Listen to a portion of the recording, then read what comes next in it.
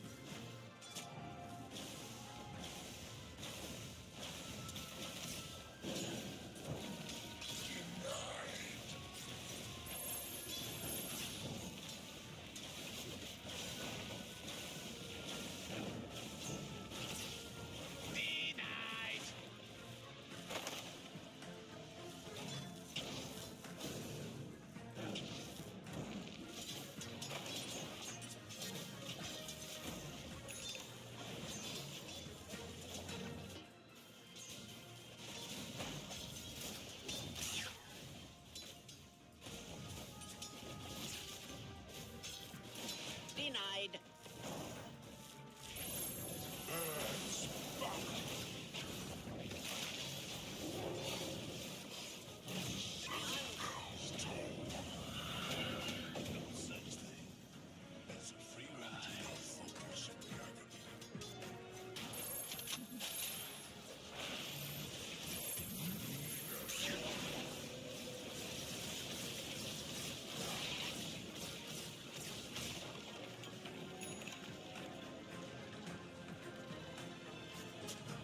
Middle tower might be a little more.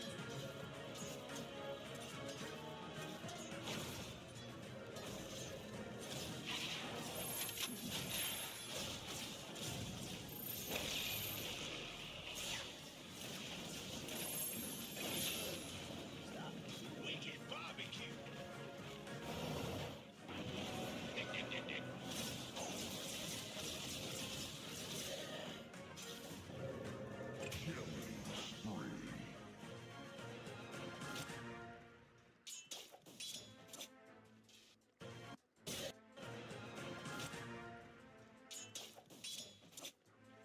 Dire are scanning.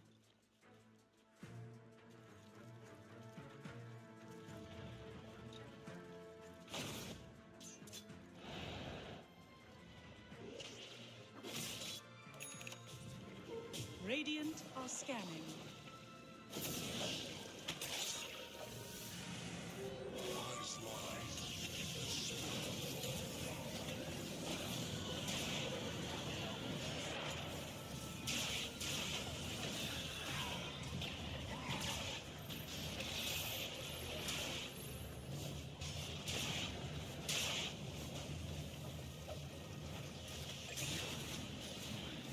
taking a beating.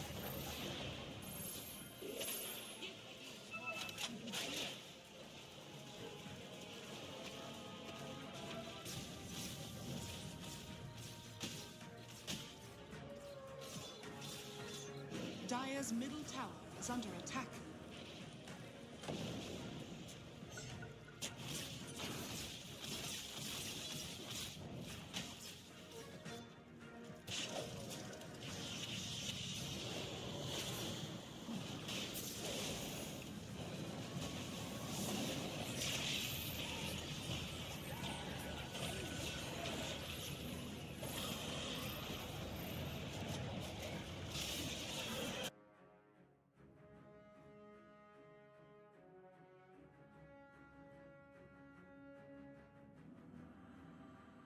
Ten seconds.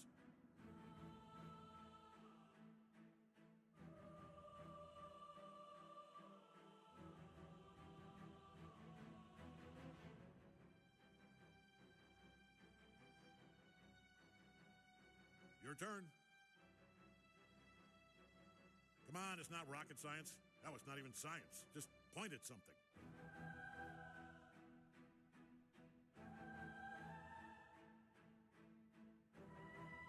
Ten seconds. 5 seconds.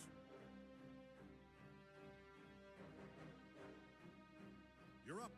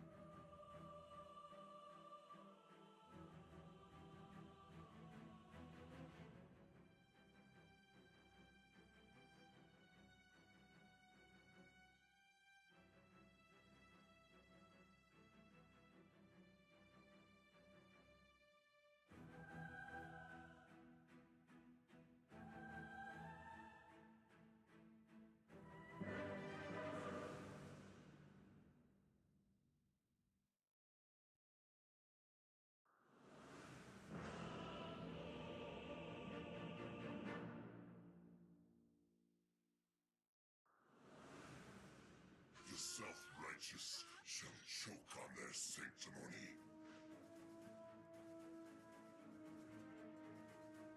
All right, get ready.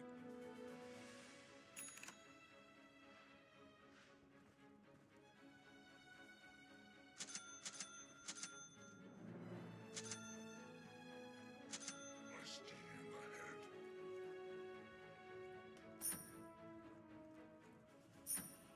Shriek when you see me.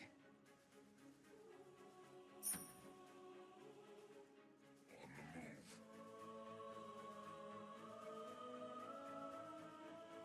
I run afoul.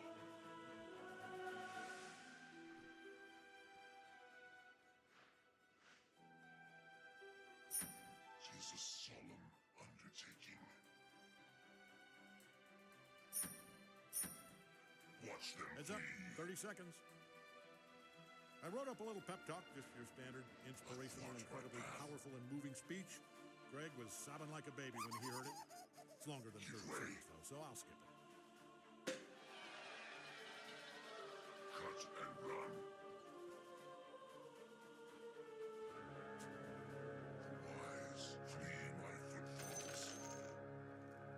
With thanks. That's your ancient they've got. You should have two. Go, get it back. Smash it to bits in front of them. Terror steals across the land. The path of darkness.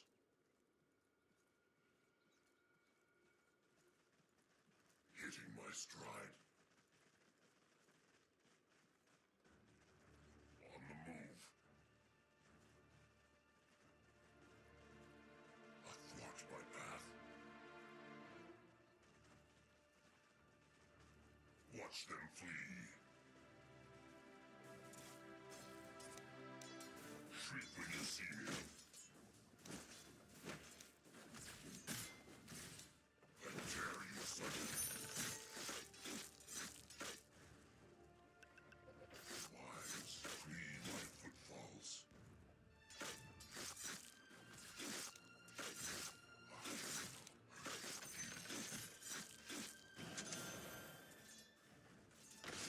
Hitting my stride.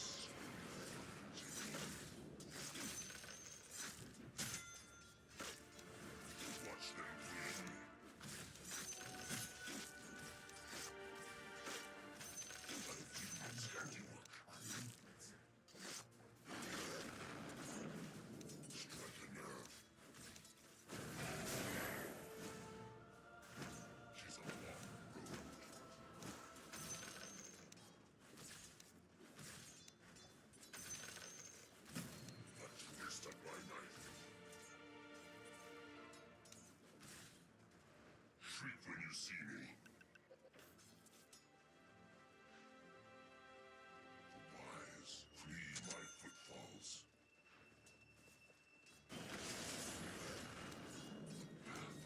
Siphon flows. Steal ahead.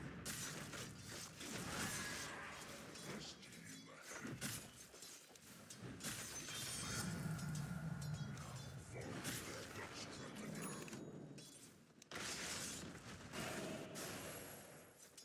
It's a long road.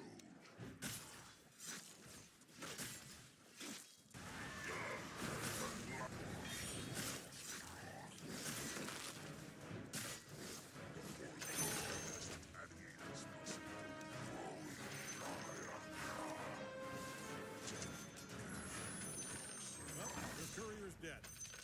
Yeah, they knew what they were getting into when they took that job. Trying to get sad about it. Big smile.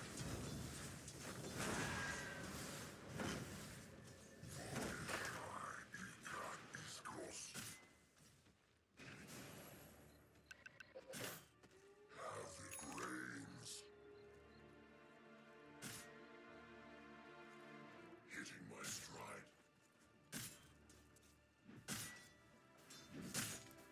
Watch them flee. Cut and run. Missing top. Shriek when you see me.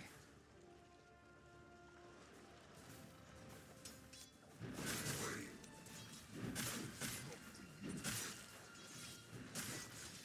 Trust it be. I'm under attack. On the move.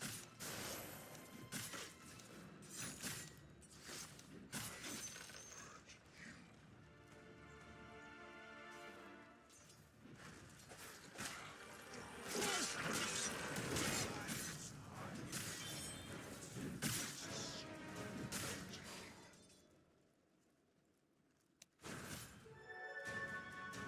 Demon's handiwork.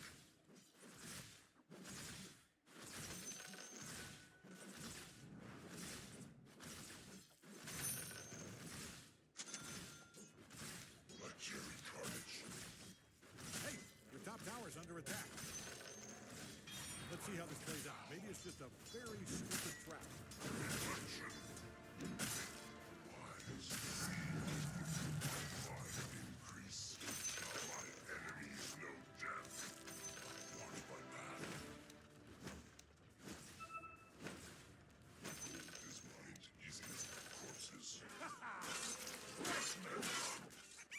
Killing spree.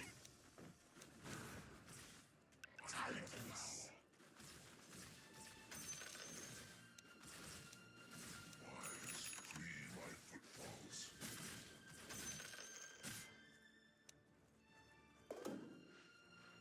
A tearing Middle aside. tower might need a little attention.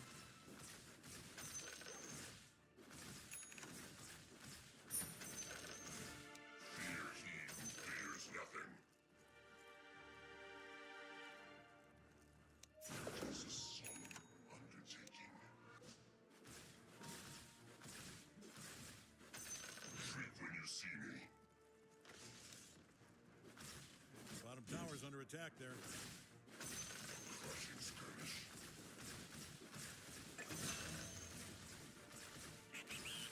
Might want to look into your bottom tower. Steal ahead. Athwart my path. Watch them flee.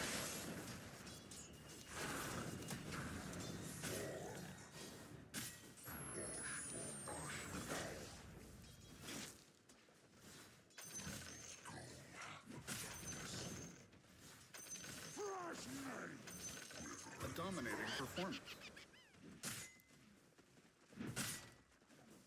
Depredations.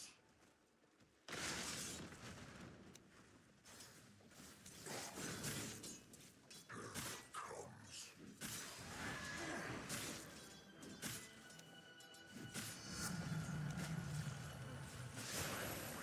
Give way. She's a long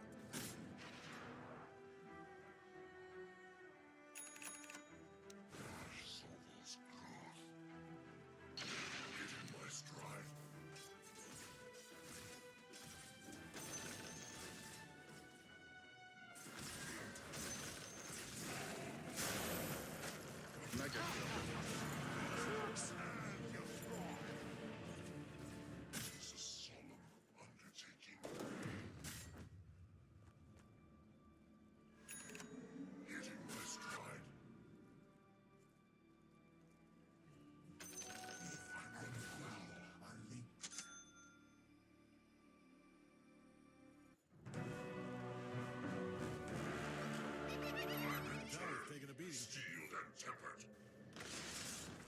Cut and run.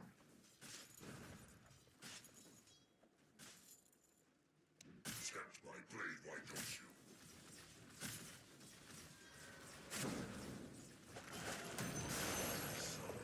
They're unstoppable? I steal ahead. Do you need your top tower? I'm only asking because it's being destroyed. Radiant structures look stronger than before. Not saying much, I want to haul ass over to your top tower. Yeah, I'd get over there if I was you. Hey, your top tower's under attack. Your top tower just fell over. Looking good out there.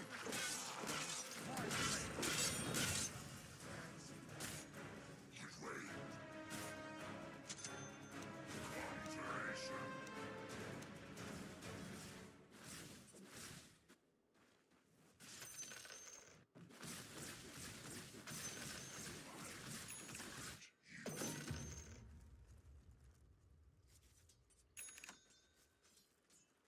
Watch them flee.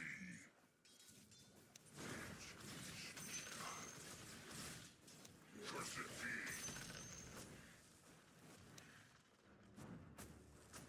I'm under attack.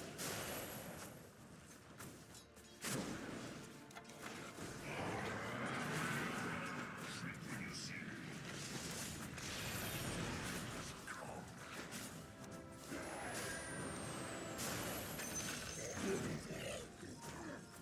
Your middle tower might need a little attention. I will find them. Fresh meat.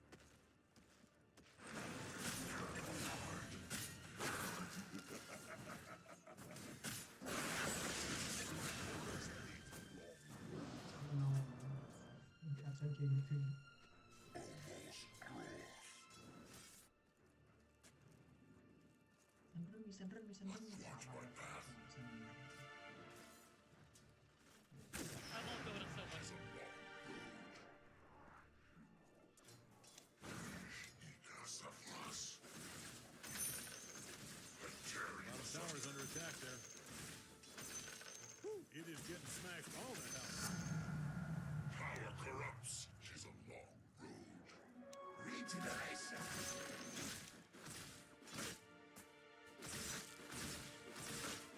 On the move. Conjuration.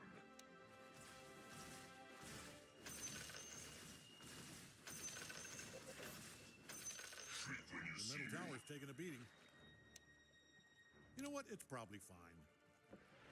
Fear he who fears nothing.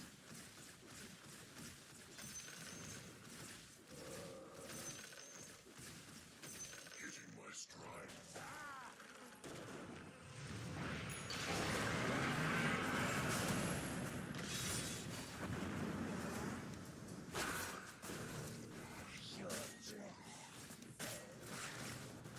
I'm under attack. Next up,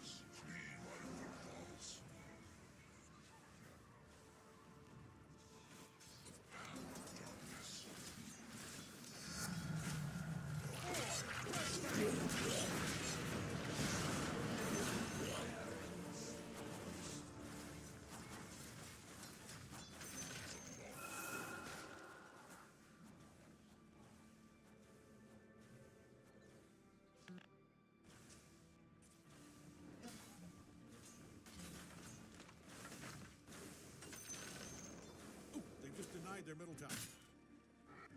All right, take it off. No one said it was going to be easy. Middle tower might need a little attention. Cut and boy, fresh mates. Watch them flee.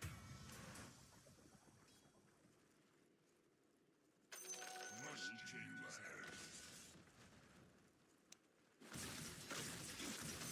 A cherry cottage. Give way. Worst end fire. None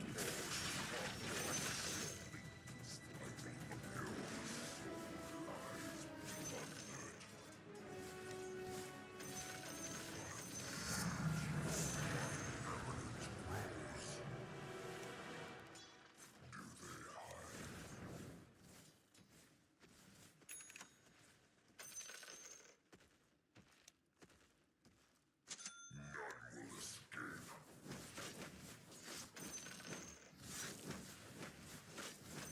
Out of my way.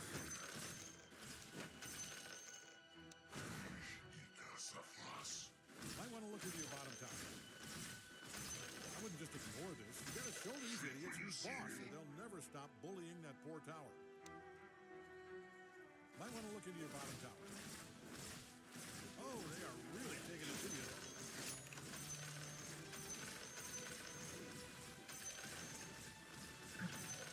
Watch my path. Conjuration.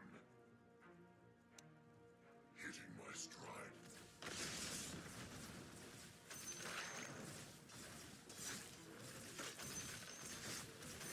Tempt my blade, why don't you?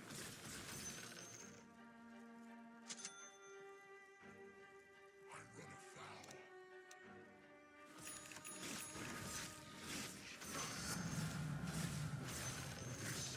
On the move.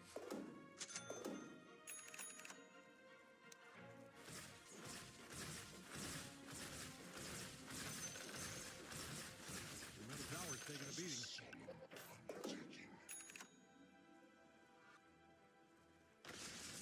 Wise, flee my footfalls. Silence is free. Tis a solemn undertaking. Bottom tower just bit the brick biscuit. On the move. Strike a nerve.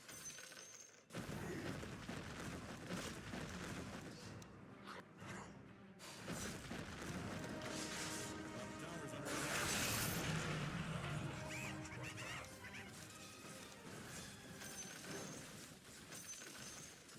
Might want to look into your bottom tower. Crushing skirmish. Hitting my stride. Your bottom tower's under attack there.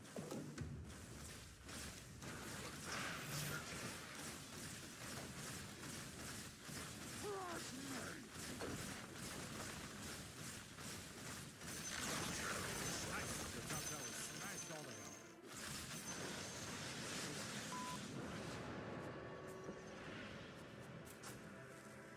Give way.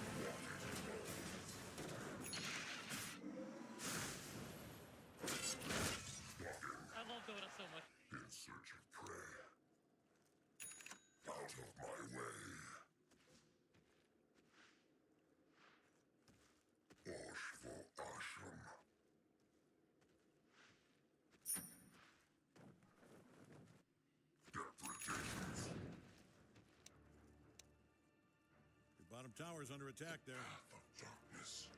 Look, Greg called the cops, and apparently assaulting these towers is not a crime. So you're going to have to handle this yourself. Good news, if you hated your bottom tower, great news.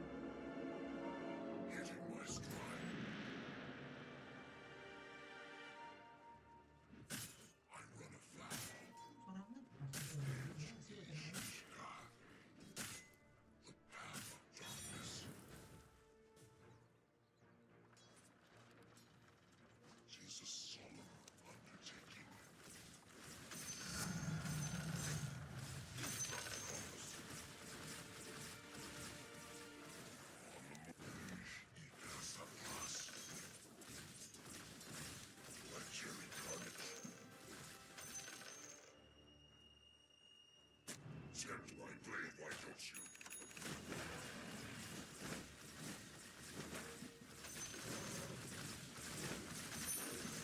Wisdom my knife. Your middle tower might need a little attention. They say history is written by the victor. So you might save yourself a lot of mistakes. Your middle tower might need a little attention. You people, I'm using the term loosely here. I know you're probably a giant pink bat or a robot made out of fairy water or whatever. Handle this. And I mean, you have to do this. I mean, if this is an insurance scheme, say no more. I can keep my mouth shut.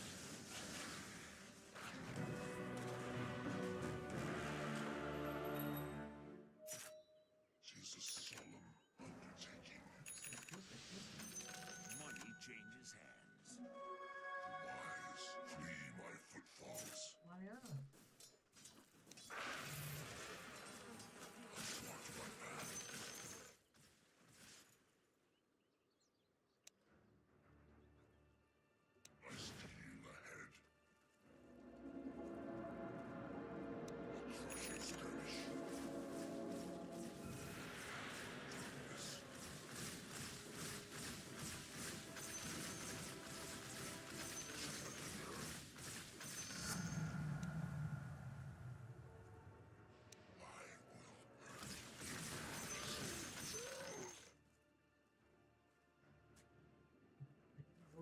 Shriek when you see me. Watch them flee.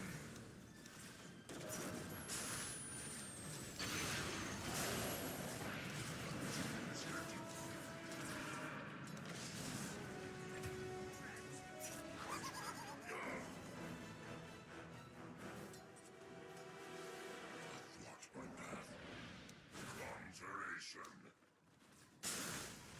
On the move.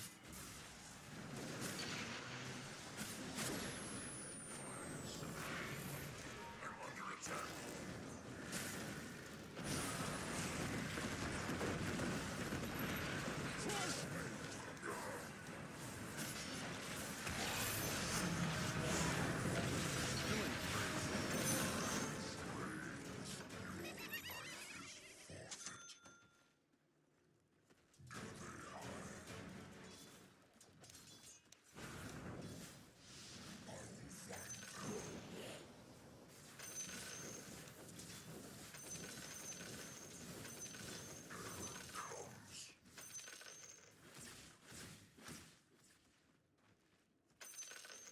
I will not be stopped. Cursed be the path of darkness. Hitting my stride.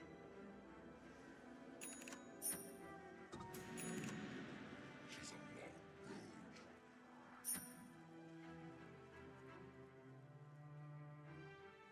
My soul's growth. I run afoul. I steal ahead. Earth and gold are linked.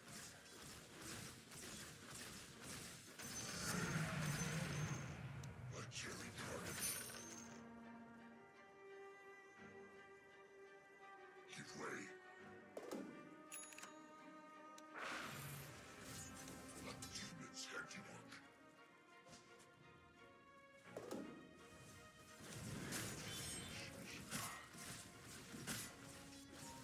Tis a solemn undertaking.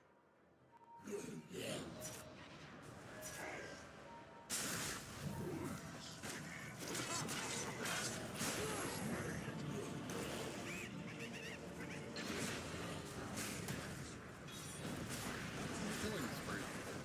What? This is game wall. Dominating, I guess. Impossible kill.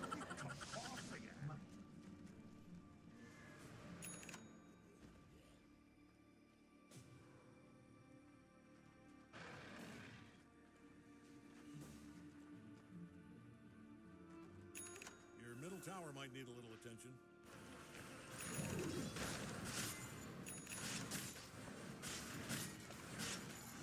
Nice work fortifying those structures. They are looking sharp. Limber up. They've fortified their structures. The middle tower might need a little.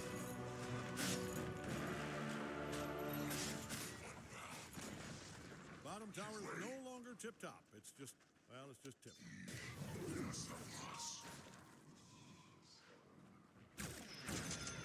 Watch my path.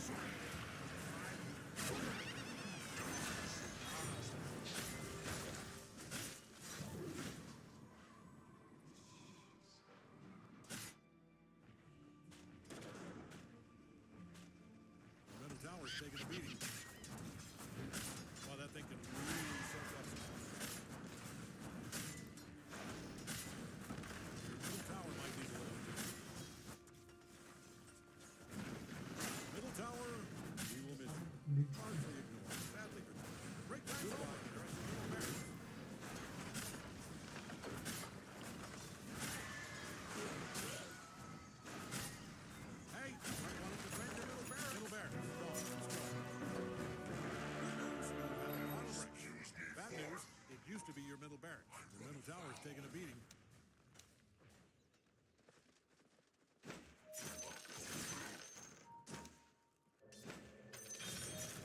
Hitting my stride.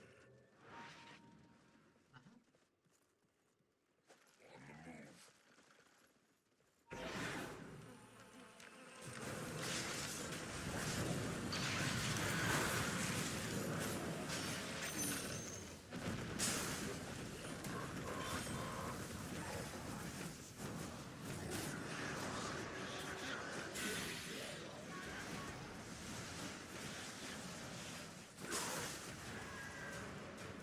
Cannot hide.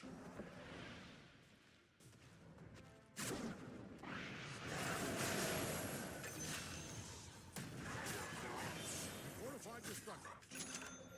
Black King Bar.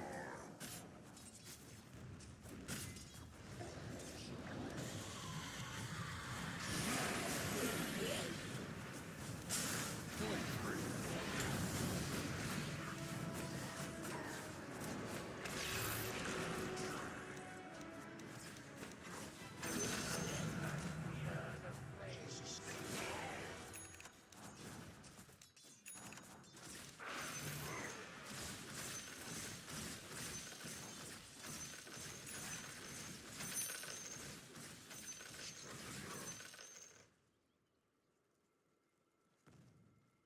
Cut and run. Shattered mirror. Shrieking mask. She's a long road.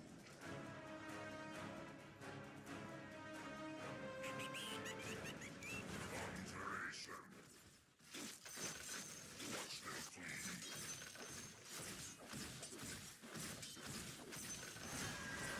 Hitting my stride. Give way.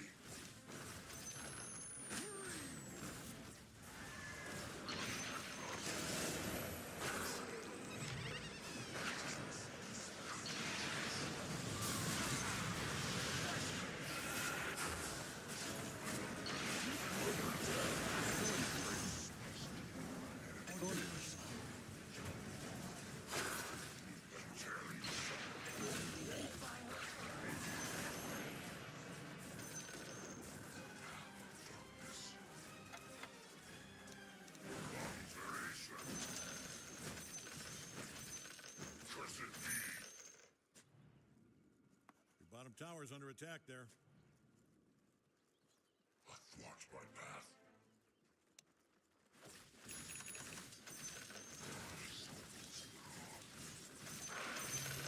Messed up my knife. Shriek when you see me.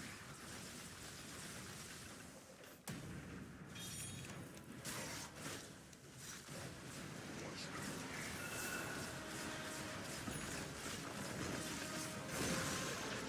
Middle tower's down.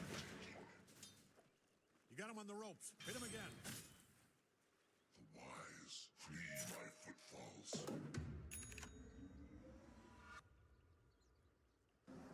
I've been foul.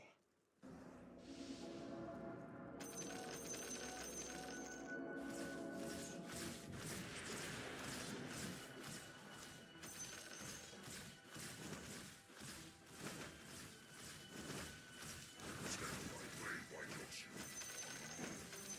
On the move. Money changes. I steal your hand.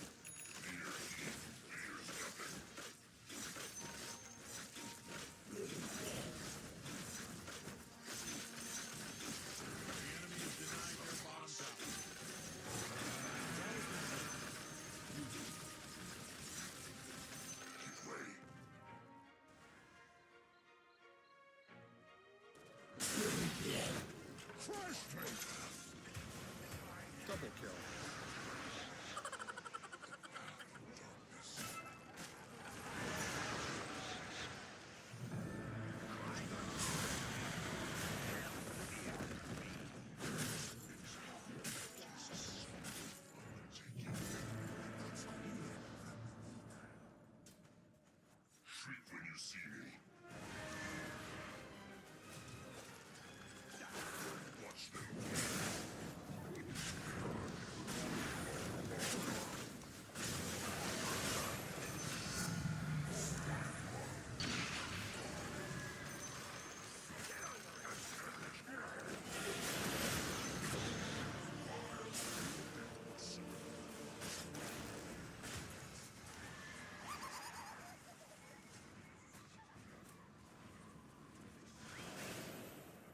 The middle tower's taking a beating.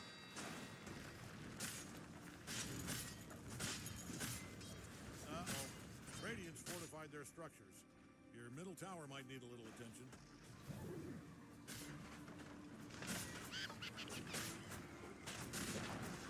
The tower's taking a beating.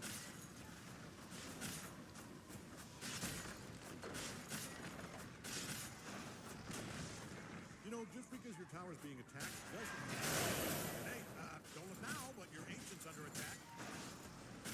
I'm pretty sure you lose the game if they smash... Ah, crap. Rebound. Wow. Really smashing that up.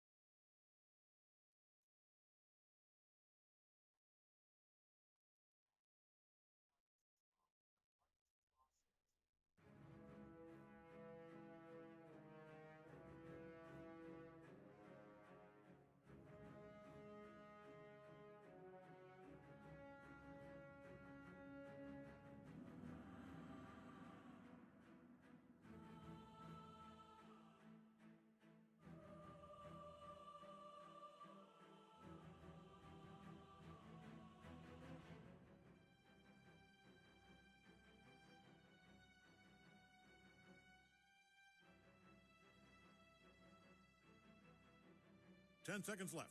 Well, 8 now. 5 seconds. Your turn to pick.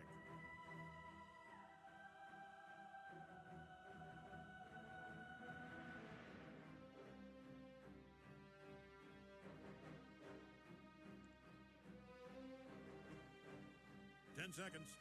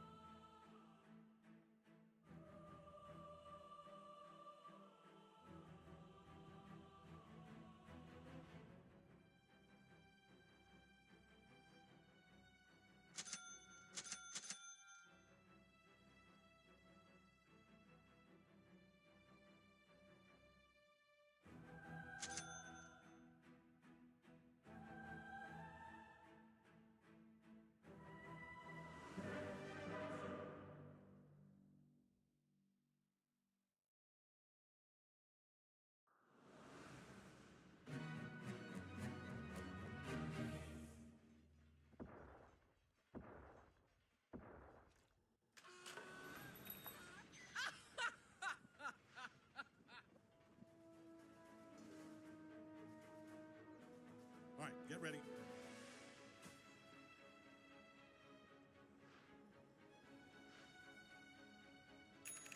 It's in the bag.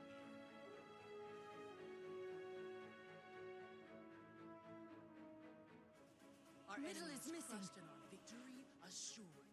Strategically, this one's in the bag.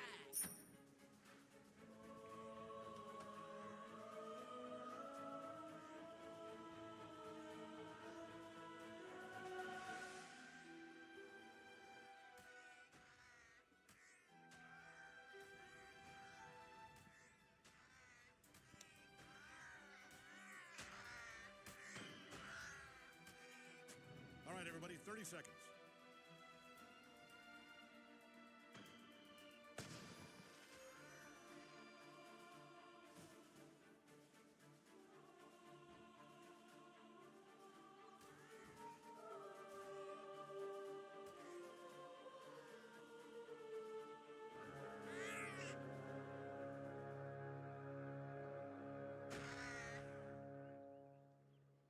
You know what to do.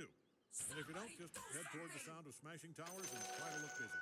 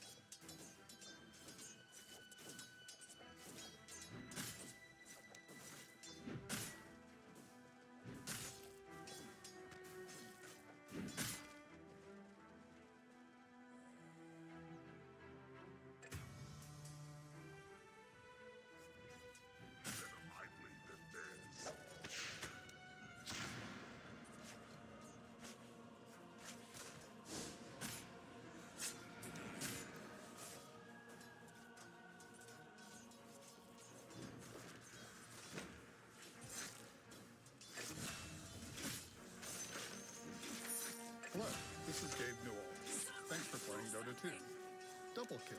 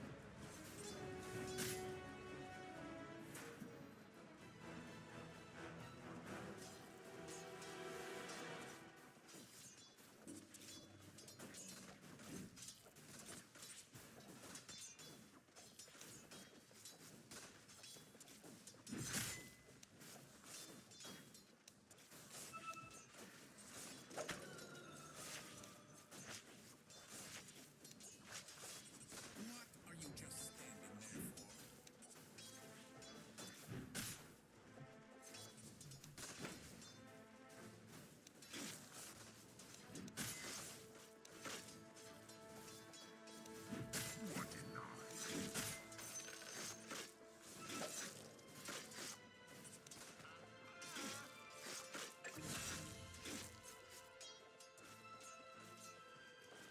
Double kill.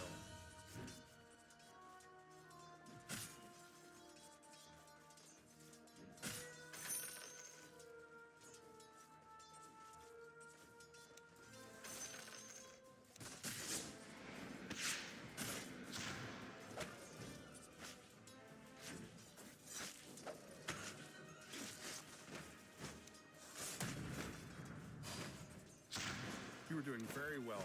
I'm very proud of you.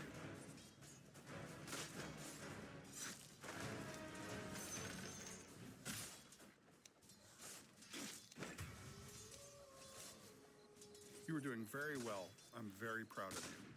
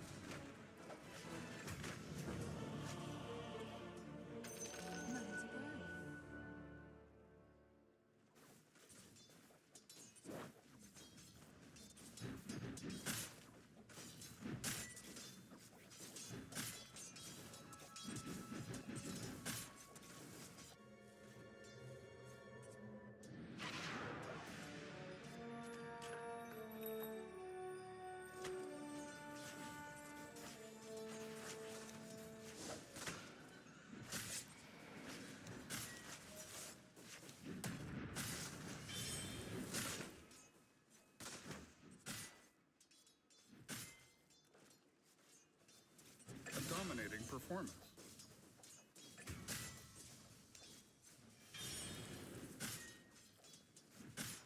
Invisibility.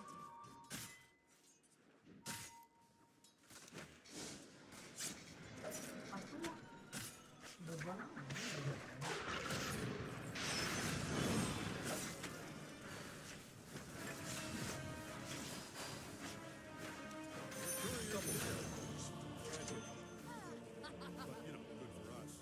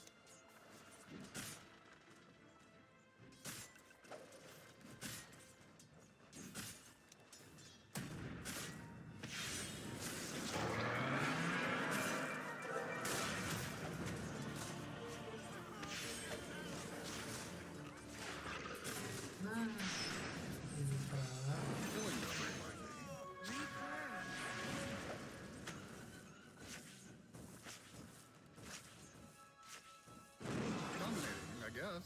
Double kill. Hot enough for you?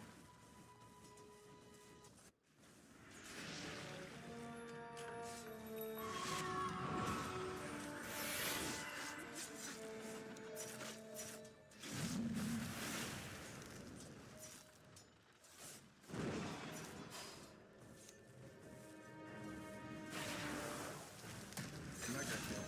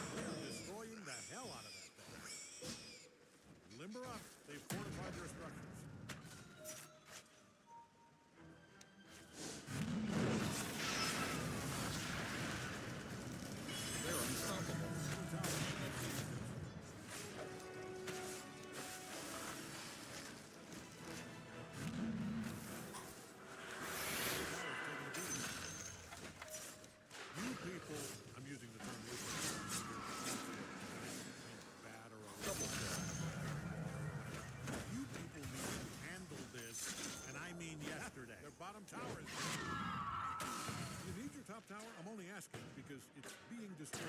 The benefit of letting them kill your towers, but you're the expert.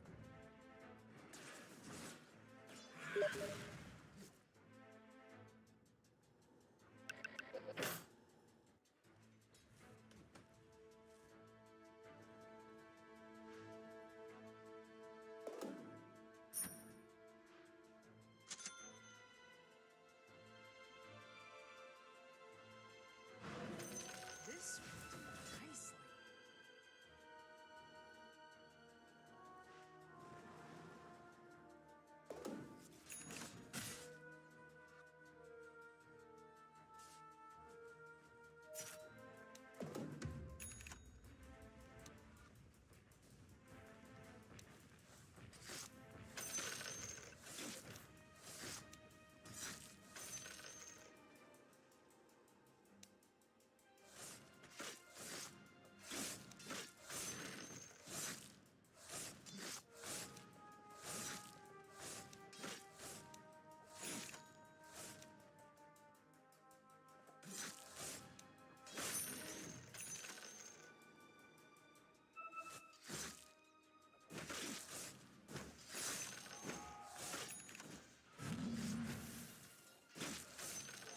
Who turned up the heat?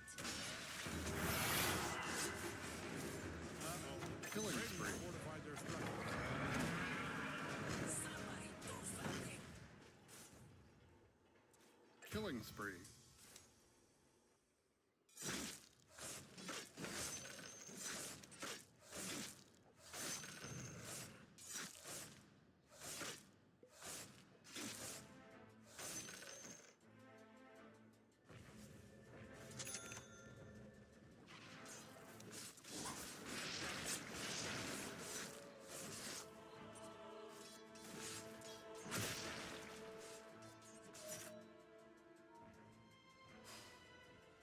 Might want to haul ass over to your top tower.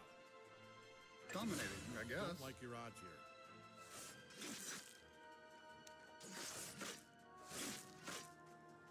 Hey, your top tower's under attack. That courier will be missed. A dominating performance.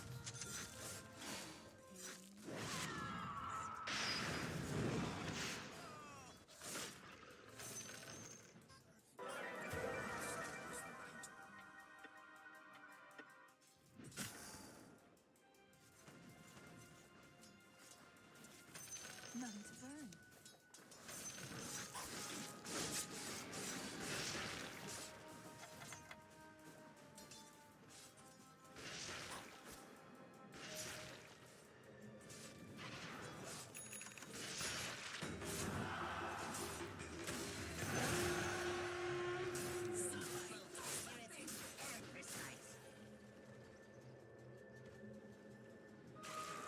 Fuel for my fire.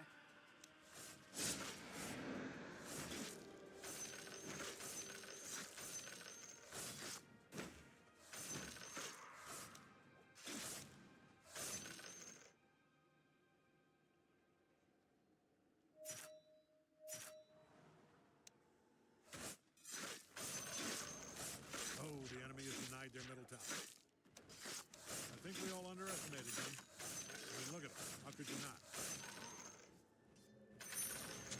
The top tower is down. Wait till they see what you have in store for an eye.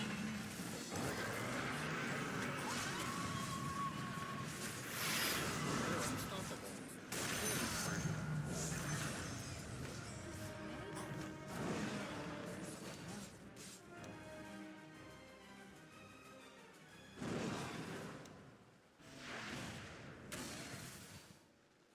Might want to give you one. Good. Double kill. See, this right here, this is what we want to avoid.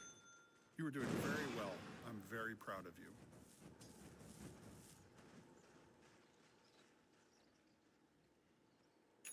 Your bottom tower's under attack there. I just had the most wonderful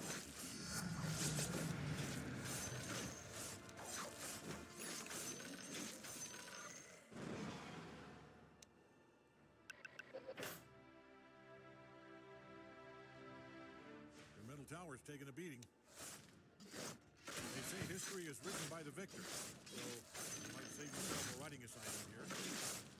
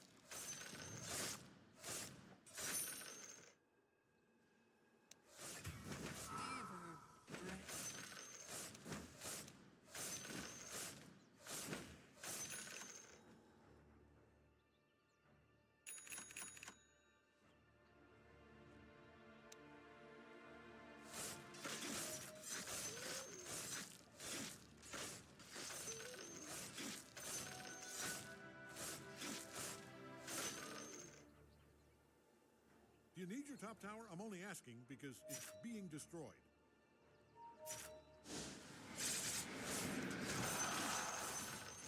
Hey, your top tower's under attack.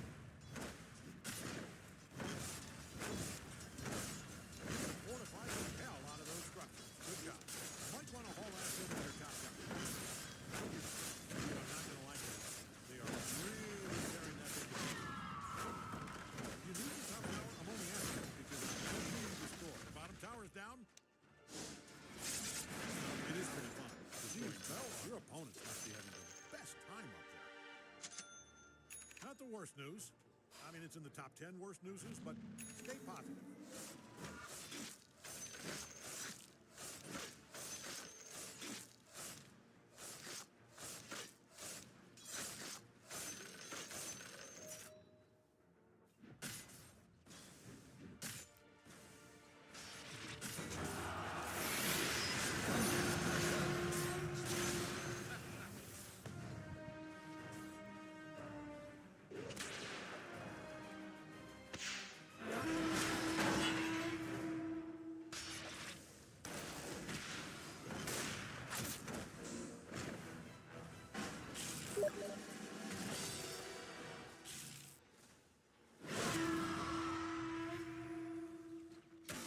Players here.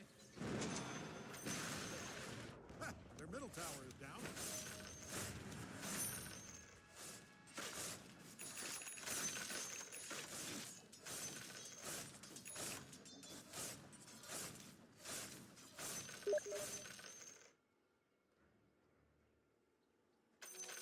Nothing to burn.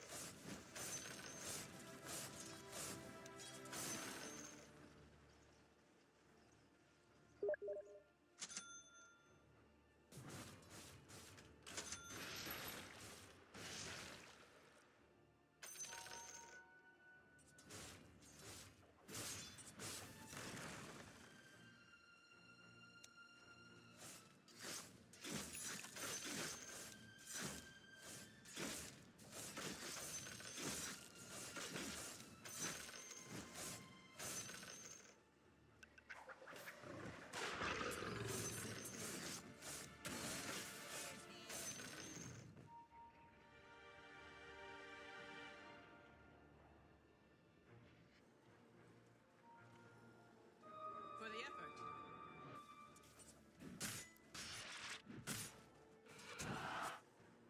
You are doing very well. I'm very proud of you.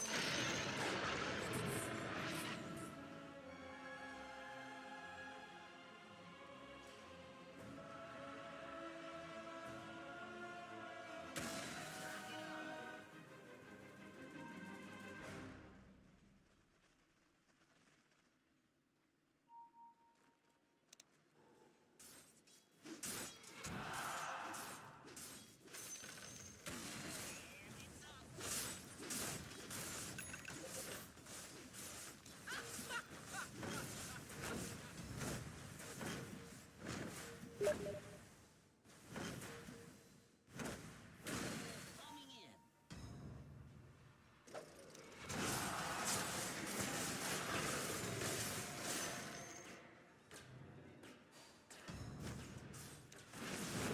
Look in your bottom tower.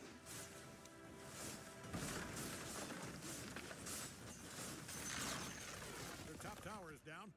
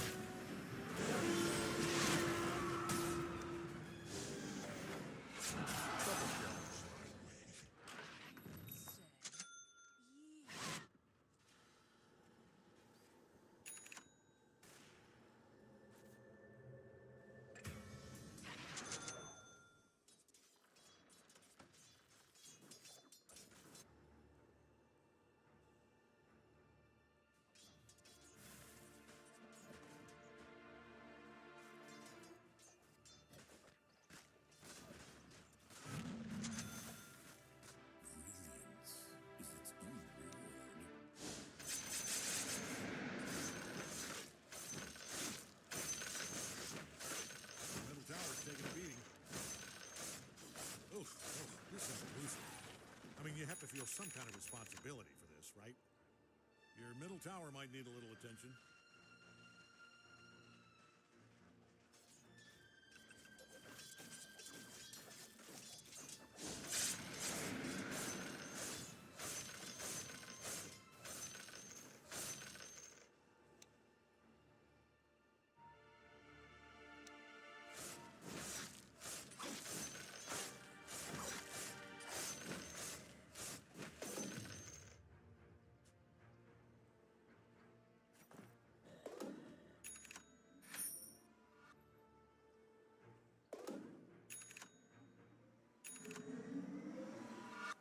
Your middle tower's taking a beating.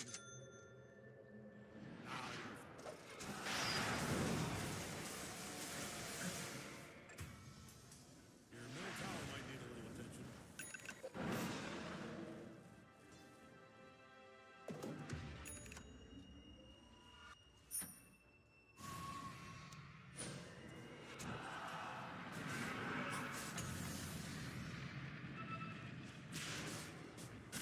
Killing spree.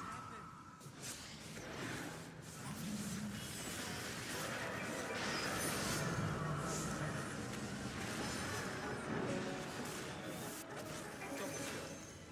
Sorry, sister, but you Beating.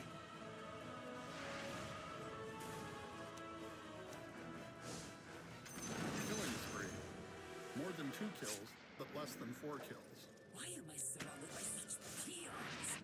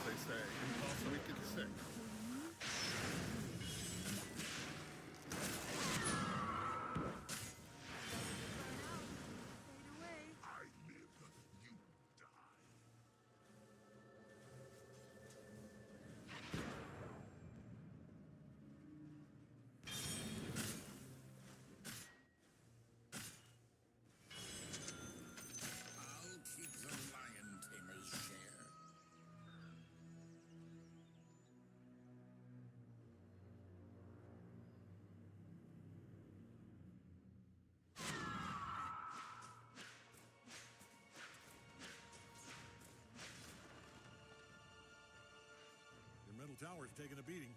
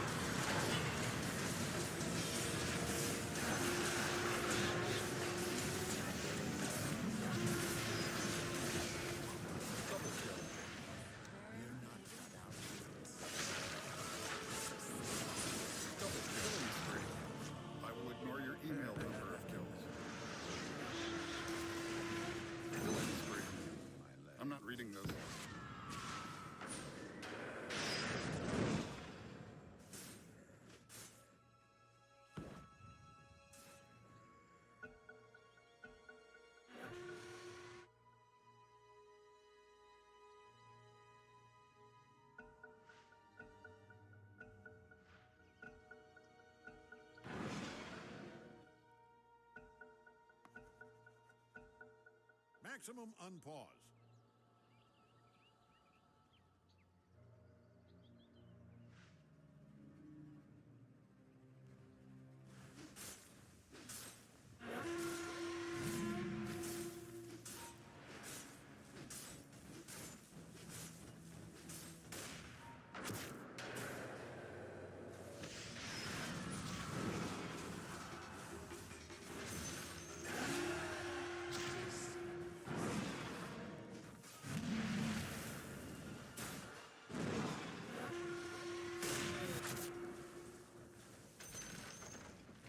Obliterated the middle barracks. That was a masterclass in middle barracks. Nice. They're top barracks. That's all good stuff. Dominating performance.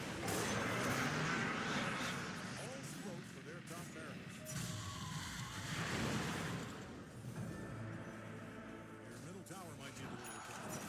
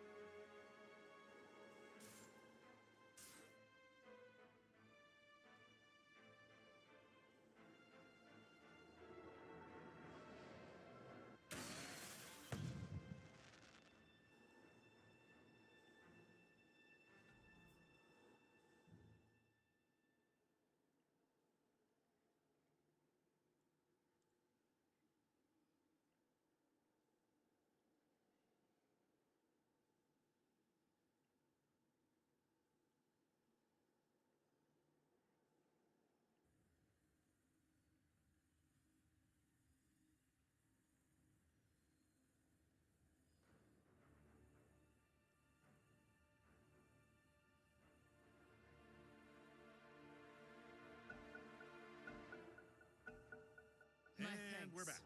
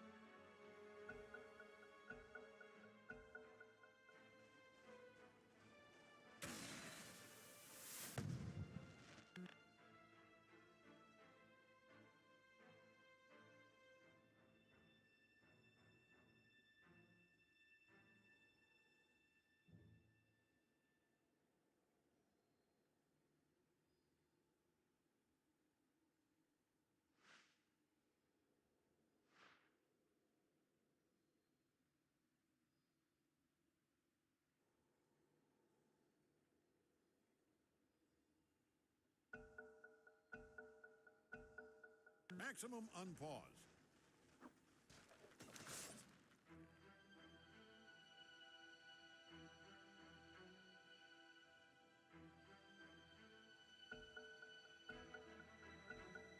All right, back in business.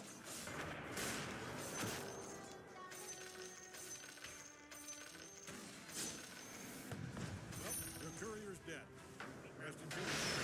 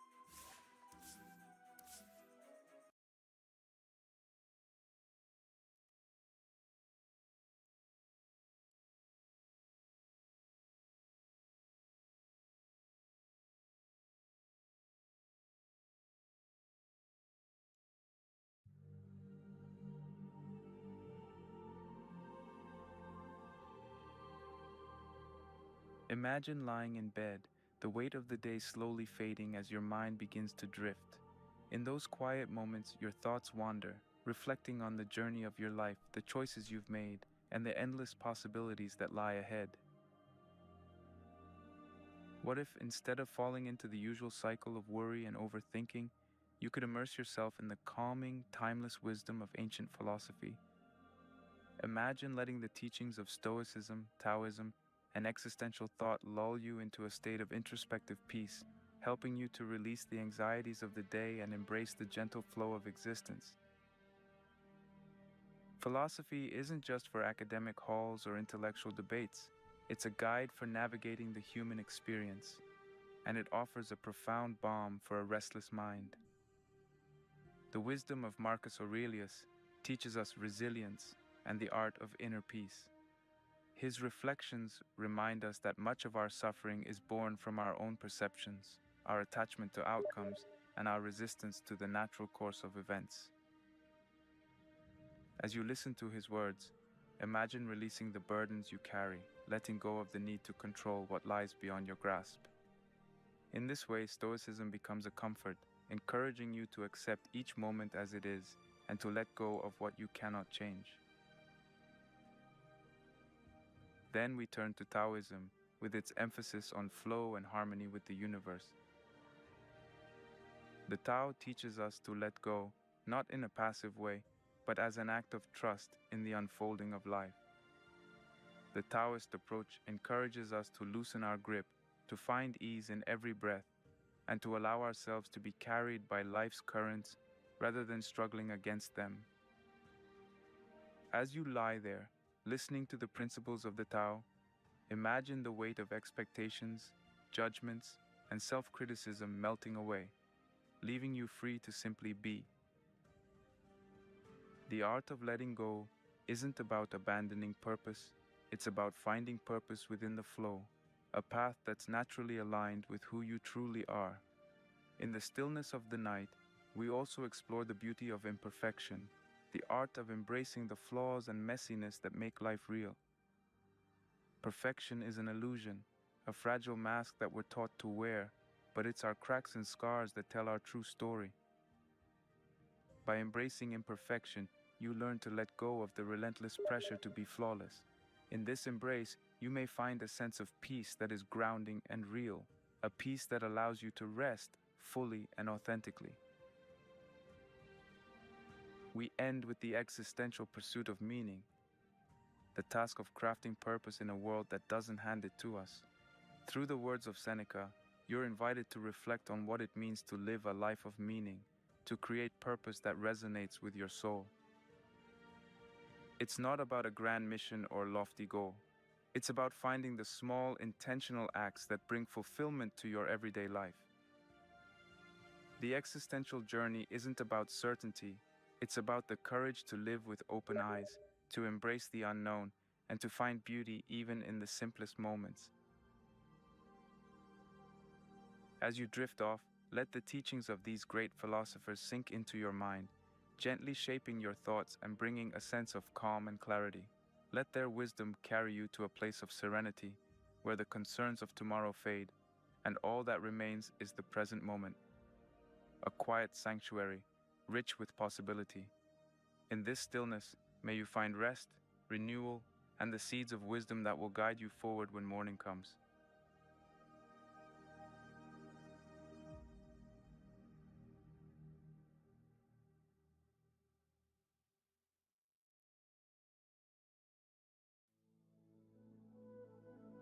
What if the secret to a happier, more peaceful life was simply letting go? Imagine living without the constant stress of trying to control every aspect of your life. Picture the freedom of releasing old grudges, unrealistic expectations, and the never-ending pursuit of perfection. Today, we're diving into an ancient philosophy that teaches just that, the power of letting go. Let me start with a story. There once was a farmer in a small village. One day, his horse ran away. The neighbors came to offer their sympathy, saying, "Such bad luck." The farmer simply replied, "Maybe." The next day, the horse returned, bringing with it 3 wild horses. The neighbors exclaimed, "Such good luck!" Again, the farmer replied, "Maybe." The following day, his son tried to ride one of the untamed horses, was thrown off and broke his leg. The neighbors offered their condolences for the bad luck, but the farmer only said, "Maybe." The day after, military officials came to the village to draft young men into the army. Seeing the son's broken leg, they passed him by. The neighbors congratulated the farmer on his good luck. He replied, "Maybe." This story captures the essence of letting go, of not clinging to events or outcomes, and of accepting the flow of life.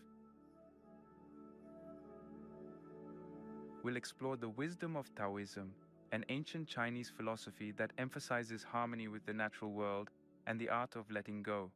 By the end of this video, you will have a deeper understanding of how to incorporate these principles into your daily life, leading to greater personal growth, inner peace, and freedom.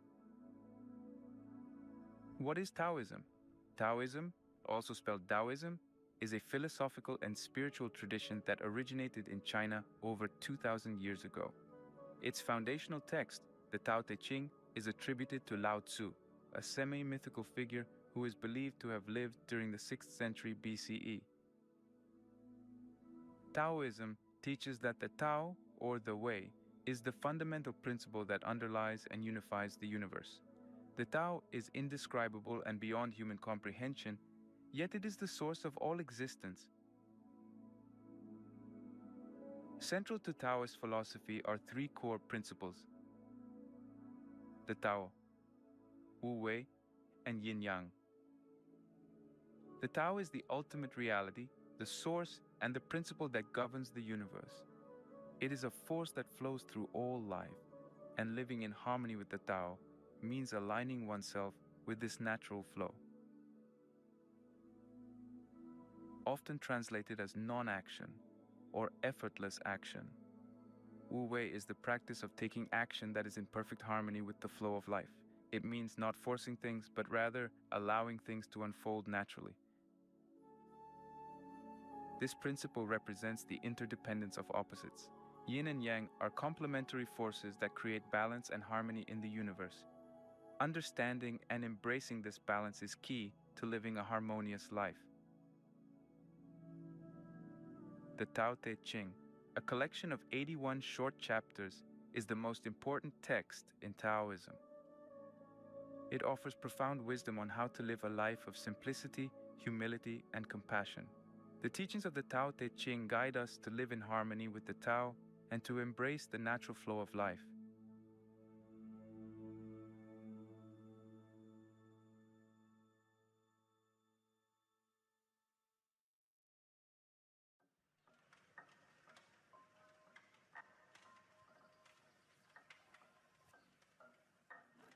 In Taoism, letting go is not just a practice, but a way of life.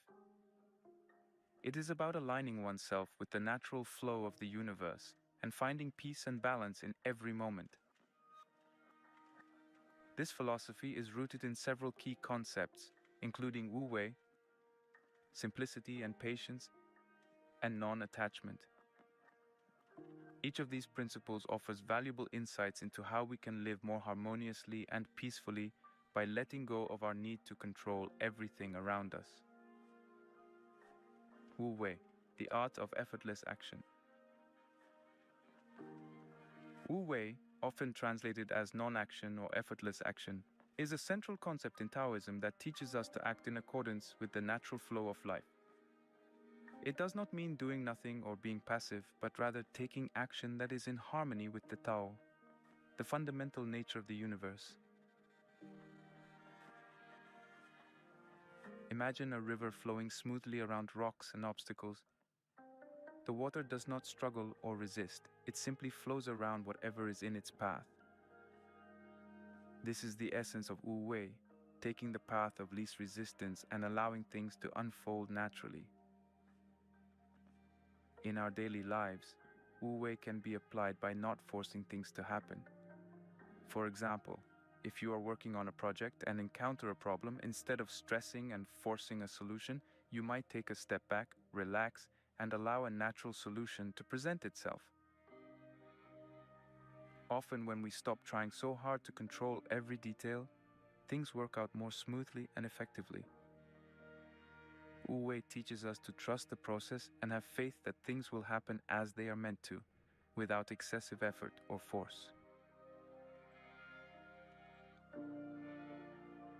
Simplicity and patience, the beauty of a simple life. Simplicity and patience are two virtues highly valued in Taoist philosophy. Taoism teaches that life should be simple and free from unnecessary complications.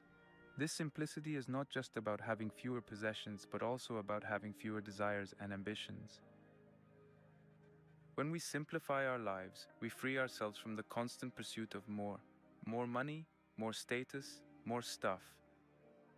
This allows us to focus on what truly matters and find contentment in the present moment. Patience goes hand in hand with simplicity. In a world that is always in a hurry, patience is a rare and valuable quality. Taoism teaches that good things take time and that we should not rush through life trying to achieve our goals as quickly as possible. Instead, we should cultivate patience and trust that everything will happen at the right time. By being patient, we can enjoy the journey rather than being fixated on the destination. This helps us to live more fully and appreciate each moment as it comes. Living a simple and patient life can greatly reduce stress and anxiety. When we let go of the need to have everything right now, we can relax and enjoy the process of life. We become more present, more mindful, and more connected to the world around us. This simplicity and patience allow us to find peace and contentment in the here and now, rather than constantly striving for something in the future.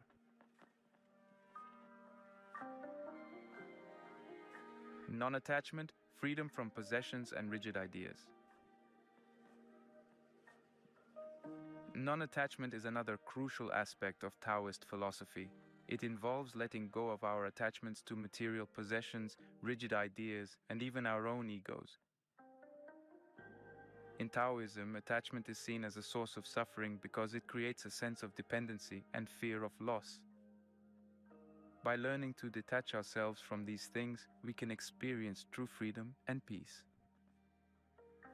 Material possessions often give us a false sense of security and identity.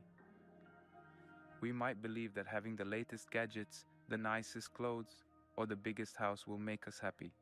However, these things can never provide lasting satisfaction because they are impermanent and constantly changing.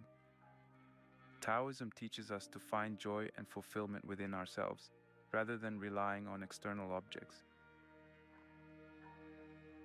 This does not mean we should not enjoy nice things, but rather that we should not become attached to them or let them define our happiness. Non-attachment also applies to our ideas and beliefs. We often hold on to certain ways of thinking or behaving because they make us feel safe and in control. However, rigidly clinging to these ideas can limit our growth and prevent us from seeing new possibilities.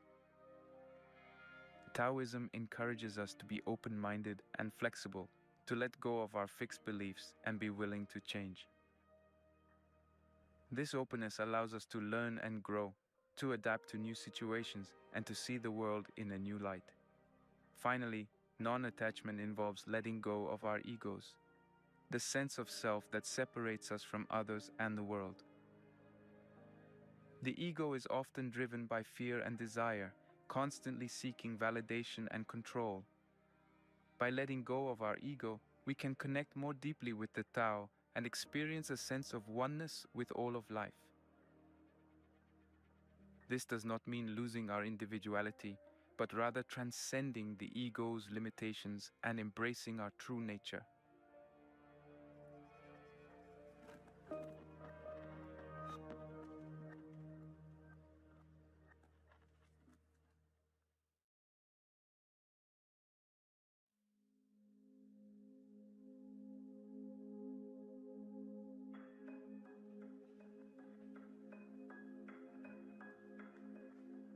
Benefits of letting go.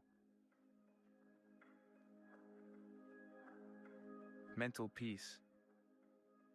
One of the most significant benefits of letting go is the profound sense of mental peace it brings.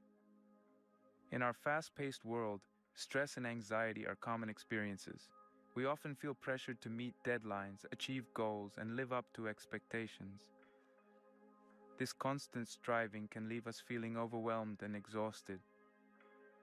However, by adopting the Taoist practice of letting go, we can significantly reduce these feelings of stress and anxiety.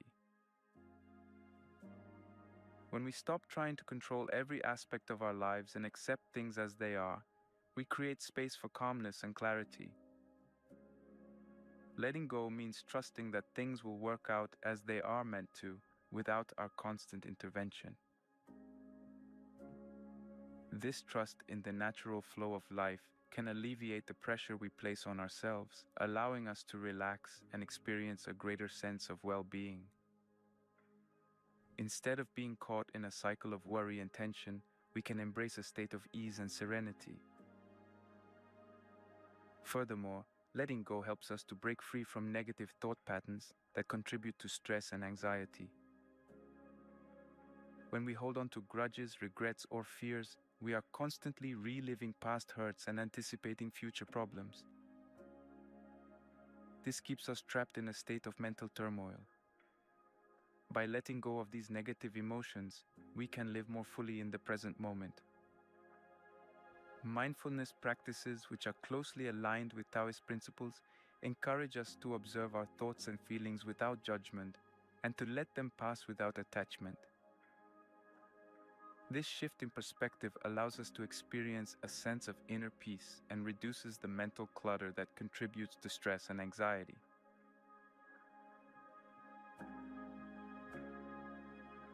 Improved relationships.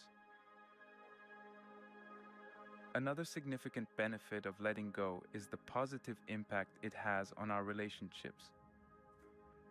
Relationships can be a source of joy and fulfillment, but they can also be a source of tension and conflict. Often, the issues that arise in relationships stem from our expectations, judgments, and desires to control others. By learning to let go of these tendencies, we can foster healthier and more harmonious relationships. Letting go of expectations means accepting people as they are without trying to change them. It means recognizing that everyone has their own path and their own way of being. When we let go of the need for others to meet our expectations, we create space for genuine connection and understanding. We become more empathetic and compassionate, which strengthens our relationships. Moreover, letting go of judgments allows us to see others more clearly and appreciate them for who they are. Judgments often create barriers between us and others, leading to misunderstandings and conflicts. By practicing non-judgment, we can approach our relationships with an open heart and an open mind. This openness fosters trust and respect, which are essential for any healthy relationship. Non-attachment also plays a crucial role in improving relationships. When we are attached to specific outcomes or to the idea of how a relationship should be, we place unnecessary pressure on ourselves and others. Letting go of these attachments allows us to experience relationships more freely and joyfully. We can appreciate the moments we share with others without clinging to them or fearing their loss. This sense of freedom enhances the quality of our relationships and allows them to grow naturally and authentically.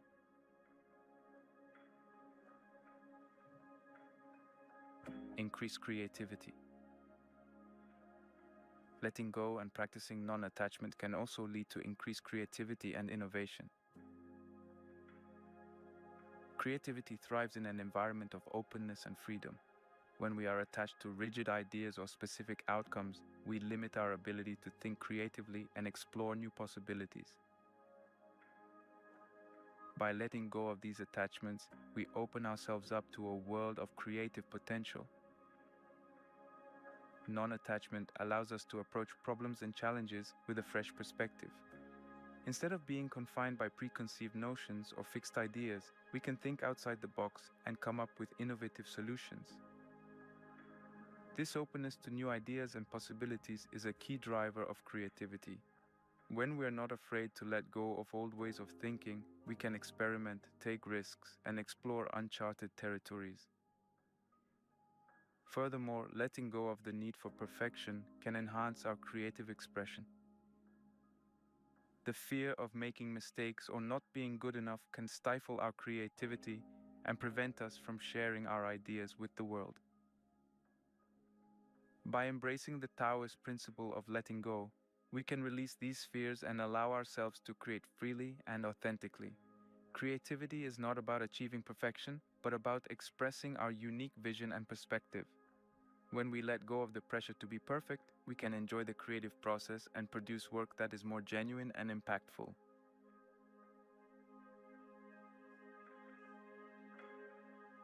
Personal freedom. Finally, one of the most profound benefits of letting go is the sense of personal freedom it brings. Letting go liberates us from the constraints and burdens that hold us back. It frees us from the need to control everything, from the fear of failure, and from the attachments that limit our potential. This sense of freedom allows us to live more authentically and fully. When we let go of our need to control every aspect of our lives, we open ourselves up to new experiences and opportunities. We become more adaptable and resilient, able to navigate life's ups and downs with grace and ease. This flexibility allows us to embrace change and uncertainty with a sense of curiosity and wonder, rather than fear and resistance. Moreover, letting go of attachments liberates us from the constant pursuit of external validation and approval. Instead of seeking happiness and fulfillment outside of ourselves, we learn to find it within. This internal sense of fulfillment is more sustainable and enduring than any external achievement or possession. It allows us to live in alignment with our true values and desires, rather than being driven by societal expectations or pressures. Personal freedom also means having the courage to follow our own path, even if it differs from the conventional or expected route. Letting go empowers us to trust our intuition and make choices that are true to ourselves. This authenticity leads to a more fulfilling and meaningful life, as we are not confined by the limitations and expectations imposed by others. The benefits of letting go are vast and transformative. By embracing the principles of Taoism, we can experience greater mental peace, improve our relationships, enhance our creativity, and achieve a profound sense of personal freedom. Letting go is not about giving up or being passive, but about trusting the natural flow of life and allowing things to unfold as they are meant to. It is about releasing the burdens that weigh us down and opening ourselves up to the limitless possibilities that life has to offer. As we learn to let go, we discover that true happiness and fulfillment come not from holding on, but from flowing with the ever-changing currents of life.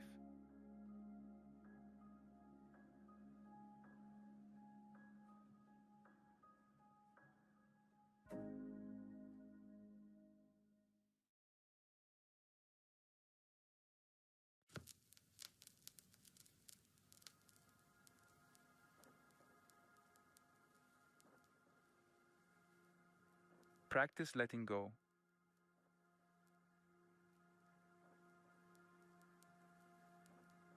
Mindfulness and meditation are powerful practices that can help us cultivate the ability to let go. Mindfulness involves paying attention to the present moment without judgment. It means being fully aware of what is happening right now, rather than being lost in thoughts about the past or future. By practicing mindfulness, we can develop a deeper awareness of our thoughts, emotions, and sensations, allowing us to recognize when we are holding on to things unnecessarily. One simple technique to cultivate mindfulness is mindful breathing. This involves focusing your attention on your breath as it flows in and out of your body. Find a quiet place, sit comfortably, and close your eyes. Take a few deep breaths to relax, then breathe normally. Pay attention to the sensation of your breath as it enters and leaves your nostrils, the rise and fall of your chest, and the movement of your abdomen. Whenever your mind wanders, gently bring your focus back to your breath. This practice helps to anchor you in the present moment and can be done anywhere at any time. Meditation is another effective practice for letting go. Meditation involves sitting quietly and focusing your mind, often on your breath, a mantra, or a visualization. One popular meditation technique is the body scan, where you bring your attention to different parts of your body, noticing any sensations without trying to change them. This practice helps you to become more aware of where you might be holding tension or stress and allows you to release it. Regular meditation can help calm your mind, reduce stress, and increase your ability to let go of negative thoughts and emotions.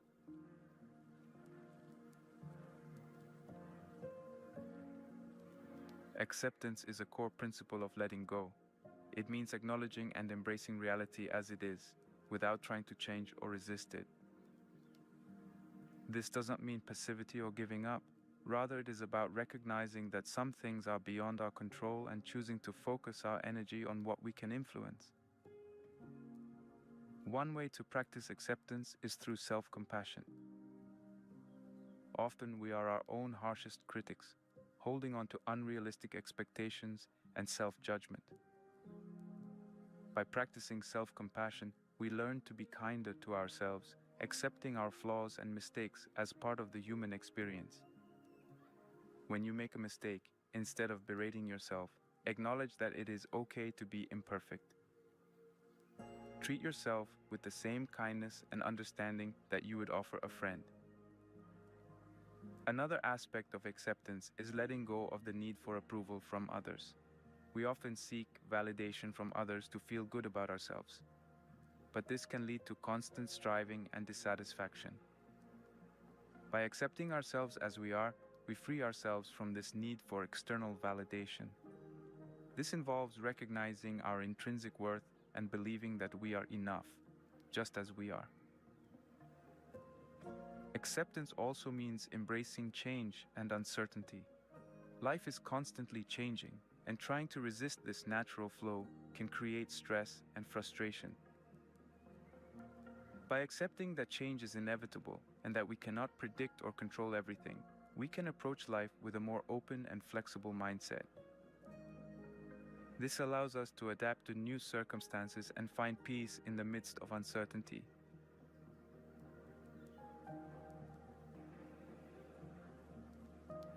Decluttering is a practical and effective way to practice letting go.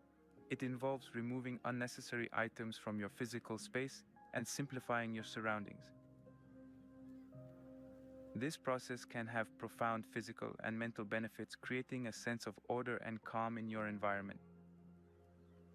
Start by assessing your living space and identifying items that no longer serve a purpose or bring you joy. This could include clothes you no longer wear, books you have already read, or gadgets that you no longer use. As you go through your belongings, ask yourself if each item adds value to your life. If not, consider donating, recycling, or discarding it. Decluttering can be done gradually, one area at a time, to avoid feeling overwhelmed. The physical act of decluttering can lead to a greater sense of control and clarity. A cluttered space can create a feeling of chaos and stress, while a tidy and organized environment promotes a sense of calm and focus. When your physical space is free of unnecessary items, it can be easier to relax and concentrate on what truly matters. Decluttering also has mental benefits. Just as physical clutter can create stress, mental clutter can weigh us down. This includes holding on to old grudges, regrets, and negative thoughts. By letting go of these mental burdens, we can create more space for positive and productive thoughts. Practices like journaling can help with mental decluttering. Write down your thoughts and feelings, then let go of what no longer serves you. This can provide a sense of release and help you gain perspective.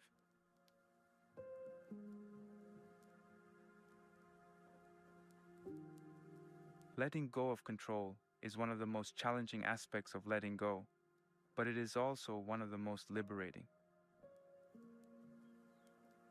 Our desire to control outcomes, situations, and even other people often stems from fear and insecurity. We believe that by controlling everything, we can avoid uncertainty and ensure our happiness. However, this need for control can create immense stress and frustration because life is inherently unpredictable and uncontrollable.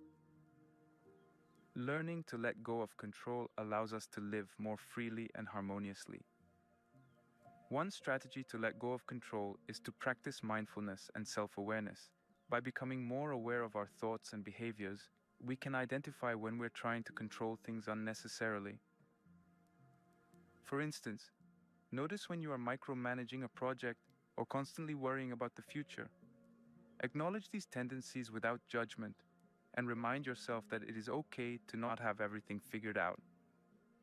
Focus on what you can control, your actions, attitudes, and responses, and let go of the rest. Another effective strategy is to trust the process of life. This involves cultivating a sense of faith that things will work out as they're meant to, even if it is not in the way you had planned. Reflect on past experiences where things did not go as expected, yet ultimately turned out for the best. Trusting the process means believing that there is a larger plan at work and that everything happens for a reason.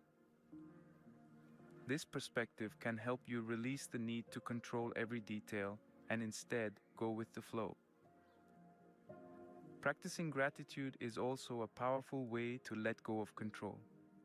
When we focus on what we are grateful for, we shift our attention away from what we lack or want to control.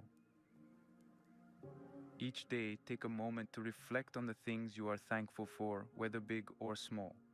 This practice can help you appreciate the present moment and reduce the anxiety associated with trying to control the future. Engaging in activities that emphasize flow and spontaneity can also help you let go of control. Creative pursuits like painting, dancing, or playing music require you to be in the moment and allow things to unfold naturally.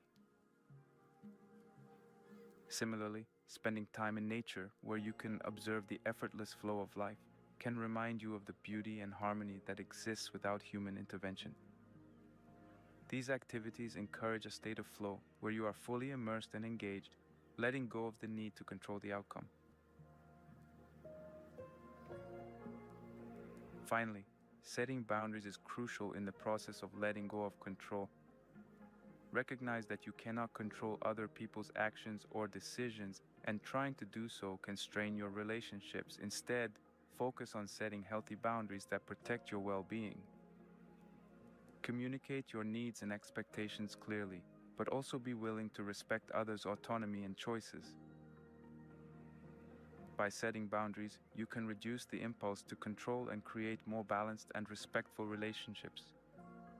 Letting go of control involves cultivating mindfulness, trusting the natural flow of life, practicing gratitude, engaging in flow activities, and setting healthy boundaries.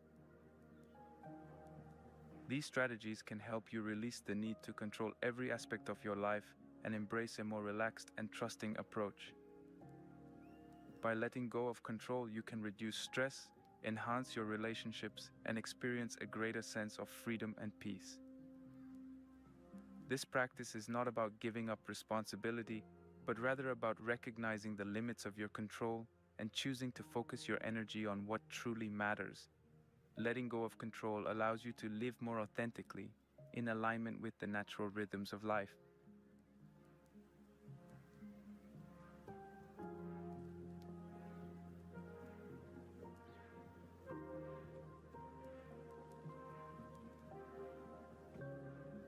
To understand how the principles of Taoism and the art of letting go can be applied in real life, let's look at some personal stories. These anecdotes illustrate how individuals have used these principles to find greater peace, happiness, and success. One such story is about Sarah, a successful businesswoman who found herself constantly stressed and overwhelmed. Despite her accomplishments, she felt a persistent sense of dissatisfaction and anxiety. Sarah's turning point came when she was introduced to the concept of Wu Wei, or effortless action. She began to practice mindfulness and meditation, focusing on being present and letting go of her need to control every outcome. Sarah learned to trust that things would work out as they were meant to, without her constant intervention. By adopting this mindset, she found that she was able to make better decisions, reduce her stress, and enjoy her work more. Her relationships improved as she let go of unrealistic expectations and began to appreciate people for who they were.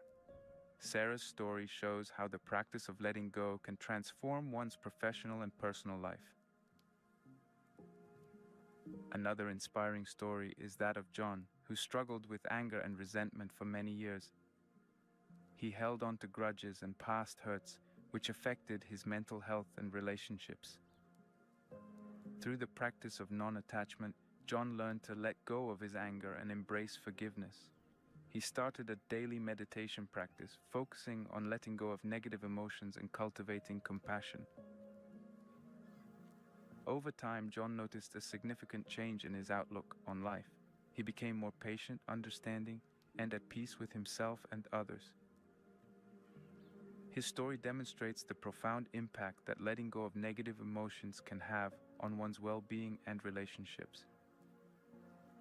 The principles of Taoism and the art of letting go have also been embodied by many well-known individuals and historical figures. These people have shown that by embracing these principles, one can achieve remarkable success and fulfillment. One famous example is Bruce Lee, the legendary martial artist and actor. Bruce Lee was deeply influenced by Taoist philosophy, particularly the concept of Wu Wei. He believed in the importance of being like water, adaptable, flexible, and able to flow around obstacles. Be formless, shapeless, like water. Now you put water into a cup, it becomes the cup. You put water into a bottle, it becomes the bottle. You put it in a teapot, it becomes the teapot. Now water can flow or it can crash. Be water, my friend. This approach not only shaped his martial arts style, but also his outlook on life. Lee's ability to let go of rigid techniques and embrace fluidity allowed him to innovate and excel in his field. Bruce Lee's success and enduring legacy are testaments to the power of these Taoist principles.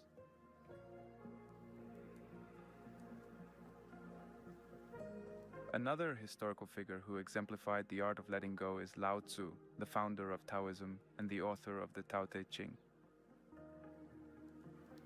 Although little is known about his life, his teachings have had a lasting impact on millions of people around the world. His emphasis on simplicity, humility, and harmony with the Tao provides a timeless guide for living a balanced and fulfilling life. Lao Tzu's own life was a reflection of his teachings. According to legend, he chose to leave his position as a court archivist and live a simple, solitary life, free from the trappings of power and ambition. His ability to let go of worldly desires and live in harmony with nature continues to inspire people to this day.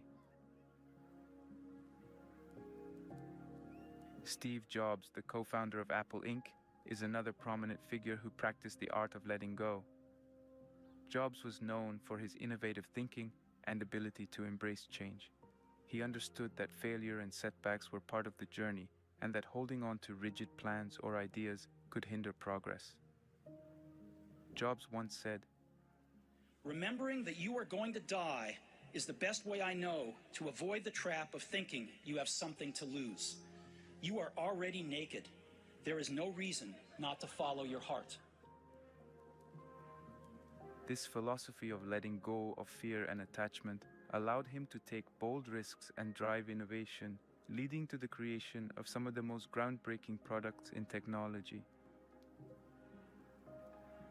These examples show that the principles of Taoism and the art of letting go are not just theoretical concepts, but practical tools that can lead to profound personal transformation.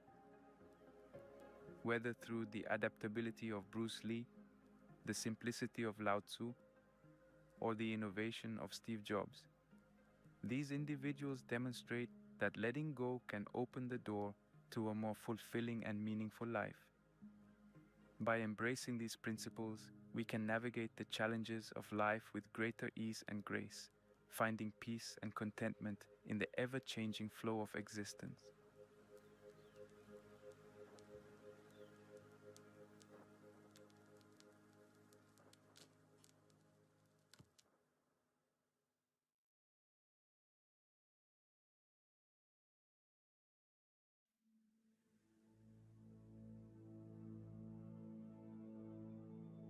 As we come to the end of our exploration of Taoism and the power of letting go, let's take a moment to recap the key points we've discussed in this video.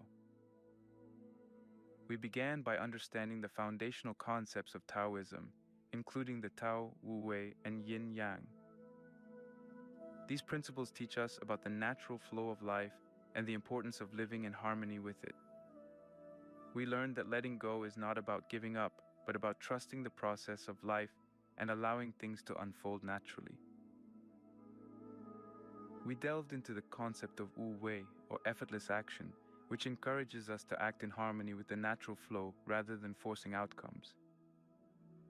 We also discussed the importance of simplicity and patience, emphasizing that a simpler life with fewer desires can lead to greater peace and contentment.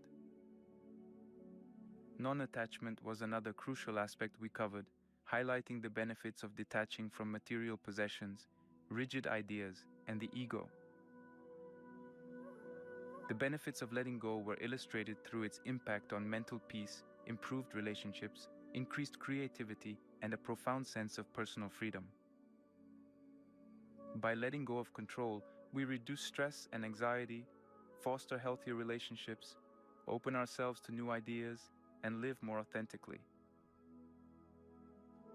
We also shared practical steps to practice letting go, including mindfulness and meditation techniques, the practice of acceptance, the physical and mental benefits of decluttering, and strategies to relinquish control. These steps provide a roadmap for integrating the principles of Taoism into our daily lives.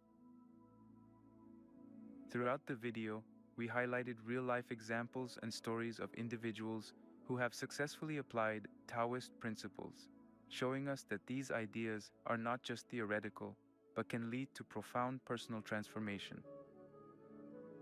These examples inspire us to embrace the power of letting go in our own lives. Embracing the power of letting go is a journey towards greater peace, freedom, and fulfillment. It's about trusting the natural flow of life and releasing the burdens that weigh us down. As Lao Tzu, the founder of Taoism, wisely said, "When I let go of what I am, I become what I might be." This quote beautifully captures the essence of letting go. It's about allowing ourselves to evolve and grow unencumbered by the constraints of our fears and attachments. Remember, letting go does not mean giving up on your goals or dreams. Instead, it means pursuing them with a sense of openness and flexibility, trusting that the right opportunities and outcomes will come your way. It's about finding balance and harmony in every aspect of your life, from your relationships to your work and personal growth. As you move forward, I encourage you to practice the principles of Taoism we've discussed. Start with small steps, whether it's practicing mindfulness, decluttering your space, or letting go of a past hurt. Notice the changes these practices bring to your life and let them inspire you to continue on this path. Letting go is a powerful act of self-liberation. It frees us from the need to control everything and allows us to live more fully and authentically. By embracing this philosophy, you can find a deeper sense of peace and fulfillment, no matter what challenges come your way.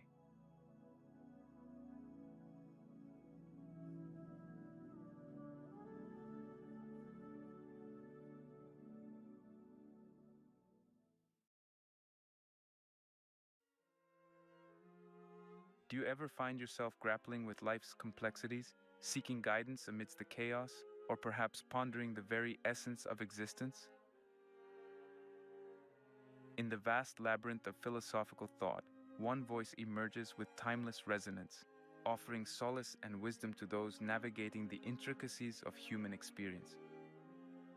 Marcus Aurelius, a titan of ancient philosophy whose profound insights continue to illuminate the path of introspection and self-discovery centuries after his time. Who was Marcus Aurelius, you might ask? Picture a Roman emperor, not merely draped in regal robes of power, but adorned with the armor of profound introspection and philosophical inquiry.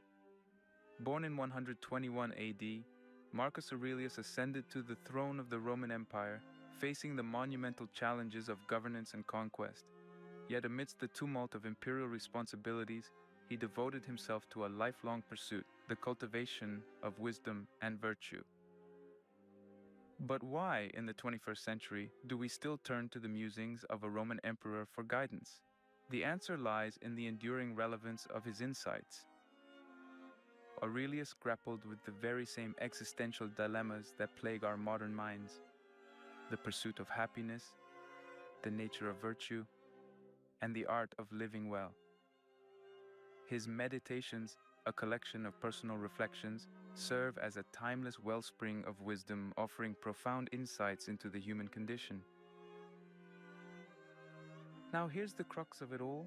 What will you gain from delving into Marcus Aurelius's Meditations? Imagine this: a roadmap for navigating the complexities of life with grace and resilience. Each lesson distilled from the depths of ancient wisdom, resonating with profound relevance in our contemporary world.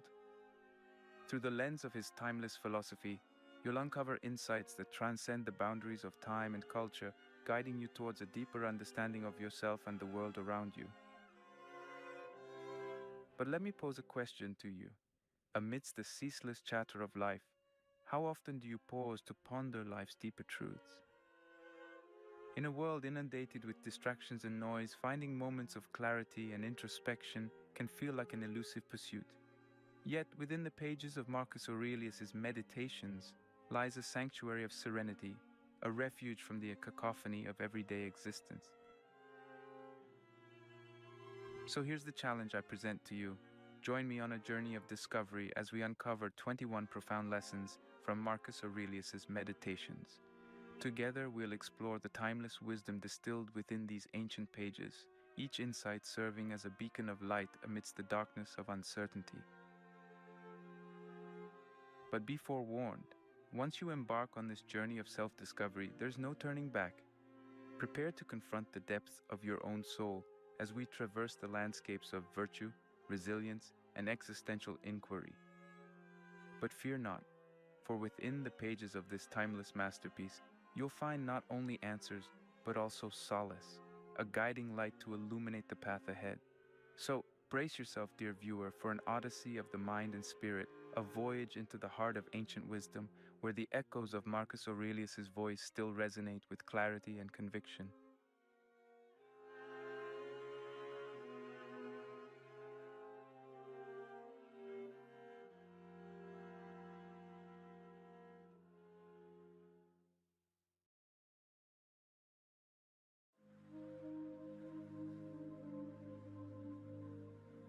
Acceptance of the present moment.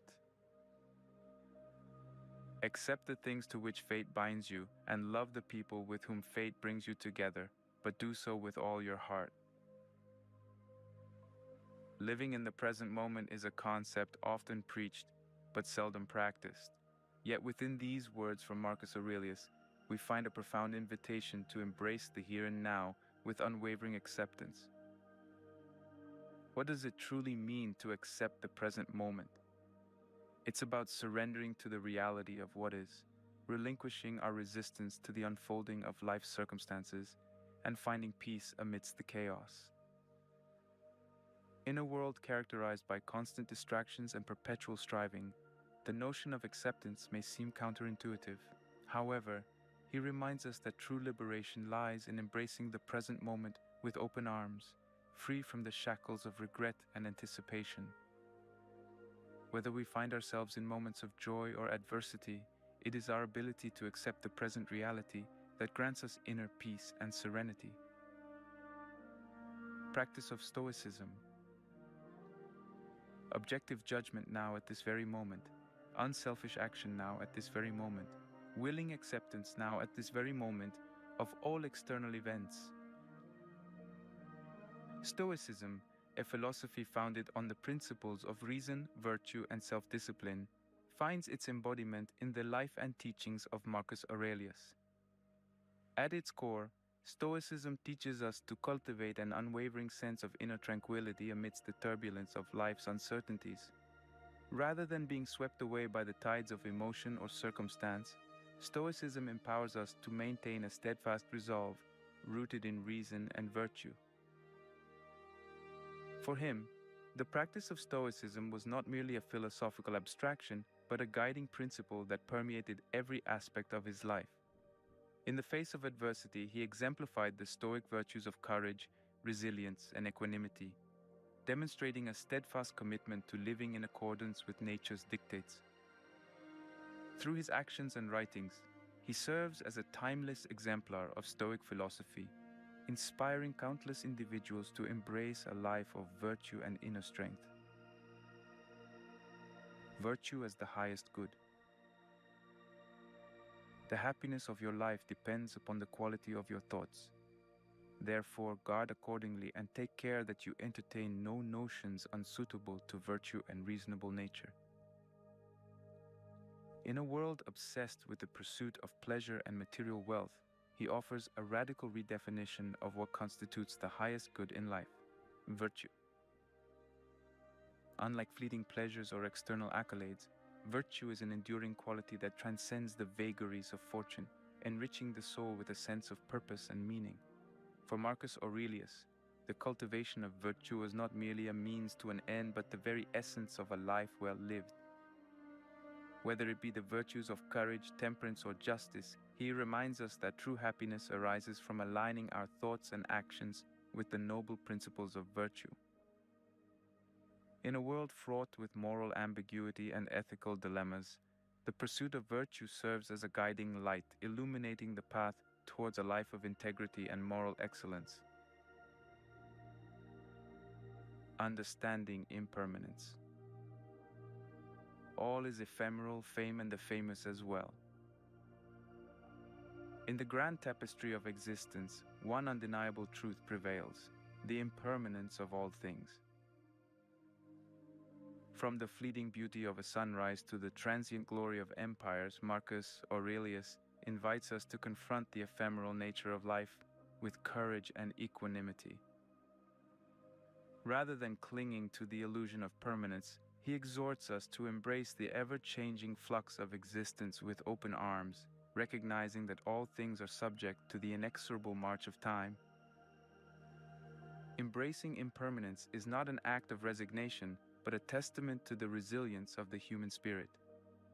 It is through the acceptance of life's transience that we find liberation from the shackles of attachment and desire, embracing each moment as a precious gift to be savored and cherished. In his timeless words, waste no more time arguing about what a good man should be one.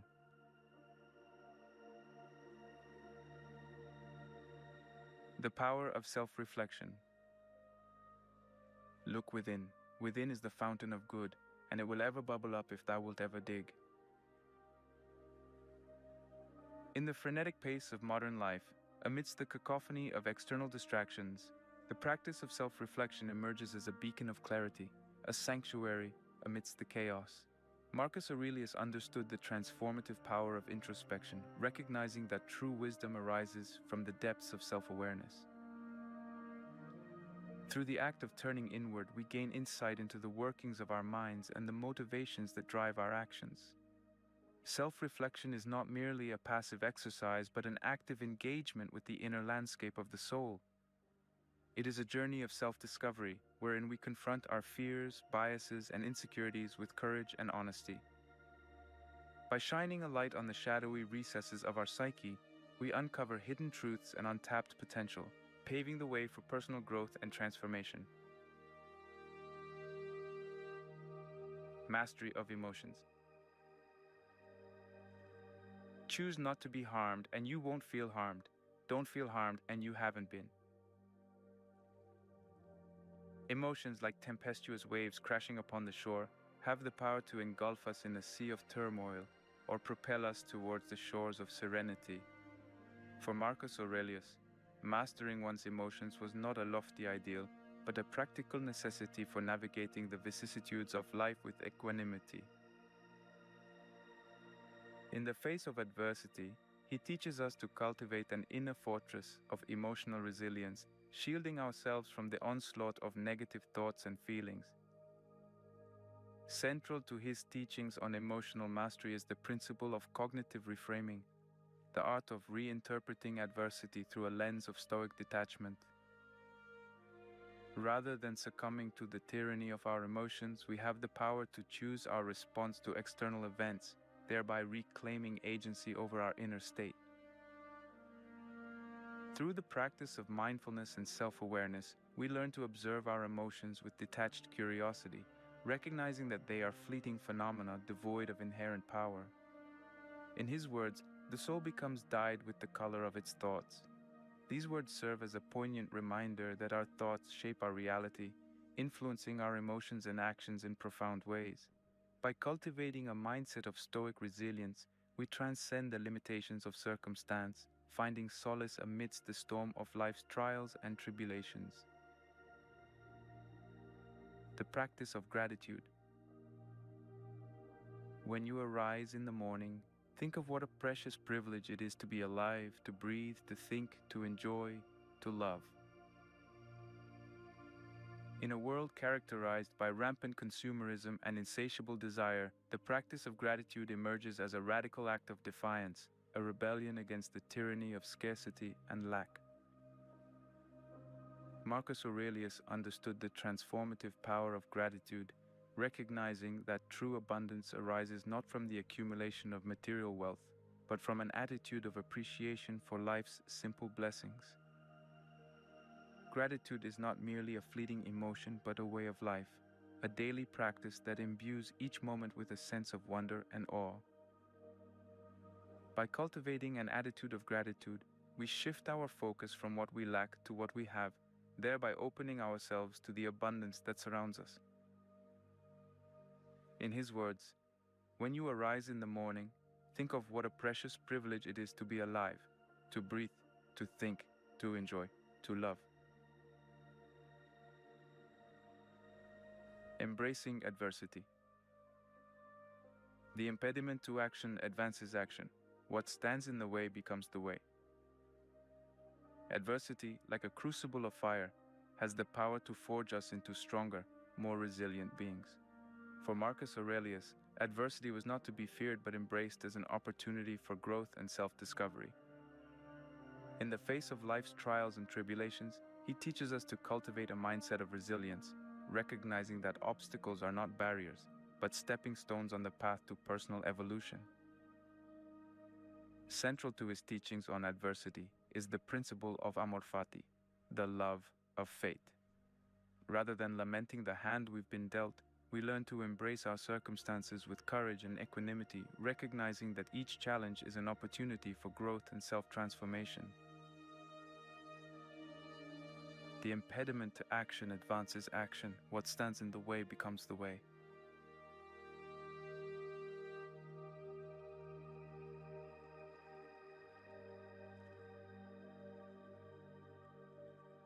Importance of integrity. The true worth of a man is to be measured by the objects he pursues. Integrity, like a beacon of light amidst the darkness, illuminates the path of righteousness and moral fortitude. Marcus Aurelius understood the intrinsic value of integrity, recognizing that true greatness lies not in the accolades we receive or the possessions we amass, but in the steadfastness of our character. In a world fraught with moral ambiguity and ethical compromise, integrity serves as a guiding principle, a north star that navigates us through the turbulent seas of life. Staying true to oneself is not merely a matter of adhering to a set of external standards, but a reflection of our innermost values and convictions. It requires unwavering commitment to truth and honesty, even in the face of adversity or temptation. The true worth of a man is to be measured by the objects he pursues.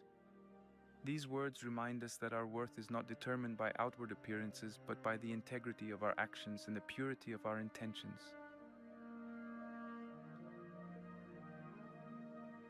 The role of reason. Everything we hear is an opinion, not a fact. Everything we see is a perspective, not the truth.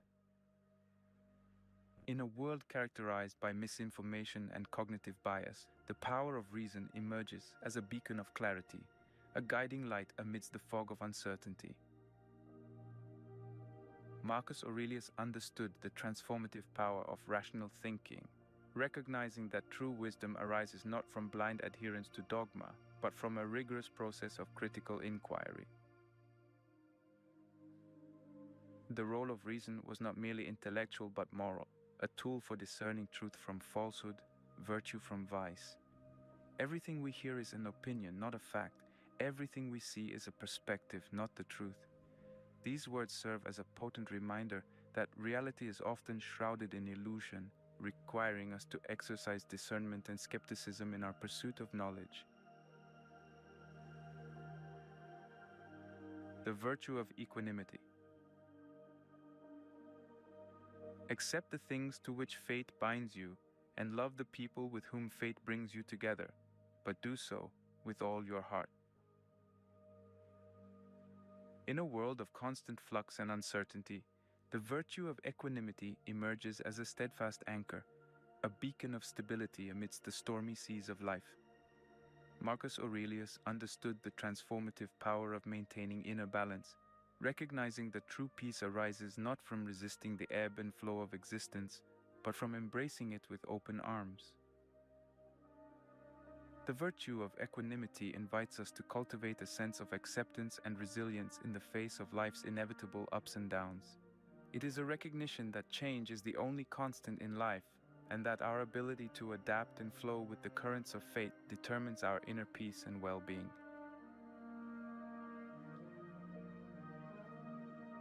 Seeking inner peace. Your mind will be like its habitual thoughts, for the soul becomes dyed with the color of its thoughts. In the tumult of life's trials and tribulations, the quest for inner peace emerges as a sacred journey, a pilgrimage of the soul towards serenity and tranquility.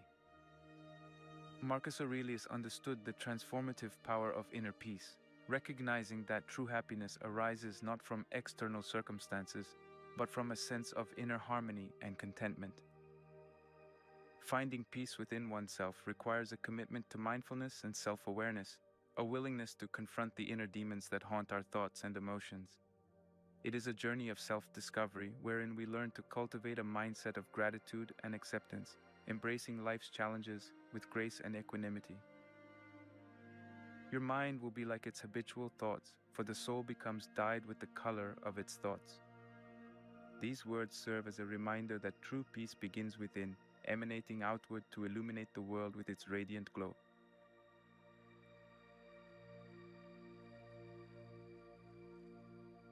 Cultivating resilience.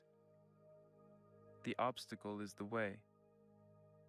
In the crucible of life's trials and tribulations, resilience emerges as a beacon of strength, a testament to the indomitable spirit of the human soul.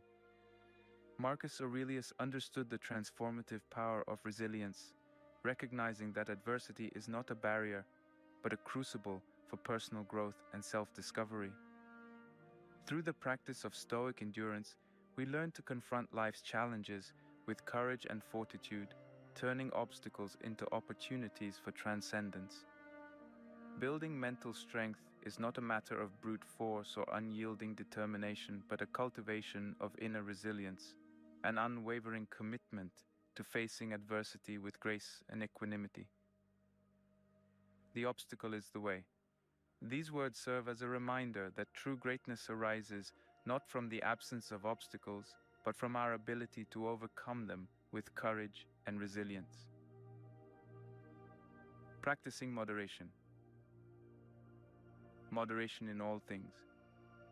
In a world characterized by excess and indulgence, the virtue of moderation emerges as a guiding principle, a beacon of balance amidst the chaos of modern life. Marcus Aurelius understood the importance of moderation, recognizing that true happiness arises not from the pursuit of pleasure, but from a life lived in harmony with the natural order. Practicing moderation is not a matter of deprivation or asceticism, but a celebration of life's simple pleasures, a recognition that true fulfillment lies not in the accumulation of wealth or possessions, but in the cultivation of inner contentment. Moderation in all things. These words serve as a reminder that balance is the key to a life well lived, guiding us towards a path of sustainable happiness and lasting fulfillment. Embracing change. Time is a river, a violent current of events, glimpsed once and already carried past us, and another follows and is gone. In the ever-changing tapestry of existence, change emerges as an immutable truth, a constant companion on the journey of life. Marcus Aurelius understood the inevitability of change, recognizing that resistance is futile in the face of the relentless march of time. Instead of clinging to the past or yearning for an uncertain future, he teaches us to embrace the fleeting moment with open arms, recognizing that each moment is a precious gift to be savored and cherished. Embracing change is not a matter of resignation or defeat, but a celebration of the inherent impermanence of existence, a recognition that all things must pass, giving way to new beginnings and endless possibilities. Time is a river, a violent current of events, glimpsed once and already carried past us, and another follows and is gone. These words serve as a reminder that life is but a fleeting moment, urging us to seize the present with courage and gratitude. Letting go of ego.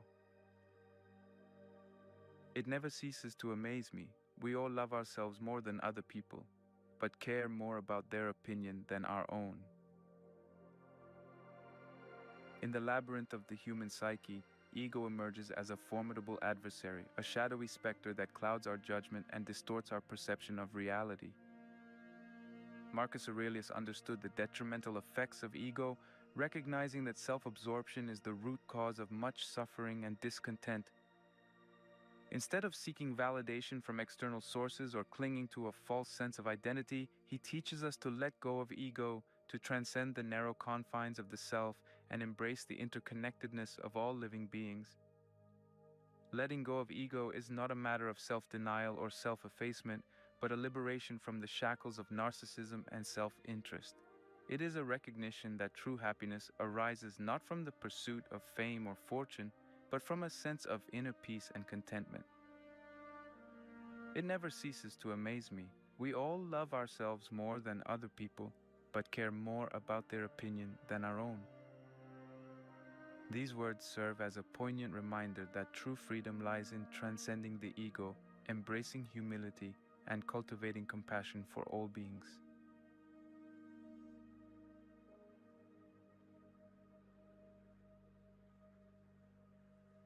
Finding purpose in service. What is not good for the beehive cannot be good for the bees. In the grand tapestry of existence, the pursuit of purpose emerges as a noble quest, a journey of self-discovery and self-transcendence. Marcus Aurelius understood the transformative power of service, recognizing that true fulfillment arises not from the pursuit of selfish desires, but from a life lived in service to others. What is not good for the beehive cannot be good for the bees. These words serve as a reminder that our individual well-being is intrinsically linked to the welfare of the collective, a recognition that true greatness lies not in the accumulation of wealth or power, but in the impact we make on the lives of others. Finding purpose in service is not a matter of altruism or self-sacrifice, but a recognition of our interconnectedness with all living beings. It is a celebration of the inherent dignity and worth of every individual, regardless of their station in life. By devoting ourselves to the service of others, we tap into a wellspring of compassion and empathy, enriching our own lives in the process. In the words of Marcus Aurelius, the object of life is not to be on the side of the majority, but to escape finding oneself in the ranks of the insane. These words serve as a reminder that true happiness arises not from selfish pursuits, but from a life lived in service to others. Humility in success. Let it be your constant method to look into the design of people's actions and see what they would be at as often as it is practicable, and to make this custom the more significant, practice it first upon yourself. In the dizzying heights of success, humility emerges as a rare virtue, a beacon of light amidst the darkness of ego and self-aggrandizement. True greatness lies not in the adulation of others, but in the quiet dignity of self-awareness. Let it be your constant method to look into the design of people's actions and see what they would be at as often as it is practicable. And to make this custom the more significant, practice it first upon yourself. These words serve as a reminder that true wisdom arises not from arrogance or pride, but from a humble recognition of our own limitations and shortcomings. Humility in success is not a matter of self-effacement or false modesty, but a celebration of the interconnectedness of all living beings. It is a recognition that our achievements are but fleeting moments in the grand tapestry of existence, deserving of gratitude and reverence rather than arrogance and entitlement. By cultivating humility, we open ourselves to the wisdom of others, recognizing that true greatness lies not in isolation but in collaboration and cooperation. Developing inner strength.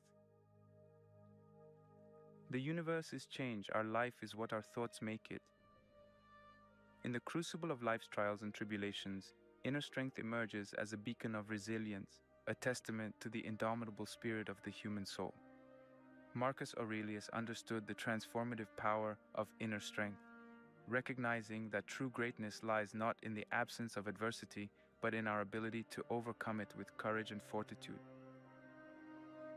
These words serve as a reminder that our thoughts shape our reality, influencing our emotions and actions in profound ways. Developing inner strength is not a matter of brute force or unyielding determination, but a cultivation of resilience and self-awareness. It requires us to confront our fears and insecurities with courage and honesty, recognizing that true growth arises not from comfort but from adversity.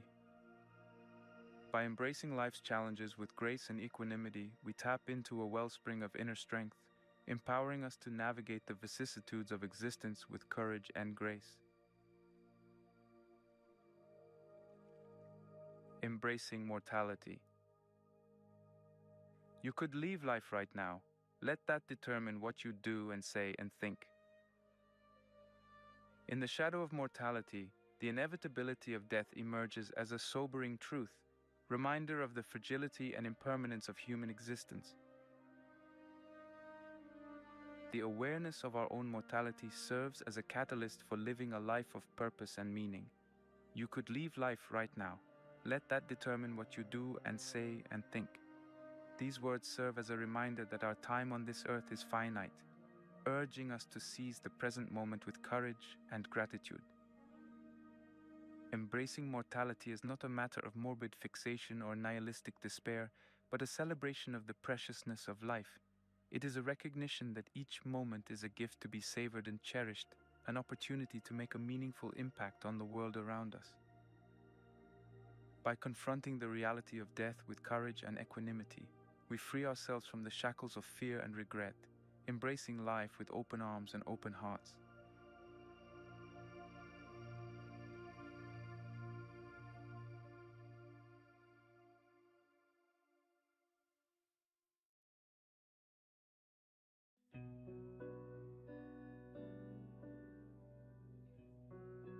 The Meditations of Marcus Aurelius serves as a timeless reservoir of wisdom, offering profound insights into the nature of existence and the art of living well. Throughout this journey, we have explored a myriad of lessons distilled from the depths of ancient philosophy, each serving as a guiding light amidst the darkness of uncertainty. From the acceptance of the present moment to the cultivation of resilience, he teaches us to navigate life's complexities with grace and equanimity. we have learned the importance of living in harmony with nature, embracing change, and finding purpose in service to others. We have explored the transformative power of humility, the cultivation of inner strength, and the necessity of embracing mortality as a catalyst for living a life of purpose and meaning. As we reflect on these timeless principles, let us remember that wisdom is not merely intellectual but practical, a guide for navigating the complexities of existence with courage and grace. Let us heed his call to action, applying these principles in our own lives with diligence and intention. In a world fraught with uncertainty and turmoil, the teachings of Marcus Aurelius offer a beacon of hope, a reminder that true greatness lies not in the pursuit of external accolades or material wealth, but in the cultivation of inner virtue and moral excellence. Let us embrace these principles with open hearts and open minds, recognizing that true happiness arises not from external circumstances, but from a life lived in alignment with truth, virtue, and reason.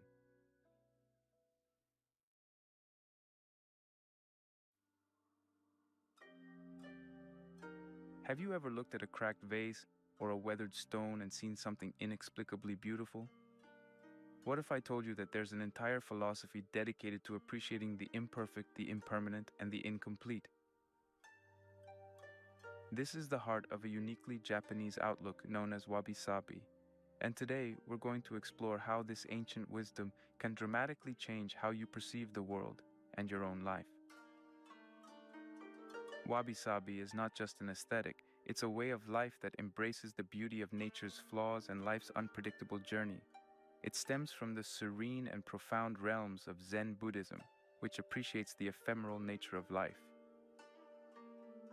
This philosophy teaches that there is elegance in simplicity, richness in the modest, and depth in the details that time leaves behind. Why should this matter to you? Imagine living in a world where your scars, your fears, and your flaws are not just accepted, but celebrated as marks of genuine existence, symbols of a life well lived. That's the promise of this philosophy. It offers a perspective where the pressure to achieve perfection is not only unnecessary, but counterproductive. In our pursuit of perfection in everything from our jobs to our social media profiles, we often lose sight of what truly enriches our lives. By integrating this philosophy into your everyday life, you can find greater satisfaction, not by adding more to your life, but by appreciating what you already have. This philosophy can transform mundane experiences and objects into sources of joy and contemplation. It teaches you to find the stories and beauty in a chipped cup or a fading photograph, seeing them as cherished markers of time and experience rather than things in need of replacement. Today's exploration will not only explain the roots of this fascinating philosophy, but will also provide you with actionable ways to incorporate its principles into your daily practices. By the end of this video, you will see how embracing imperfection can lead to a fuller, more authentic life experience. We will delve into how this philosophy challenges the relentless pursuit of perfection in modern culture and offers a peaceful alternative that celebrates the cracks and crevices both in our pottery and in ourselves. You might wonder how something as simple as appreciating a weathered piece of wood can impact your life significantly. This is where the subtle power of this concept lies. It shifts your focus from what things are supposed to be to appreciating them for what they are. This shift in perception can reduce stress and increase your emotional well-being. Moreover, wabi-sabi is deeply intertwined with the Japanese tea ceremony, a practice that epitomizes this philosophy through its rituals and focus on the present moment. The ceremony itself is a dance of mindfulness, where every movement and piece used is a celebration of imperfections, collectively creating a harmonious and meaningful experience. This tradition underscores the idea that beauty and satisfaction can be found in the most transient of moments. If you're ready to shift your perspective and find beauty in the most unexpected places, stay tuned. This isn't just about learning a new philosophy, it's about transforming how you live by changing the way you see the world. and it starts with embracing the art of perfect imperfection.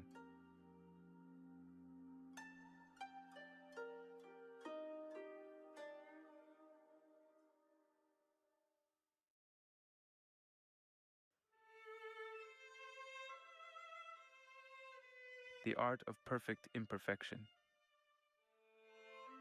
Wabi-sabi teaches us that beauty is an evolving process, a reflection of the ebb and flow of life. This philosophy originates from a worldview deeply rooted in Zen Buddhism, which emphasizes simplicity, authenticity, and the transient nature of all things. The principles of Zen teach that enlightenment can be achieved through meditation, insight, and an understanding of the impermanence of the world. This Japanese tradition also significantly influences the traditional tea ceremony, a practice that encapsulates the essence of mindfulness and acceptance. The tea ceremony, known as chanoyu, involves a ritual preparation and presentation of matcha, powdered green tea. It is an art form that prioritizes process over outcome, where every step and every tool used is an embodiment of appreciation for the fleeting moments that define our existence. In the context of this philosophy, beauty is not found in the flawless or the eternal. Instead, it is seen in the cracks, the wear, and the natural cycle of growth and decay. This perspective teaches us to look beyond conventional beauty standards, to see the allure in a withered leaf, the elegance in an aged woods grain, and the story in a chipped ceramic bowl. Each of these imperfections is a testament to a history, to a life lived, and to the natural forces that shape and influence everything in the universe.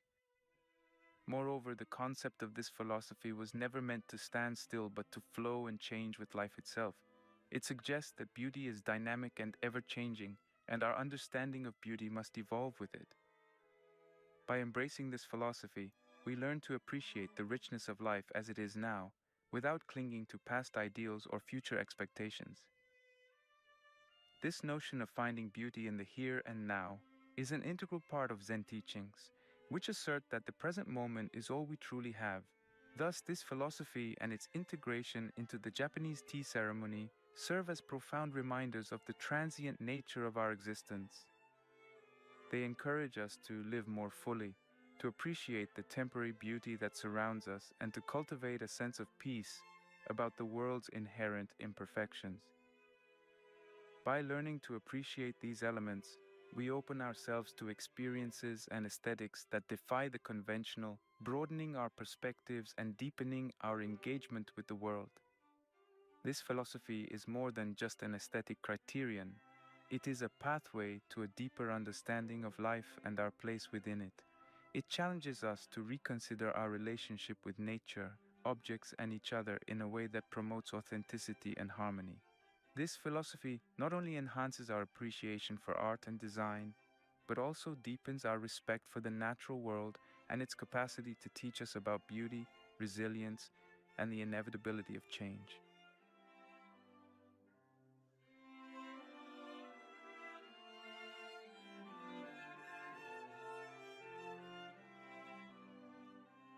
Embracing imperfection. Perfection is not attainable, but if we chase perfection, we can catch excellence. This profound insight invites us to consider a crucial aspect of the Japanese philosophy we've been discussing, the acceptance of imperfection. Unlike modern Western culture, which often strives for an unattainable ideal of flawlessness, this Eastern philosophy encourages us to see the beauty and value in the flawed and incomplete. This approach does not just apply to physical objects, but extends to our self-perception and interactions with others. Consider for a moment the immense pressure many people feel to present a perfect facade, whether it's in their academic achievements, social media profiles, or even in their physical appearance. This pursuit of perfection can lead to significant stress, anxiety, and a never-ending feeling of inadequacy. The contrast with the philosophy in question couldn't be more stark. Here, the inherent beauty of an object or person is often attributed to its unique imperfections and the story these imperfections tell. This acceptance can foster a more compassionate and realistic self-image, enabling individuals to appreciate their own uniqueness without the relentless pressure to conform to societal ideals. Furthermore, the impact of societal pressure on individual well-being and self-esteem is substantial. In a world that often values perfection, the constant comparison to idealized images and standards can lead to diminished self-worth and a chronic sense of failure. This is where the philosophy of embracing imperfections becomes not just a philosophical concept, but a practical approach to healthier living. It teaches that the marks of wear and tear are not signs of unworthiness, but are evidence of a life fully lived.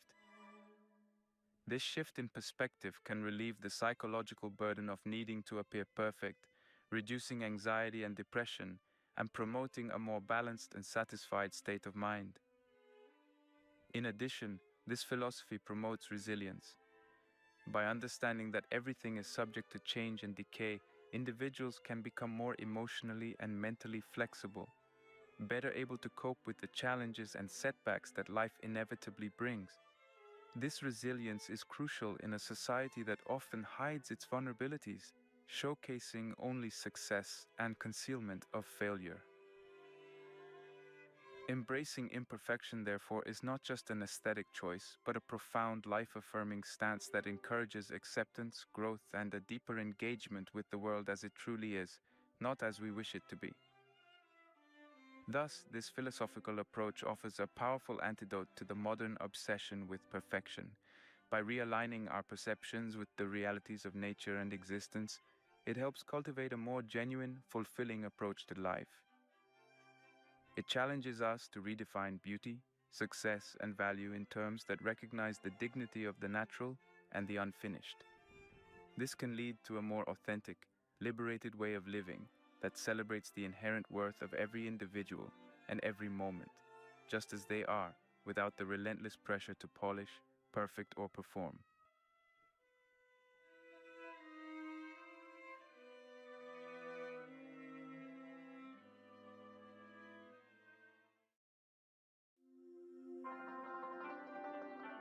Finding beauty in the imperfect.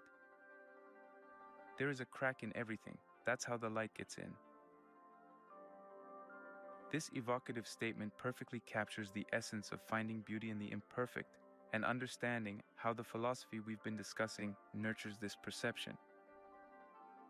This perspective encourages us to see the marks of time and use not as blemishes or defects, but as features that tell a story and add character. Let's consider how nature itself is the master of this kind of beauty. When we look at the natural world, we see that it is full of imperfections. Trees are gnarled, rocks are asymmetrical, and coastlines are irregular. Yet it is precisely these imperfections that make the landscape breathtaking and unique. The appreciation of natural aging, or the patina of time, is evident in how we perceive old trees with twisted branches, whose rugged forms speak of resilience and survival. Similarly, weathered stones smoothed by rivers or the sea tell of the relentless force of nature and the passage of time. These elements do not detract from their beauty, rather they enhance it, providing a texture to our visual and tactile experiences that polished new surfaces cannot.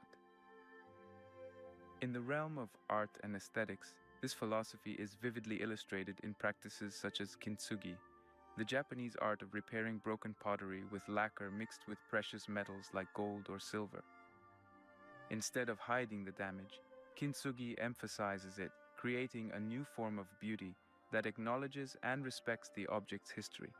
Each crack is highlighted, not hidden, transforming what might be considered a flaw into a striking feature that tells a story of breakage and repair, of life and recovery.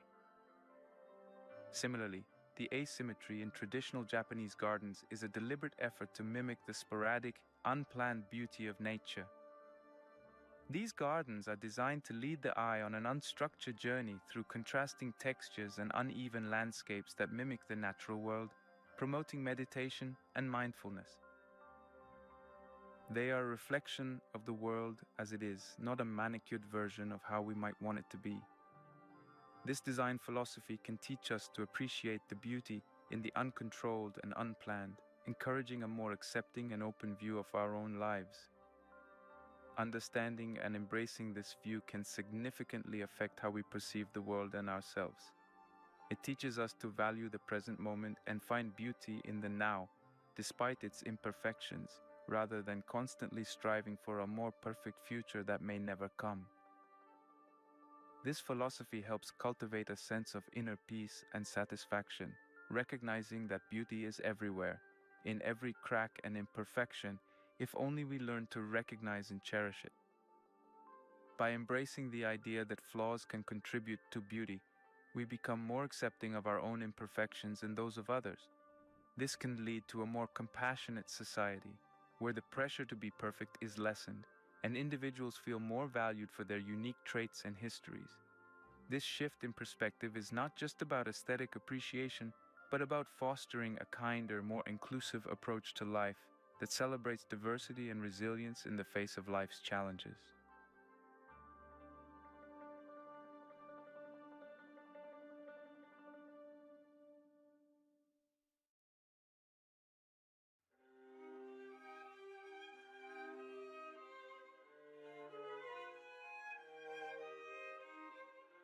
Embracing transience. The beauty of life is in its impermanence. Embrace the dance of change. This powerful quote invites us to consider the often overlooked virtue of transience, an essential aspect of the philosophy that celebrates imperfection and impermanence. This perspective challenges us to rethink our relationship with the temporary nature of life itself. Life is a series of moments, each fleeting and unique, much like the cherry blossoms that bloom spectacularly but briefly each spring in Japan. These blossoms are revered not despite, but because of their short-lived beauty, which symbolizes the transient nature of life. Impermanence in this philosophical context teaches us that everything in life, our joys, sorrows, challenges, and triumphs, is temporary. This can be a comforting thought, especially during difficult times, as it reassures us that pain and hardship are not permanent. Conversely, it also reminds us to cherish the wonderful moments, knowing they too will pass. This dual awareness can profoundly shift how we live our daily lives, encouraging us to live more fully in the present, engage more deeply with our experiences, and appreciate the here and now rather than always looking ahead to the next thing. Moreover, accepting impermanence helps us navigate life's inevitable changes more gracefully. Consider the seasons. Each brings its own challenges and joys, and just as winter gives way to spring, difficult times eventually give rise to better days. By embracing this cycle, we learn not to despair during downturns or take good fortune for granted when times are favorable. This balanced approach to life's ups and downs fosters a more stable and grounded existence, reducing anxiety about the future and regrets about the past. The philosophical implications of embracing transience are vast. It challenges the very way we think about existence, urging us to reconsider our fears of death and loss. By acknowledging that life is a temporary journey, we can reduce the existential dread that often accompanies thoughts of our own mortality. Instead, we can focus on making the most of our time, forming meaningful relationships, and creating a positive impact in the world. This shift not only enhances our own well-being, but also encourages us to leave a legacy of kindness and mindfulness for others to follow. Embracing transience also influences our approach to joy and sorrow. Understanding that both are transient can alleviate the pressure to maintain a constant state of happiness and allow us to experience sadness or disappointment without being overwhelmed. This acceptance creates a more emotionally rich and balanced life, where negative emotions are seen as natural and necessary parts of the human experience rather than something to be avoided or suppressed. The acceptance of life's impermanence, as highlighted in this philosophy, offers a more fulfilling way to live. It teaches us to embrace change, appreciate the moment, and accept the ebb and flow of life's experiences with grace and gratitude. By doing so, we can transform our understanding of life and death, joy and sorrow, and learn to navigate the complexities of human existence with greater ease and insight. This perspective encourages us not just to endure life's changes, but to actively engage with them, finding beauty and meaning in the dance of change.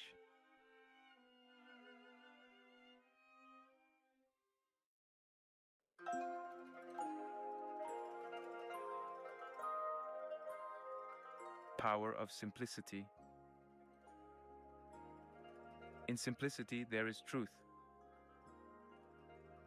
This insightful quote captures the essence of cultivating simplicity, a principle that is central to the aesthetic and philosophical tenets of the Japanese philosophy we've been discussing. This approach to life emphasizes the importance of stripping away the non-essential, focusing instead on the core elements that truly matter.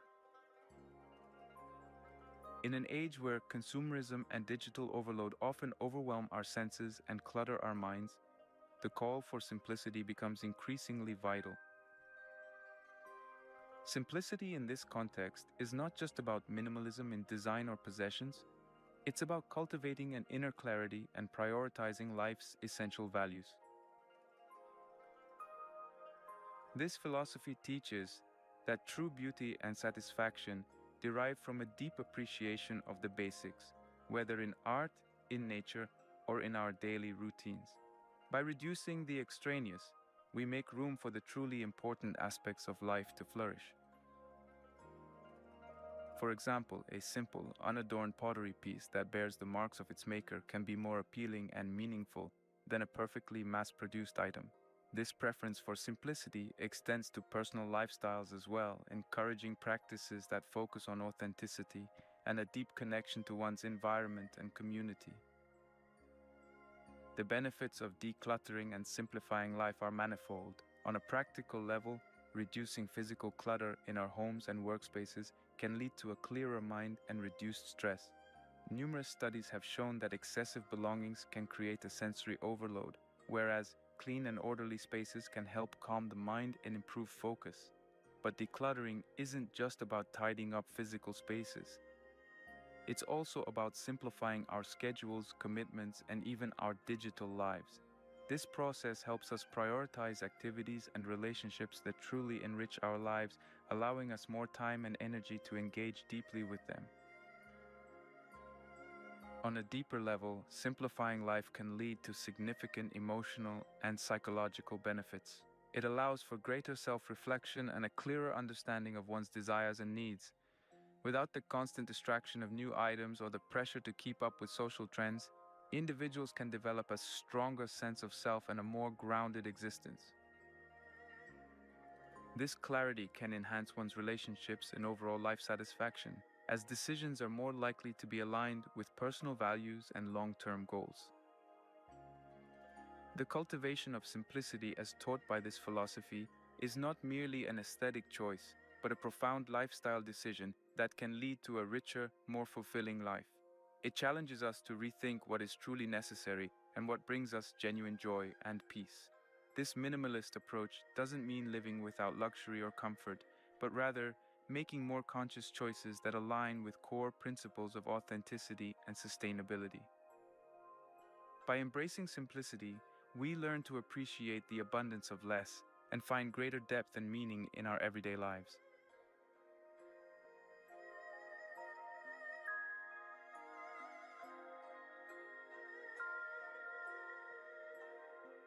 Wabi-sabi in daily life.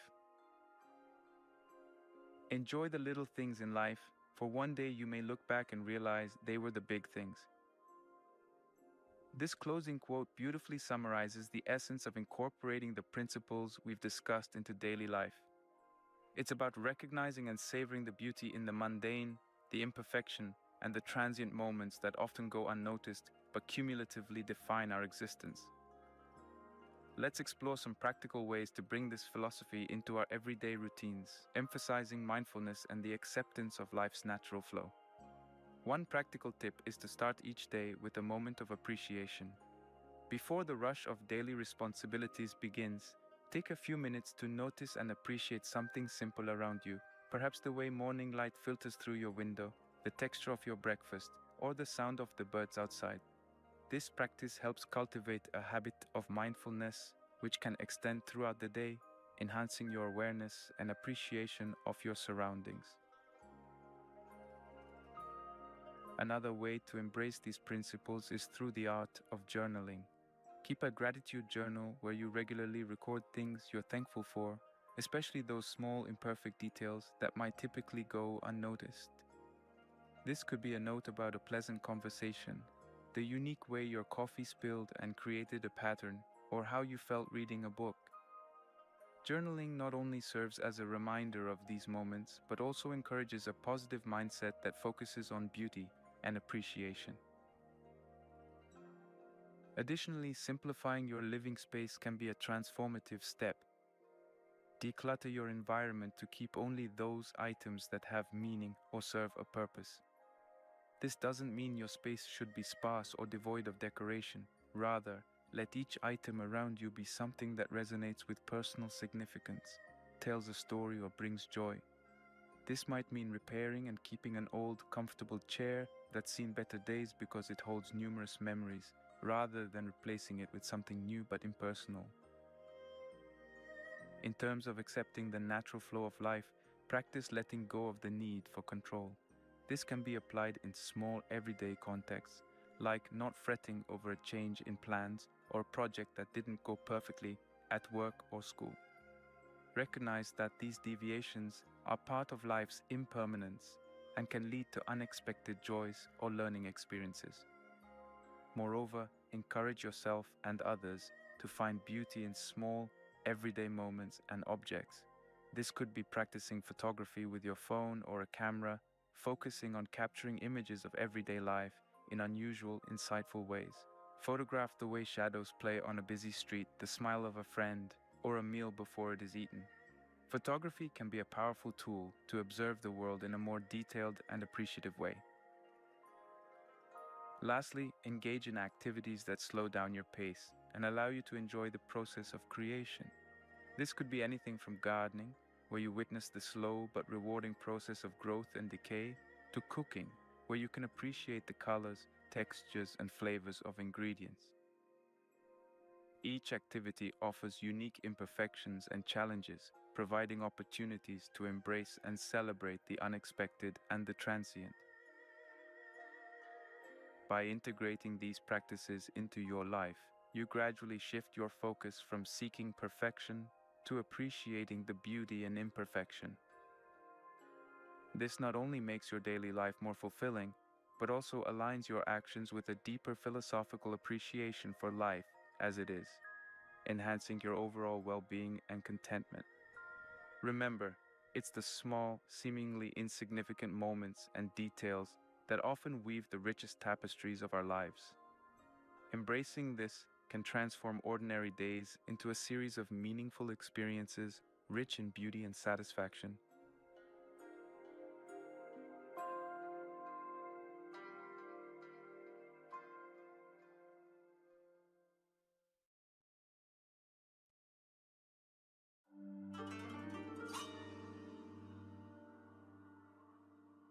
In today's journey through the philosophical landscape of embracing imperfection, we've explored the rich tapestry of a philosophy that finds profound beauty in the flawed, the impermanent, and the incomplete.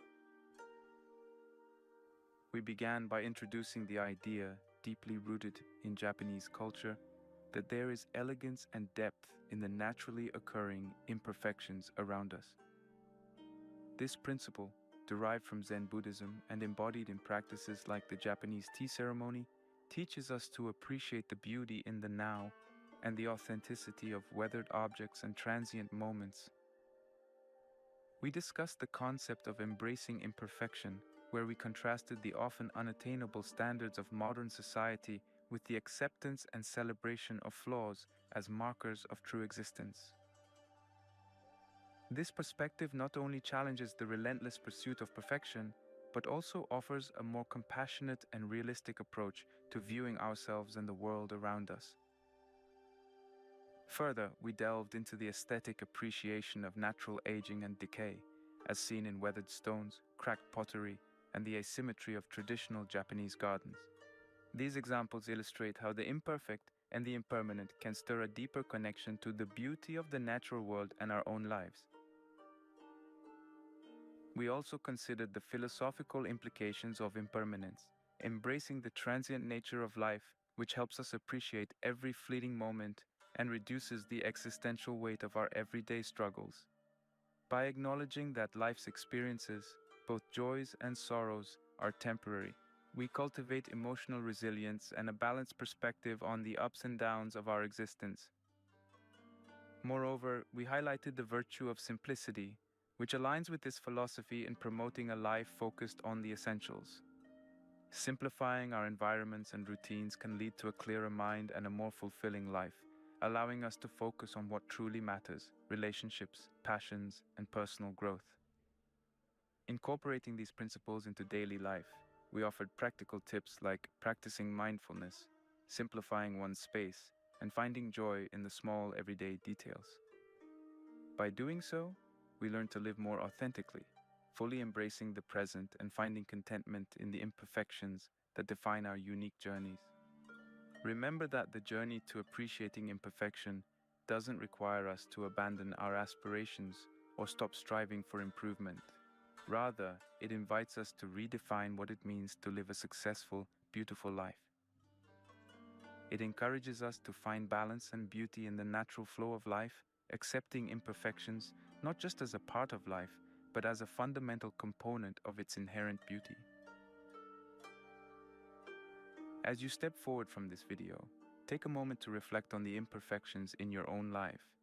Whether it's in your relationships, your achievements, or your everyday surroundings, consider how these imperfections might not be shortcomings but stories and symbols of a life richly lived. Embrace these as not just inevitable but as valuable. And remember, in the dance of change, in the ephemeral and the imperfect, there lies a profound beauty and a reminder of our shared human experience. Let this philosophy not just be a topic of fascination, but a lived, breathing part of your everyday life. Cherish the cracks, for they are where the light enters, revealing the true beauty of our imperfect world.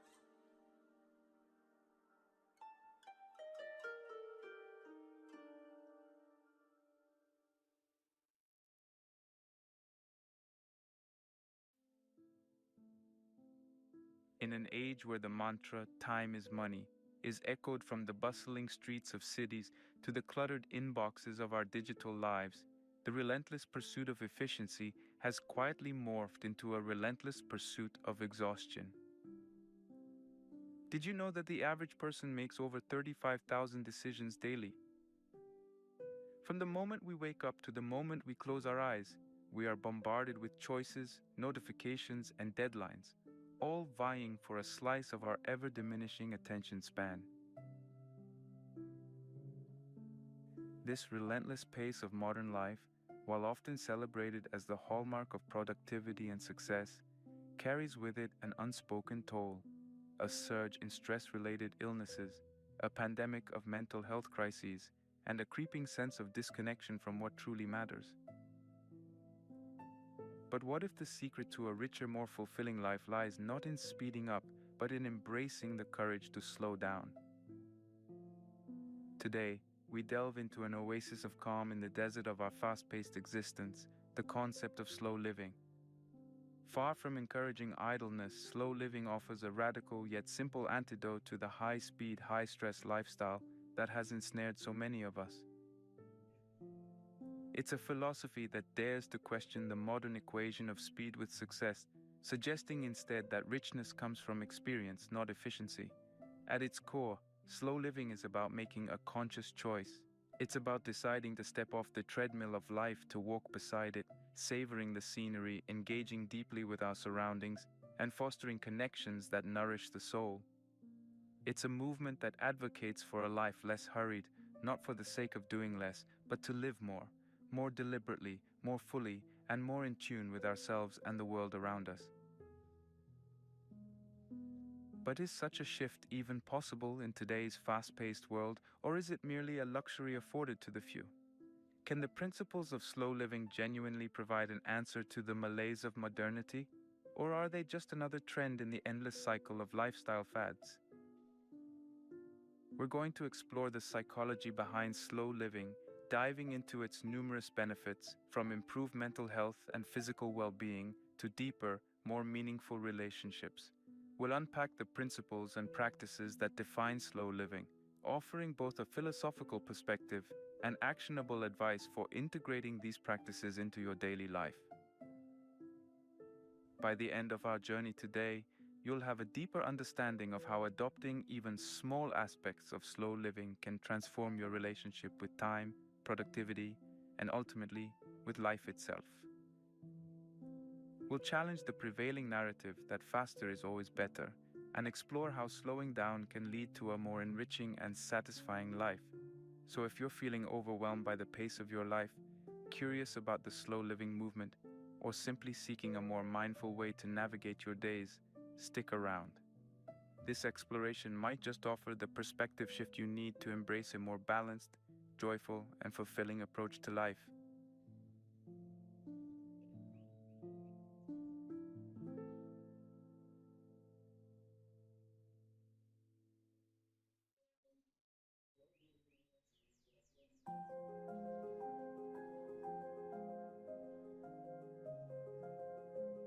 In the swirl of our day-to-day existence, modern life seems to spin faster with each passing moment. This whirlwind is not just a feeling, but a reality that shapes our lifestyles, pushing us toward a horizon that seems perpetually out of reach. Imagine waking up to an alarm, jolting you out of sleep with a reminder that the race against time has begun. From the instant our feet touch the floor, we're on a treadmill set at an ever-increasing speed. This isn't just about physical motion, it's the relentless pursuit of productivity, efficiency, and connectivity that defines the essence of contemporary life. Our lifestyles have morphed into a high-definition, fast-forward version of life that prioritizes speed above all else. We live in an era where technology has blurred the lines between work and home, where emails, notifications, and digital tasks infiltrate every moment of our existence. The notion of being always on has become a badge of honor, rather than a warning sign, with the digital world offering us infinite streams of information and entertainment at the tap of a screen. This constant connectivity, while revolutionary in how we communicate and access information, also means our minds are perpetually engaged, never truly resting, always processing. But at what cost does this speed come? The impact of living life in the fast lane is far-reaching, affecting our physical and mental health in ways that are becoming impossible to ignore. Studies and findings from across the globe paint a concerning picture. The relentless pace of modern life is leading to elevated levels of stress, anxiety, and burnout. It's as though the human body and mind, in their current evolutionary state, are not designed to handle the incessant demands placed upon them by a world that never sleeps. Stress, in particular, has become a ubiquitous companion for many. It's the body's natural response to challenges or demands, but in excessive amounts, it's anything but beneficial. Chronic stress can wreak havoc on our bodies, leading to high blood pressure, heart disease, diabetes, obesity, and a weakened immune system. Mentally, the toll is equally heavy, with increased risk of depression, anxiety, and insomnia. The irony is palpable. In our quest to live fuller, more productive lives, we've inadvertently tipped the scales, compromising our health and well-being. The concept of burnout, once reserved for the high-strung professionals of high-stakes industries, has now become a common plight across various sectors of the workforce. Characterized by extreme exhaustion, feelings of detachment, and a sense of ineffectiveness, burnout is the body and mind's cry for a halt, a desperate signal that the pace of life has exceeded our capacity to cope. And yet, amidst this dizzying pace, a counter-movement is emerging, one that champions the art of slowing down as a revolutionary act of self-care and rebellion against the societal norms that glorify speed. This movement, known as slow living, is not a call to abandon ambition or technology, but rather an invitation to reassess our relationship with time and productivity. It asks us to ponder a critical question: In our relentless pursuit of efficiency, what are we truly gaining and at what cost? As we delve deeper into the principles of slow living, we uncover a pathway not just to a more sustainable lifestyle, but to a more meaningful, fulfilling existence. It's a journey that requires us to confront the very foundations upon which we've built our lives, to question the metrics by which we measure success, and to dare to imagine a life where time is not an enemy, but a friend. This exploration is not just about slowing down for the sake of it. It's about discovering a rhythm of life that resonates with the core of our being, offering us a chance to live deeply rather than merely exist on the surface.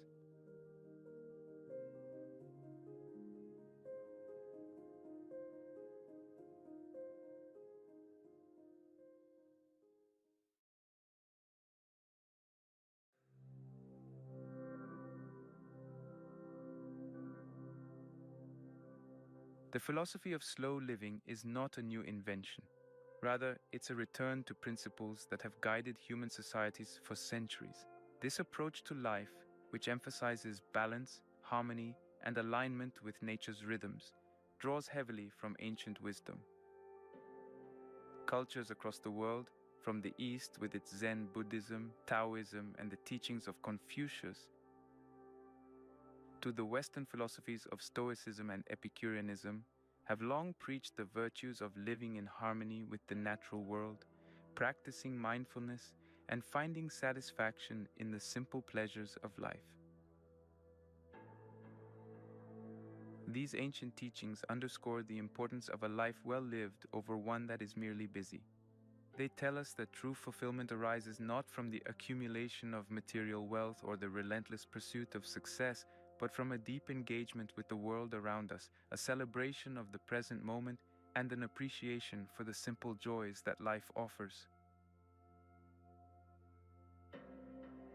Central to the philosophy of slow living are several core principles that challenge the frenetic pace of modern life, encouraging us instead to embrace a more measured, thoughtful approach to our days. Let's delve deeper into these guiding tenets. Mindfulness. At the heart of slow living lies the principle of mindfulness, which is essentially about living in the moment and paying acute attention to the here and now. Mindfulness teaches us to be fully present in our experiences, to engage deeply with the current moment without distraction from past regrets or future anxieties. This can be as simple as savoring the flavor of a meal, truly listening to a friend without formulating your next response, or noticing the play of sunlight through the leaves during a quiet walk. Mindfulness, cultivated through practices such as meditation, deep breathing, and mindful observation, allows us to slow down the pace of our minds even when the world around us continues to rush by.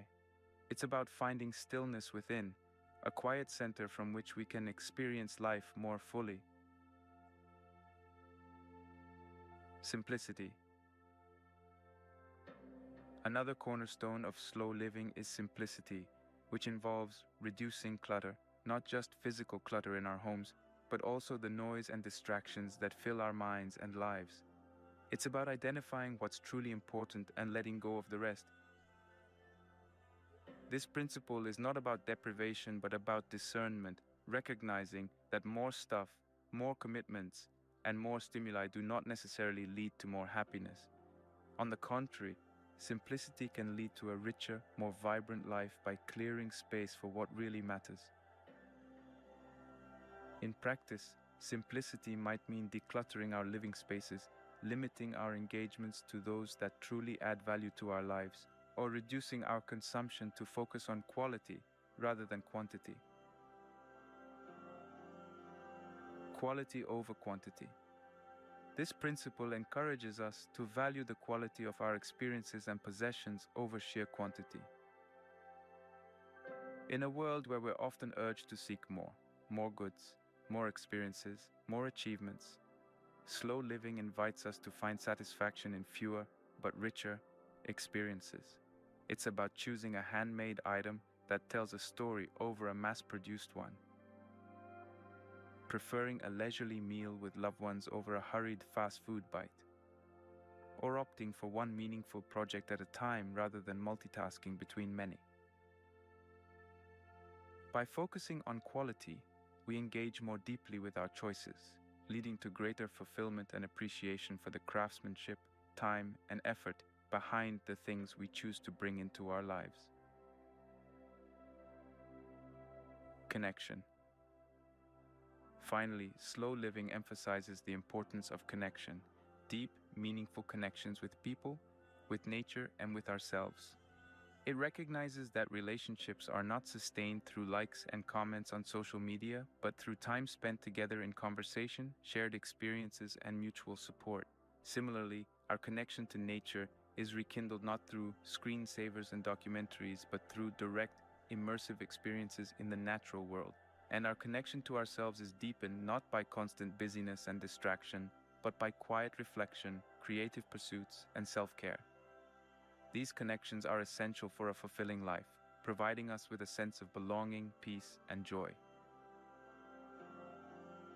In embracing the principles of slow living, we're invited to step off the fast track and rediscover the rhythms that resonate with our deepest selves. It's a journey back to the basics, to the timeless truths that our ancestors understood well, that life's richest moments come not from the rush but from the pause, not from the quantity but from the quality, and not from noise but from silence. As we explore the philosophy of slow living further, we find it's not merely about slowing down for its own sake, but about making room for a more intentional, meaningful, and joyful life.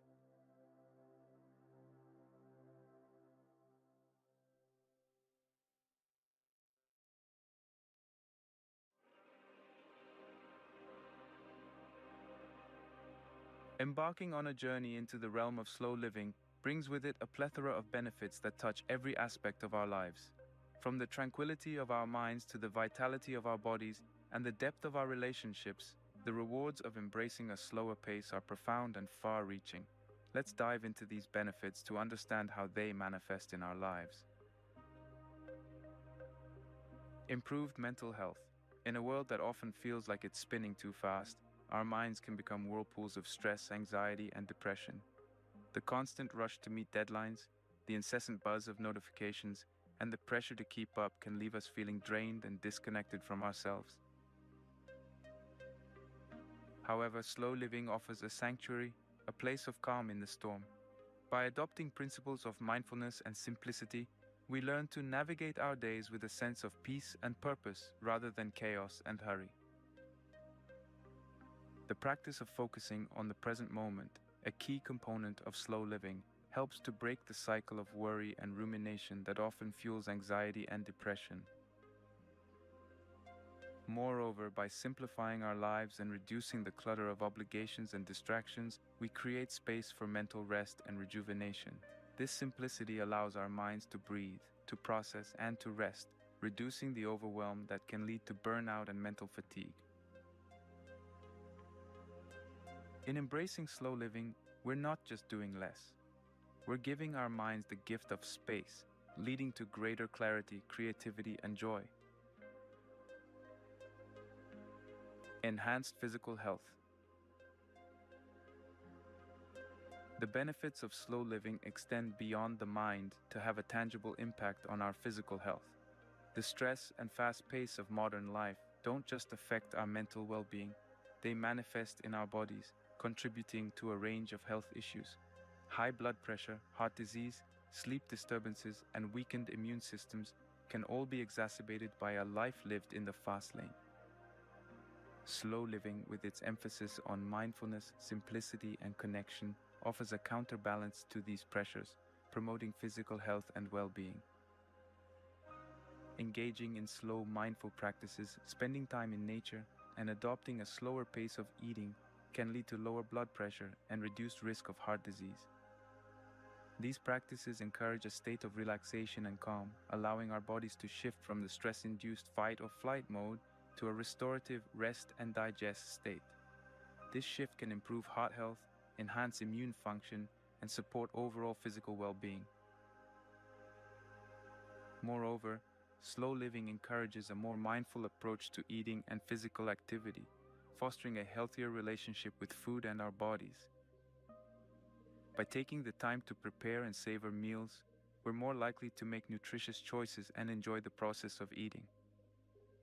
Similarly, choosing physical activities that we genuinely enjoy, rather than those we feel we should do, can lead to a more sustainable and joyful approach to fitness. Deeper relationships. One of the most profound benefits of slow living is the way it transforms our relationships. In a fast-paced world, our interactions with others can become superficial and transactional, squeezed into the margins of our busy schedules. Slow living invites us to shift from quantity to quality, investing time and presence into our relationships. This principle of slow living fosters deeper, more meaningful connections with the people in our lives. By prioritizing quality time with family and friends, engaging in activities together without the distraction of screens or the pressure of time limits, we build stronger bonds and create lasting memories. Slow living encourages us to listen more deeply, communicate more openly, and show up more fully for the people we care about. These practices not only enrich our relationships, but also provide a sense of belonging and support that is essential for our mental and emotional well-being. Moreover, slow living extends to our relationship with the community and the natural world. It encourages us to engage with our local communities, whether through supporting local businesses, participating in community events, or volunteering. These connections strengthen our sense of place and contribute to a more cohesive, caring society. Similarly, by fostering a deeper connection with nature, slow living reminds us of our place in the larger web of life, inspiring a sense of awe and gratitude that enriches our spirit.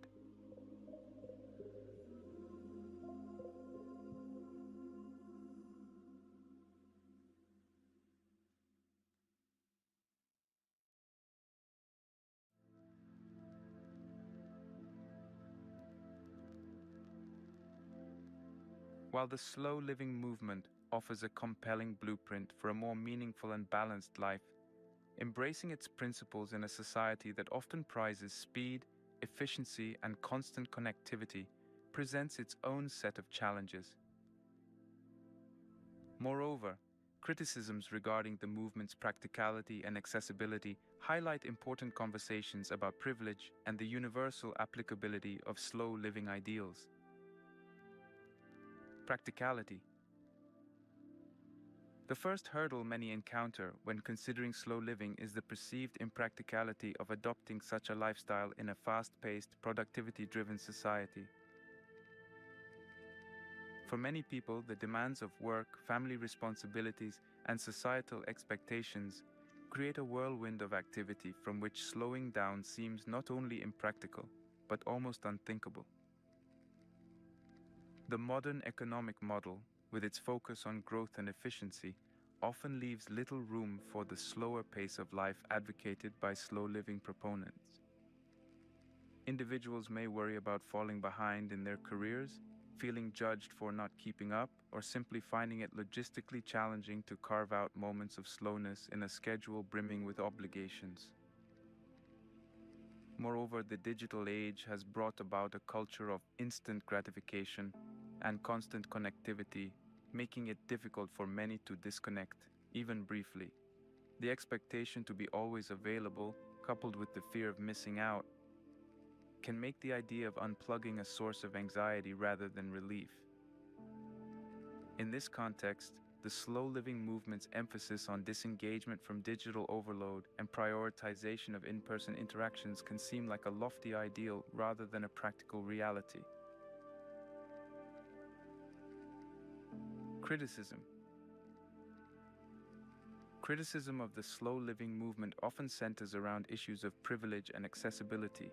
Critics argue that the ability to choose a slower pace of life, to work less, to consume mindfully, or to engage in time-consuming practices like slow food is a luxury not available to everyone.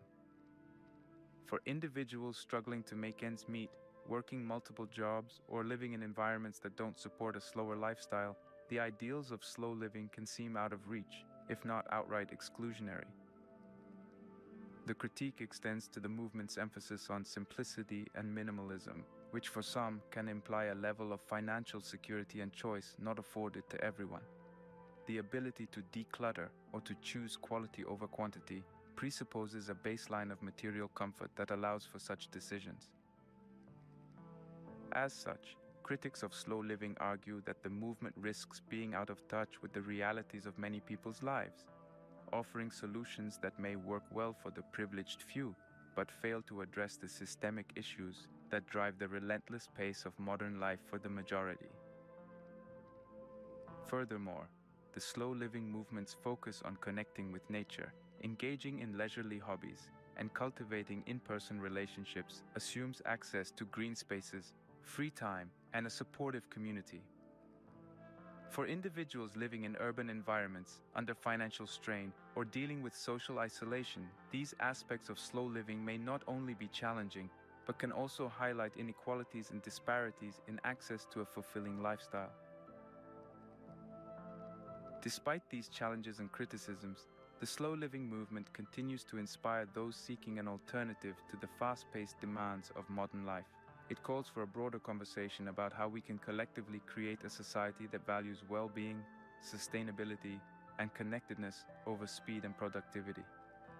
Addressing the criticisms head-on, proponents of slow living are increasingly looking for ways to make the principles of the movement more inclusive and accessible, recognizing that a truly fulfilling life should not be a privilege but a possibility for all. By engaging with these critiques, the slow living movement evolves, becoming not just a personal lifestyle choice, but a catalyst for broader societal change.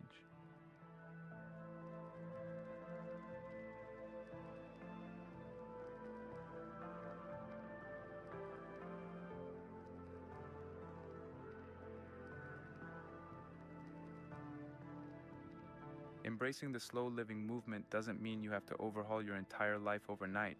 It's about starting small, making manageable changes that collectively contribute to a more mindful, balanced existence. This gradual approach helps ensure that the transition is sustainable and enjoyable, rather than feeling like another overwhelming task on your to-do list. Let's explore practical ways to weave slow living principles into your daily life, focusing on achievable steps that make a significant impact. The beauty of slow living is that even the smallest changes can lead to a profound shift in how we experience our days.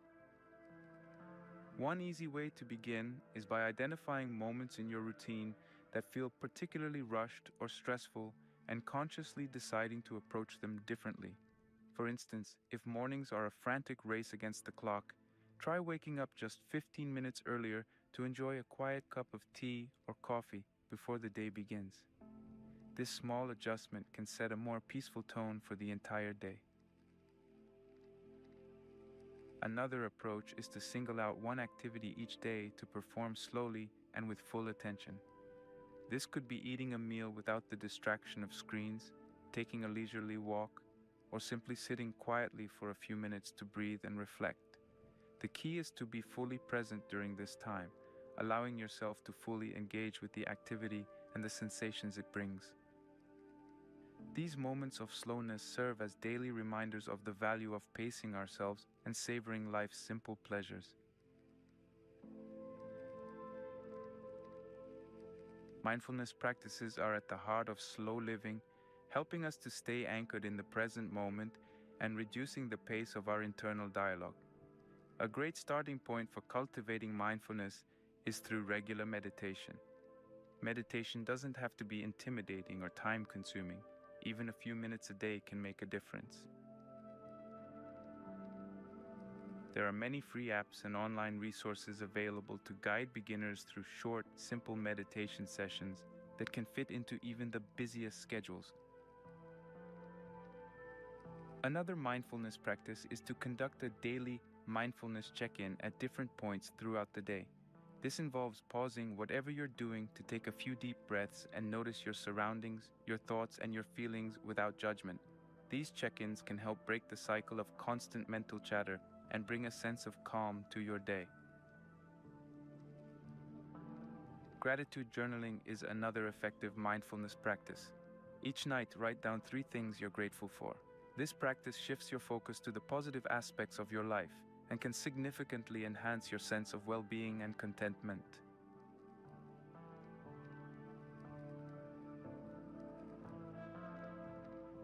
Digital detox.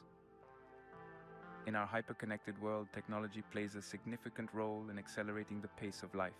While digital devices offer incredible benefits, their constant presence can also contribute to stress, distraction, and a feeling of being perpetually on. Implementing a digital detox, even in small doses, can help mitigate these effects and foster a slower, more intentional lifestyle. One simple strategy is to designate certain times of the day as screen-free moments. Meal times, for example, offer a perfect opportunity to disconnect from devices and connect with others or simply enjoy your food. Another approach is to establish screen-free zones in your home, such as the bedroom, to encourage better sleep and more tranquil spaces. A more structured approach to reducing digital consumption is to schedule regular digital detox days or periods. This could be 1 day a week, a weekend each month, or an hour each day where you commit to turning off your digital devices and engaging in non-digital activities that you enjoy. During these times, you might explore hobbies, spend time outdoors, read, or simply relax and do nothing. The idea is to give your mind a break from the constant influx of information and stimuli that digital devices provide, allowing you to reconnect with yourself and the world around you in a more meaningful way. By starting small, engaging in mindfulness practices, and thoughtfully managing our use of technology, we can gradually incorporate slow living principles into our daily lives. These practices help us to reclaim our time, focus our attention on what truly matters, and live more fully and joyfully. Slow living isn't about rejecting the modern world, but about finding ways to navigate it more mindfully and intentionally, creating space for peace, connection, and well-being.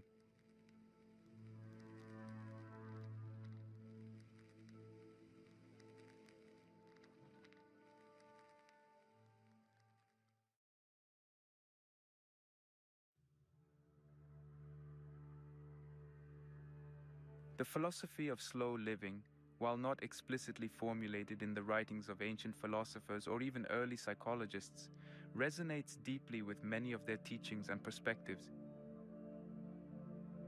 Let's explore how the thoughts of renowned philosophers and psychologists align with the principles of slow living, each accompanied by a relevant quote that encapsulates their viewpoint. Carl Jung, The Importance of Self-Reflection. Who looks outside, dreams. Who looks inside, awakes. Carl Jung's work on the importance of self-reflection and the journey towards self-awareness offers a profound psychological foundation for the principles of slow living. Jung believed that by turning our gaze inward, we embark on a path of individuation, a process of self-discovery and integration that leads to psychological wholeness. This introspective journey is not unlike the slow living ethos, which encourages a mindful examination of our lives, choices, and the pace at which we move through the world. Jung's emphasis on the unconscious and the symbols that arise from it underscores the depth of understanding and insight we can gain from moments of quiet reflection and stillness.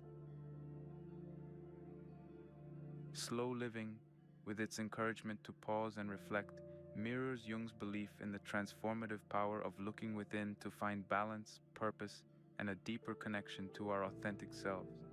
In this way, the slow living movement can be seen as a contemporary application of Jung's ideas, inviting us to awaken to our true potential by slowing down and paying attention to the inner workings of our minds and hearts. Seneca, The Value of Time.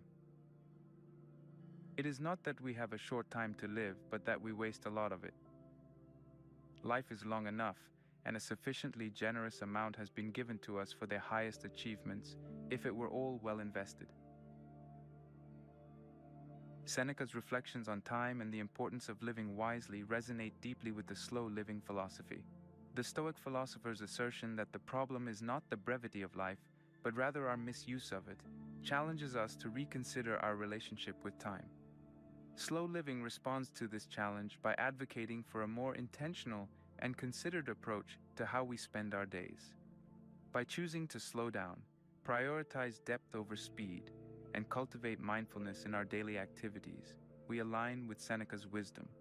The slow living movement encourages us to invest our time in what truly matters, to savor life's experiences, and to live in accordance with our values. Seneca's perspective reminds us that the richness of life is not diminished by its length, but by our failure to live it fully and consciously. Slow living, then, can be seen as a practical application of Stoic principles, a way to ensure that our time is well spent and our lives well lived. Henry David Thoreau, Simplifying Life. I went to the woods because I wished to live deliberately, to front only the essential facts of life and see if I could not learn what it had to teach, and not, when I came to die, discover that I had not lived. Henry David Thoreau's experiment in simple living at Walden Pond is a seminal example of the principles that underpin slow living. Thoreau sought to strip away the non-essentials, to live in harmony with nature, and to discover the essence of a life well lived. His deliberate choice to embrace simplicity and mindfulness in the pursuit of deeper understanding and connection with the natural world mirrors the slow living ethos. Thoreau's advocacy for simplicity, self-reliance, and mindfulness offers valuable lessons for those drawn to slow living. By reducing the clutter, both physical and mental, that occupies our lives, we can focus more fully on the present moment and on the aspects of life that truly enrich us. Thoreau's journey challenges us to question the societal norms that equate success with accumulation and busyness with importance. In embracing the lessons of Walden, the slow living movement calls us back to the basics, to a life that prioritizes depth, connection, and personal fulfillment over speed and superficiality. These perspectives highlight a common thread through the ages: the search for a meaningful, balanced, and reflective life. While the term slow living might not have been used, the essence of this philosophy permeates the teachings of many great thinkers, suggesting that the yearning for depth, connection, and mindfulness in life is a timeless pursuit.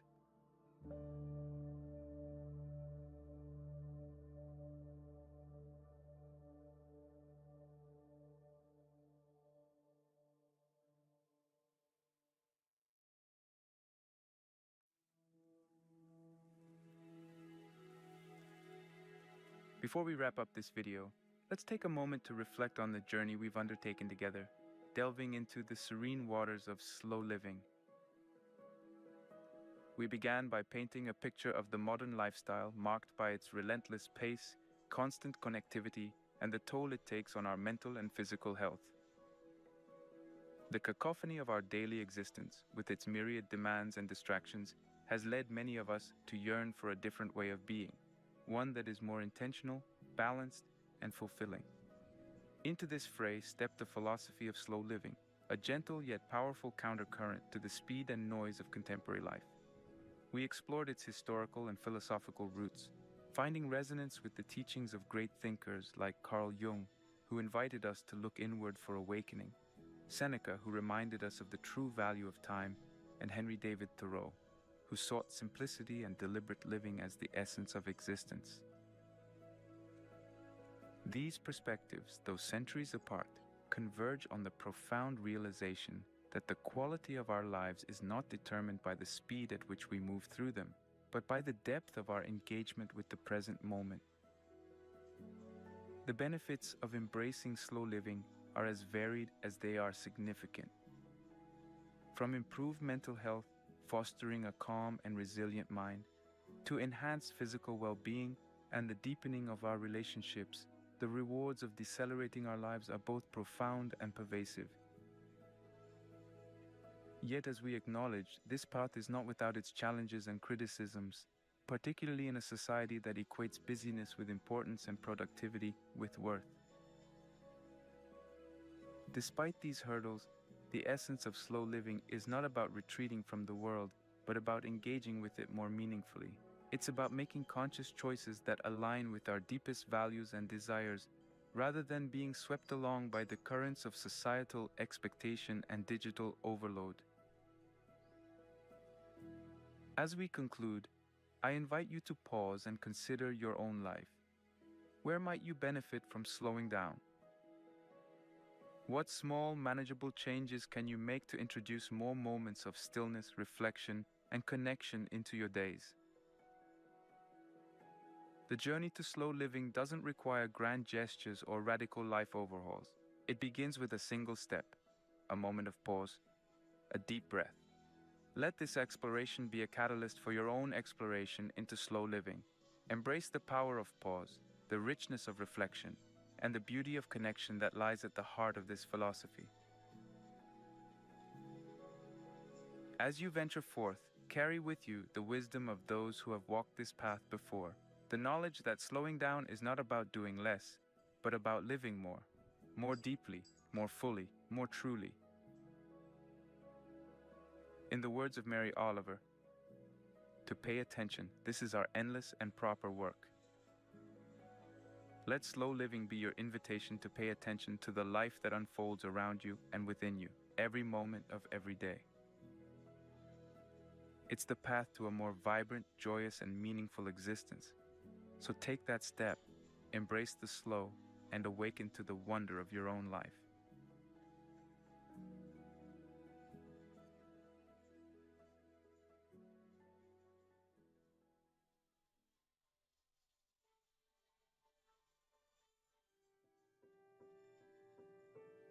Have you ever found yourself pondering over the fundamental questions of human existence? Who am I? Why am I here? What's the purpose of life? If you have, you've unknowingly delved into the realm of existentialism, a philosophy that places human individual existence, freedom, and choice at its center. Imagine you're floating in the endless cosmos, gazing down at the world, a tiny sphere amidst an infinite expanse. All the successes, all the failures, the entire human experience condensed into this one small dot. It's overwhelming, right? It might even seem absurd, but don't despair, because that sense of insignificance is precisely where existentialism begins. Existentialism, in its simplest terms, is a philosophy concerned with finding the self and the meaning of life through free will, choice, and personal responsibility. It rejects the idea that the universe inherently holds any truths or meaning about our individual lives. Rather, it suggests that it's up to each of us to give our own life meaning, to navigate this vast, uncaring universe where established structures or morals offer no easy paths. This philosophy originated in the late 19th and early 20th centuries, born out of the chaos and disillusionment following World War II. It was a philosophical rebellion, one that sought to explore the human condition in a world that appeared increasingly absurd. Among the many philosophers who contributed to this thought-provoking field, two names are particularly prominent and will serve as our guiding stars throughout this exploration: Jean-Paul Sartre and Albert Camus. Jean-Paul Sartre, the renowned French philosopher, is often seen as the pivotal figure in existentialist thought. His belief that existence precedes essence encapsulates the idea that we come into the world without predefined purpose or nature, and that we must create our essence through our choices and actions. In Sartre's view, we are not born with a specific mission or inherent meaning. Rather, we find ourselves in a seemingly arbitrary world, and it becomes our existential responsibility to shape our destiny and give our life its unique meaning. Then we have Albert Camus, another French philosopher who, while often associated with existentialism, preferred to identify his philosophy as absurdist. For Camus, the universe is indifferent to our struggles, our joys, our existence. But rather than spiraling into despair, he saw this recognition as a starting point to create our own meaning, to rebel against the absurdity, and embrace the freedom it offers. We'll be diving deep into their philosophies, unpacking their key concepts, and exploring how their ideas can provide valuable insight into our own lives. Because isn't that the ultimate goal? To understand and navigate our existence in this grand cosmos. Welcome to our journey into the heart of existentialism, a journey where we may not find easy answers, but will undoubtedly uncover thought-provoking questions about life, freedom, and personal responsibility.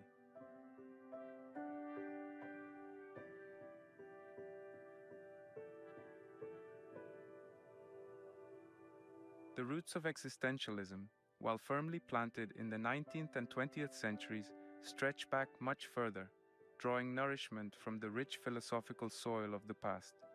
The philosophy's emphasis on individual experience, freedom, and the meaning of existence can be traced to the works of thinkers like Søren Kierkegaard and Friedrich Nietzsche.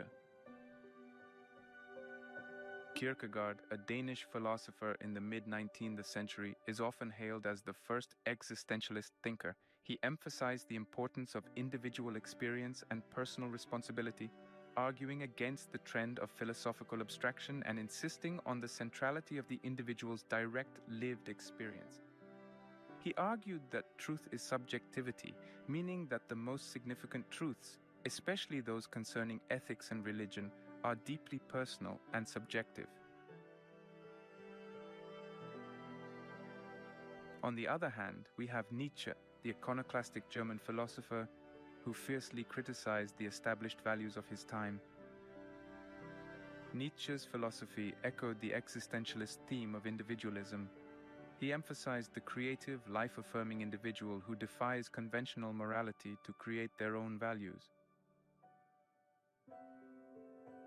Despite these early roots, existentialism, as we understand it today, came into its own in the aftermath of the Second World War, a time that witnessed cataclysmic despair, loss, and a crisis of identity. It was a period where previously held societal and philosophical certainties were upended, forcing humanity to reassess its place in the world. In this context, existentialism's emphasis on personal freedom, the responsibility of choice, and the search for authentic existence resonated deeply. The core tenet of this philosophy, that existence precedes essence, countered the traditional philosophical view that essence or a set nature precedes existence. This revolutionary idea suggested that we are born without a predetermined purpose or nature, and that it's our responsibility to define ourselves through our actions and choices. Simone de Beauvoir, another significant existentialist thinker, echoed this sentiment in her seminal work, The Second Sex, where she examined the existentialist dilemma through the lens of women's experience, thus connecting existentialism with the growing feminist movement. The existentialist philosophy was also profoundly influenced by the rapidly changing political landscape. The rise of totalitarian regimes, the horrors of the Holocaust, and the nuclear threat led to a profound sense of fear, uncertainty, and alienation, which was echoed in existentialist works. Finally, it's essential to highlight the cultural landscape, notably the fields of literature and art, which significantly influenced existentialism. Existential themes are apparent in the works of Fyodor Dostoevsky, Franz Kafka, and Samuel Beckett, whose characters often grapple with despair, isolation, and the absurdity of existence, vividly illustrating existentialist ideas.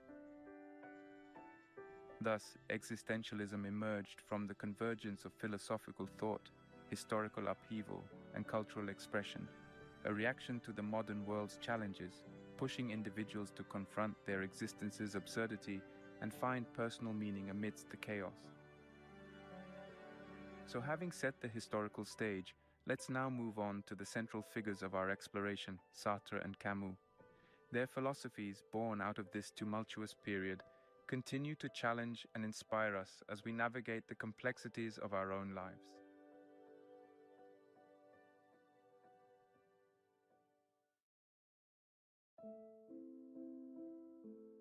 Jean-Paul Sartre, born in 1905 in Paris, France, was a man of many talents.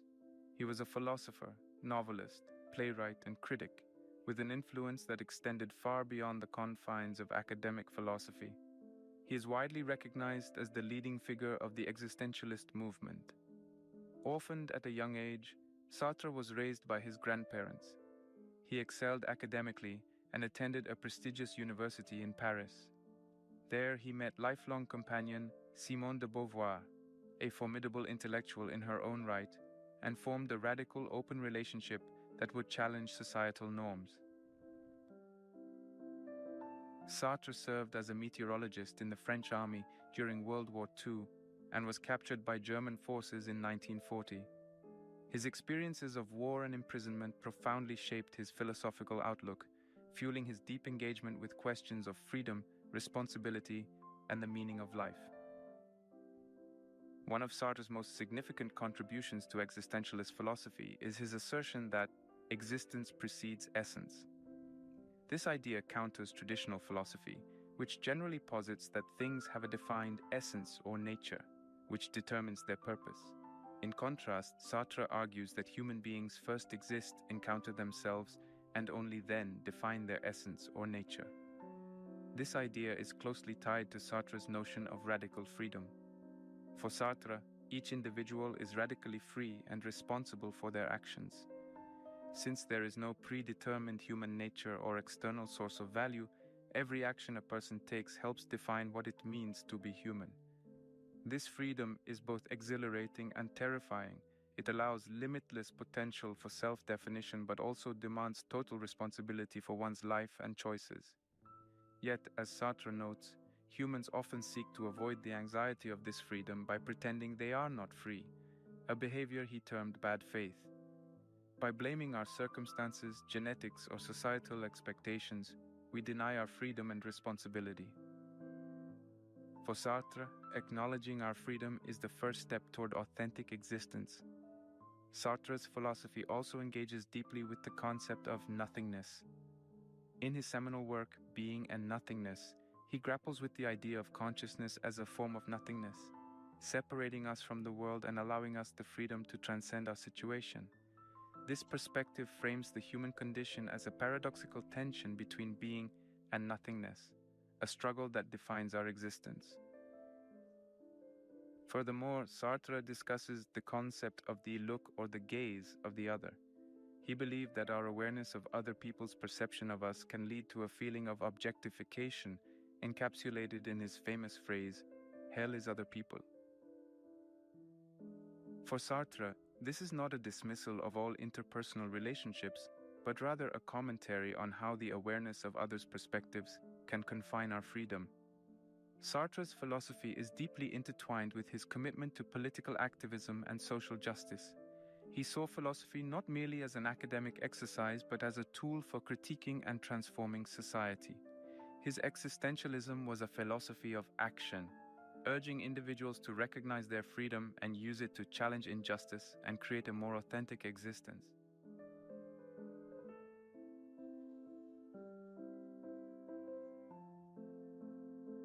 Being and Nothingness, published in 1943, is perhaps Sartre's most influential work. It is an intricate and profound exploration of phenomenology and existentialism, featuring a detailed analysis of human consciousness, freedom, and the nature of existence. In Being and Nothingness, Sartre differentiates between two types of being. First, the being in itself, akin to the objective existence of inanimate objects, devoid of consciousness, and second, the being in itself, which refers to the subjective existence of conscious beings, our state of being. It's within the being in itself, where Sartre identifies the essence of human existence, freedom. Sartre suggests that we as human beings are fundamentally free because we are not fixed beings, but rather becomings. Our consciousness, our nothingness, separates us from the world, thus allowing the capacity to question, to negate, and to imagine realities other than what is. This freedom to transcend the is, to envisage the what could be, is the heart of Sartre's existentialism. To illustrate, consider this quote from Being and Nothingness. Man is not the sum of what he has, but the totality of what he does not yet have, of what he could have. This profound statement underscores Sartre's view of man as a perpetually incomplete project, his existence defined not by his past or present state, but by his future possibilities, his potential to change, create, and redefine his essence. Shifting to Nausea, Sartre's first novel and another cornerstone of his philosophical thought. Published in 1938, Nausea introduces us to Antoine Roquentin, a man gripped by a profound existential crisis, a feeling of nausea as he confronts the absurdity and meaninglessness of existence. Through Roquentin's existential anguish, Sartre explores themes of alienation, freedom, and the absence of objective meaning. Roquentin's realization that the world is indifferent to his existence, that his life carries no inherent purpose, initially leaves him in despair, a feeling Sartre describes as nausea. This term encapsulates the profound discomfort that can come with recognizing the fundamental absurdity of existence. Consider this excerpt from Nausea. Every existing thing is born without reason, prolongs itself out of weakness, and dies by chance. This unsettling realization encapsulates the angst of Roquentin's and, by extension, our existential predicament. In a world devoid of intrinsic meaning, how do we cope? How do we live? The answer for Sartre lies in the freedom that this absurdity affords us. The absence of inherent meaning doesn't necessitate despair, rather it opens a realm of possibilities. It allows us, compels us even, to create our own purpose, to define our essence through our actions and choices.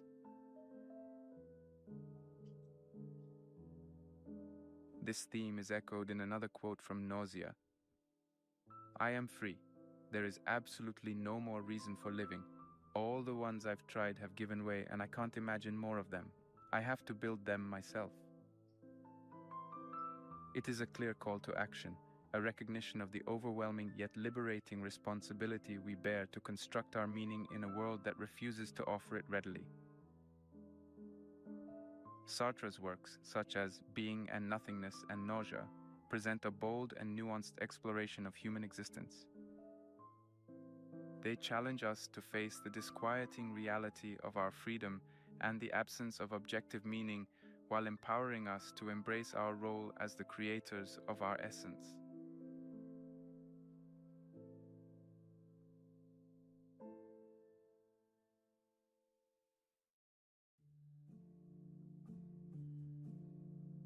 Albert Camus, born in 1913 in French Algeria, grew up amidst extreme poverty, which would shape his political consciousness and empathy for the marginalized.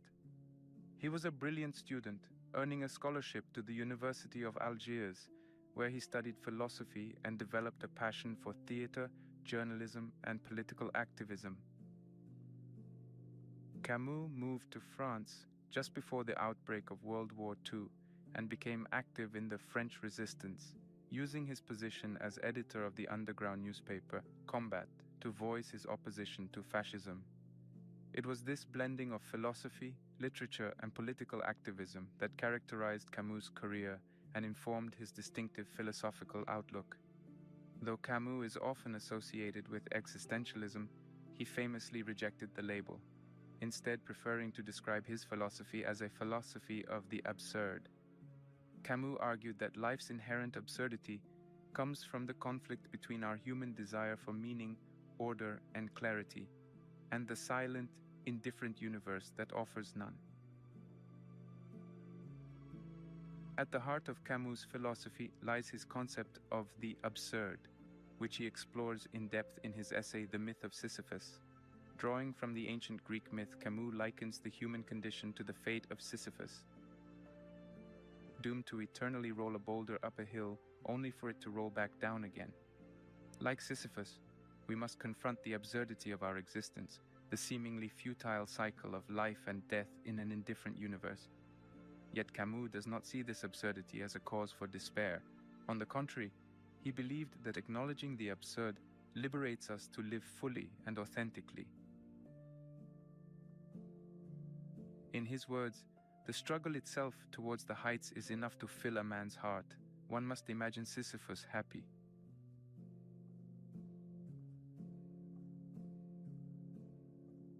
Camus also posited the idea of revolt as a response to absurdity.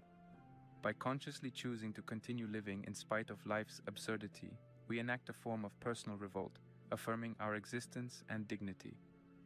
This idea of revolt is also present in his political beliefs, where he advocated for justice and rebellion against oppression. Another key aspect of Camus' philosophy is the emphasis on personal meaning and morality. Despite the lack of objective meaning or universal moral laws, Camus believed that we could and should create our personal values.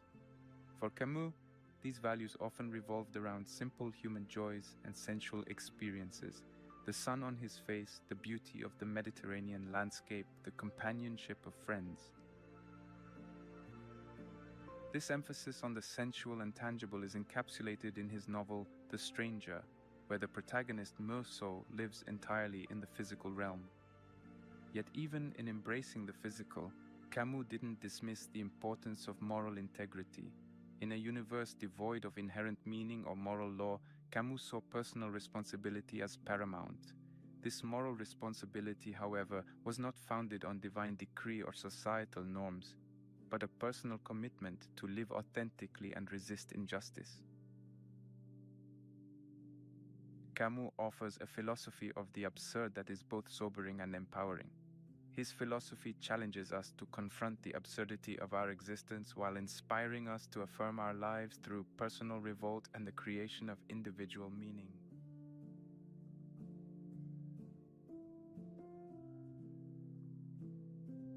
The Stranger, published in 1942, is Camus' first novel and arguably his best-known work. Told through the lens of the protagonist Meursault, the novel explores the themes of absurdity, indifference, and rebellion, key pillars of Camus' philosophy. In the novel, Meursault, a French Algerian, leads an emotionally detached life, responding to the world around him with an almost apathetic indifference. When his mother dies, he displays no grief, and when he commits an act of senseless violence, he shows no remorse. His emotional disconnection from the world is reflected in his indifference to societal expectations and norms, embodying Camus' notion of the absurd man. An essential excerpt to understand Camus' thoughts can be found in the courtroom scene where Meursault states, "I had lived my life one way and I could just as well have lived it another. I had done this and I hadn't done that. I hadn't done this thing, but I had done another. And so?" This statement encapsulates the essence of his character and Camus' philosophy of absurdism. Life, for Meursault, is a series of arbitrary choices devoid of intrinsic meaning. While this view might seem nihilistic, for Camus, the acknowledgement of life's absurdity doesn't lead to despair or inaction. Rather, it opens up the possibility of a liberated existence, unshackled from the constraints of societal norms and expectations. Camus drives this point home when Meursault is condemned to death. At this juncture, he experiences a radical shift in perspective, declaring, "I opened myself to the gentle indifference of the world, finding it so much like myself, so like a brother really. I felt that I had been happy, and that I was happy again." In the face of death, he chooses to embrace life's absurdity and experiences a sense of kinship with the indifferent universe, echoing Camus' call to revolt against the absurd and to affirm life. However, The Stranger isn't simply a narrative of existential angst and rebellion. It also provides a nuanced exploration of morality. Meursault's actions and the societal responses they provoke force us to question the nature of morality, particularly in a universe that offers no inherent moral code. Can there be a sense of right and wrong in an absurd world? If so, how is it defined? Camus doesn't provide easy answers, but prompts us to wrestle with these questions ourselves, urging us to take responsibility for creating our personal moral compass. This theme is reflected in the book's final lines, as Meursault muses, "For everything to be consummated, for me to feel less alone, I had only to wish that there be a large crowd of spectators the day of my execution, and that they greet me with cries of hate." The Stranger offers a vivid portrayal of Camus' philosophy of the absurd. Through the main character, we confront the indifference of the universe and the arbitrary nature of existence, yet are also challenged to affirm our lives, establish our morality, and embrace the freedom that the absurd offers.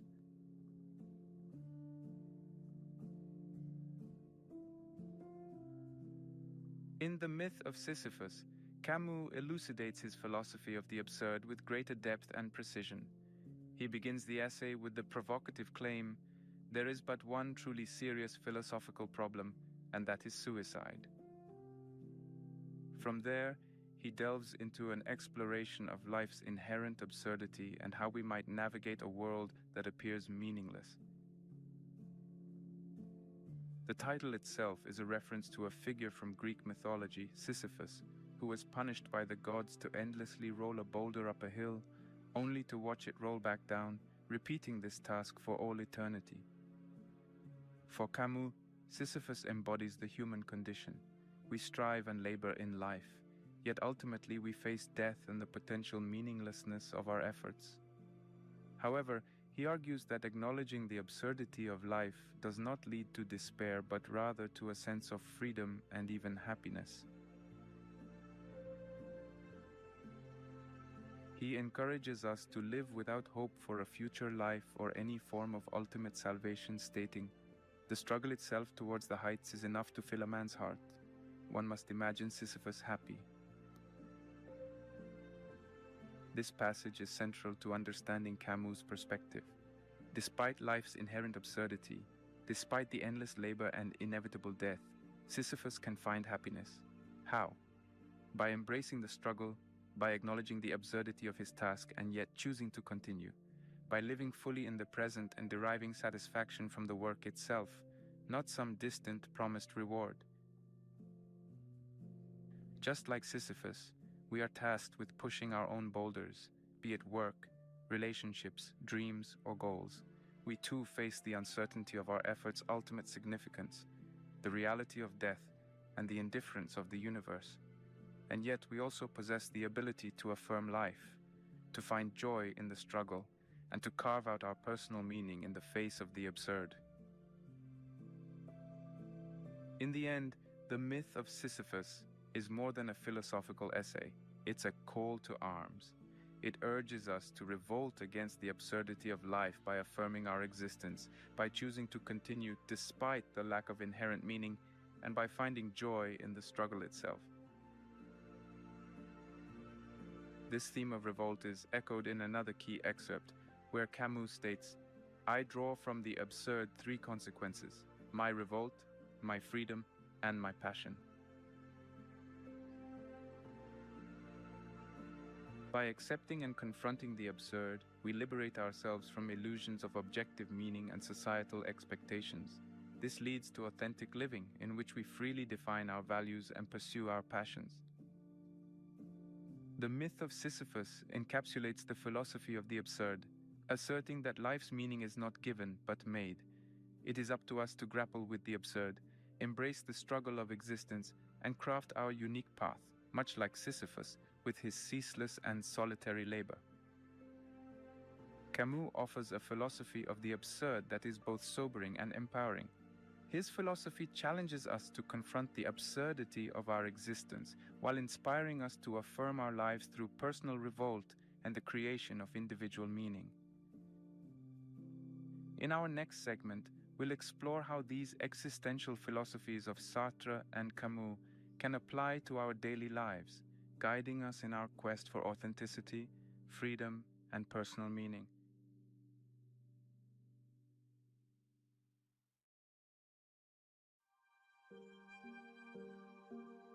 Having journeyed through the minds of Sartre and Camus, we now turn to the fundamental question: how does existential philosophy relate to our modern life? How can these insights from the mid-20th century help us navigate our lives in the 21st century? To begin with, both philosophers offer a paradigm shift in how we approach life. From Sartre, we are urged to embrace our radical freedom and the responsibility it entails. In a world often driven by external influences, societal norms, family expectations, cultural trends, we are reminded that we possess the freedom to define ourselves, to choose who we are and what we value. This can be seen in the choices we make daily, whether it's our career path, our relationships, our hobbies, or our response to the challenges life presents us. We are not bound by our circumstances, our past, or other people's expectations. We are free to shape our existence and to bear the responsibility for our actions. This perspective can lead to an empowering sense of agency and authenticity. Consider a practical example. You may find yourself working a job that doesn't fulfill you, perhaps chosen due to societal pressure or familial expectations. Sartre's philosophy would encourage you to embrace your freedom, to evaluate your options, and to make a conscious choice about your career path based on your authentic desires and values rather than external pressures. From Camus, we learn to acknowledge and confront the absurdity of life. Rather than seeking solace in illusions of objective meaning or ultimate salvation, we are encouraged to create our personal meaning and values. This can liberate us from the societal rat race and the unending pursuit of externally defined success. Furthermore, Camus' notion of revolt can inspire us to affirm our lives, even amidst adversity and suffering.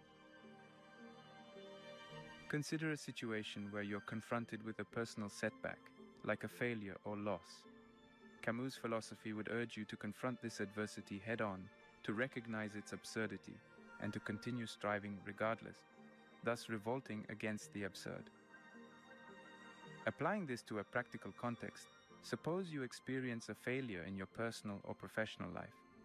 Rather than surrendering to despair or viewing it as a commentary on your self-worth, you could see it as an integral part of life's absurdity and use the experience to grow and reaffirm your commitment to your chosen path. Additionally, the existentialist focus on authenticity encourages us to engage deeply with our passions and interests, enhancing our sense of purpose and fulfillment. In a world often preoccupied with superficial pleasures and distractions, existentialism calls us back to a genuine engagement with life. Existentialism challenges us to take moral responsibility for our actions. In a world devoid of absolute moral laws, we are urged to create our moral compass. This requires introspection, dialogue, and conscious decision-making, promoting a more mindful and engaged approach to ethics.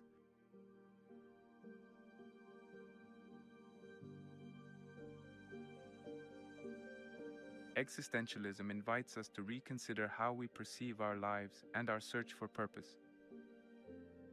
By highlighting the lack of inherent meaning and the responsibility each of us has to create our path, existentialism offers a roadmap for those seeking purpose and fulfillment in today's fast-paced, complex world. Let's consider purpose first. In a world where myriad options can often lead to paralysis by analysis, existentialism urges us to lean into this uncertainty, this freedom, and this responsibility to make choices. Sartre's famous quote, "We are our choices," underpins this existential approach to purpose. Rather than seeking an externally defined purpose, existentialism encourages us to forge our purpose through our actions, through the choices we make, and the responsibilities we take on. Imagine you're at a crossroads in your career. You have multiple paths you could take, each with its own set of potential rewards and challenges. Rather than looking outside for answers, existentialism would prompt you to introspect, to understand your true desires and values, and to choose a path aligned with those. Your purpose, then, is not something you find but something you create through your decisions and actions. When it comes to fulfillment, existentialism offers a similarly empowering perspective. The existentialist emphasis on authenticity and engagement with life can lead to a deeper sense of fulfillment. Fulfillment, in this context, is not derived from meeting societal expectations or achieving conventional markers of success. Instead, it arises from living authentically, from choosing your path, from engaging deeply with your passions and interests, and from creating your personal meaning. For instance, you might find fulfillment in pursuing a hobby that brings you joy, even if it doesn't align with traditional notions of success or productivity. Or you might derive fulfillment from contributing to a cause you deeply care about, from building meaningful relationships, or from engaging in continuous learning and personal growth.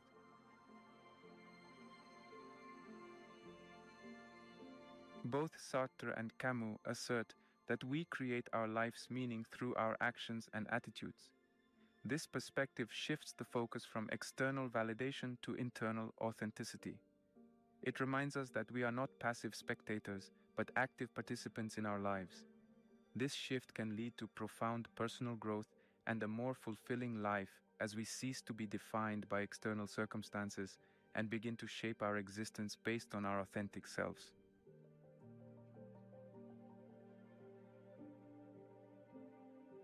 To bring this to life, imagine if you measured success not by how much money you make or how many followers you have on social media, but by how authentically you live, how passionate you are about your work, how deeply you engage with your interests, and how much you grow as an individual. This would lead to a much deeper sense of fulfillment, grounded in authenticity rather than external validation. Moreover, by confronting and embracing life's inherent absurdity, as proposed by Camus, we can also find fulfillment. We cease to view life's challenges, setbacks, and sufferings as interruptions to an otherwise smooth journey. Instead, we see them as integral parts of our existence, opportunities for growth and reaffirmation of our chosen path. In this context, a setback or failure is no longer a barrier to fulfillment, but a part of the journey itself. It's a chance to re-evaluate, to learn, to grow, and to continue on our path with renewed determination and understanding.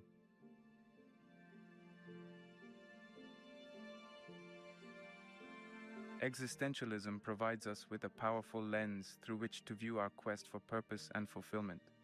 It doesn't provide us with easy answers or predetermined paths. Instead, it arms us with the tools and perspectives needed to navigate the complexity of life, to make conscious choices, and to create our purpose and fulfillment. The relevance and impact of existentialism are as profound today as they were in the mid-20th century. The existential lens can provide clarity and direction in our increasingly complex and ambiguous world. The philosophies of Sartre and Camus invite us to reflect deeply on our lives, to question our assumptions, and to take active steps in creating our purpose and fulfillment. As we close this chapter, I encourage you, the viewer, to carry these insights with you. Reflect on them, question them, discuss them. Look at your life through the existential lens. Remember, your existence is not defined by external circumstances or pre-existing essences. You have the freedom to shape your existence, to create your meaning, to define your purpose, and to seek your fulfillment. In a world often brimming with uncertainty and chaos, the existential perspective serves as a reminder that we hold the pen that writes our life's story. So as we step out of the world of Sartre and Camus and back into our lives, let's do so with a renewed sense of agency, authenticity, and resolve to live deeply, meaningfully, and authentically.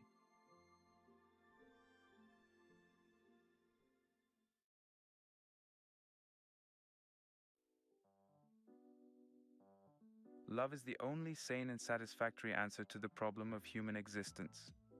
Erich Fromm. In a world brimming with fleeting connections and digital interactions where swipes left and right dictate our romantic encounters, the quest for true love often seems like a labyrinth with no clear exit. This journey, while deeply personal, is a universal human experience, laden with aspirations, doubts, and most importantly, a relentless search for a connection that transcends the ordinary. Today I invite you on an explorative journey through the mind of Erich Fromm, a renowned psychoanalyst and philosopher whose seminal work, The Art of Loving, offers profound insights into the nature of love. Published in 1956, this masterpiece remains a beacon of wisdom, in our often tumultuous quest for heartfelt connections. But why turn to a book that's over half a century old for guidance on such a modern dilemma? The answer lies in the timeless nature of Fromm's observations and the universal truths about human nature and relationships that he so eloquently unveils. Born at the turn of the 20th century, Fromm witnessed a world in upheaval, a society grappling with the aftermath of wars, the rise of industrialization, and the advent of modern psychology. In this milieu, he carved out a unique philosophical stance. Influenced by Freudian psychoanalysis, his perspectives were not just reflections of a clinical mind, but also of a heart deeply attuned to the human condition. The Art of Loving is not just a book, it's a mirror reflecting our deepest yearnings and fears about love. Fromm challenges the conventional notion of love as a mere sentiment, an effortless emotion that serendipitously strikes the heart. Instead, he posits love as an art, akin to painting or music, requiring knowledge, effort, and practice. This revolutionary idea shifts the paradigm from a passive state of falling in love to an active standing in love, where love is not just felt, but lived and nurtured. But why is this perspective crucial today? In our contemporary world, where relationships often buckle under the weight of unrealistic expectations and the relentless pursuit of perfection, this wisdom is a much-needed antidote. His views prompt us to introspect, to question our understanding of love, and to embark on a journey of cultivating it as a skill, a discipline that enriches not just our relationships, but our entire being. The purpose of this video, therefore, is to delve into the depths of his teachings and extract pearls of wisdom that can guide us in our pursuit of true love. We'll explore his concepts of love, not just as a romantic endeavor, but as a holistic approach encompassing self-love, brotherly love, erotic love, motherly love, and the love of God. Each of these forms interweave into the fabric of our lives, influencing how we connect with others and ourselves. Moreover, in an age where technology often dictates the tempo of our relationships, understanding and applying his principles can be transformative. His insights into the active components of love, care, responsibility, respect, and knowledge, serve as a compass to navigate the complex dynamics of modern relationships. These components are not abstract concepts, but tangible actions that can be incorporated into our daily lives, redefining how we approach love and relationships. As we unfold the layers of this profound philosophy, we'll also critically examine its relevance and applicability in today's context. Do his ideas stand the test of time?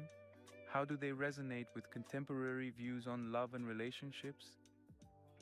Are there aspects of his theory that are contentious or outdated in the light of modern psychological understanding? These are some of the questions we'll ponder upon. In essence, this journey is not just about understanding Fromm's perspective on love. It's an invitation to introspect, to challenge our preconceptions, and to embark on a more conscious and fulfilling journey towards love. A journey that is as much about finding someone to love as it is about becoming someone capable of deep, meaningful love.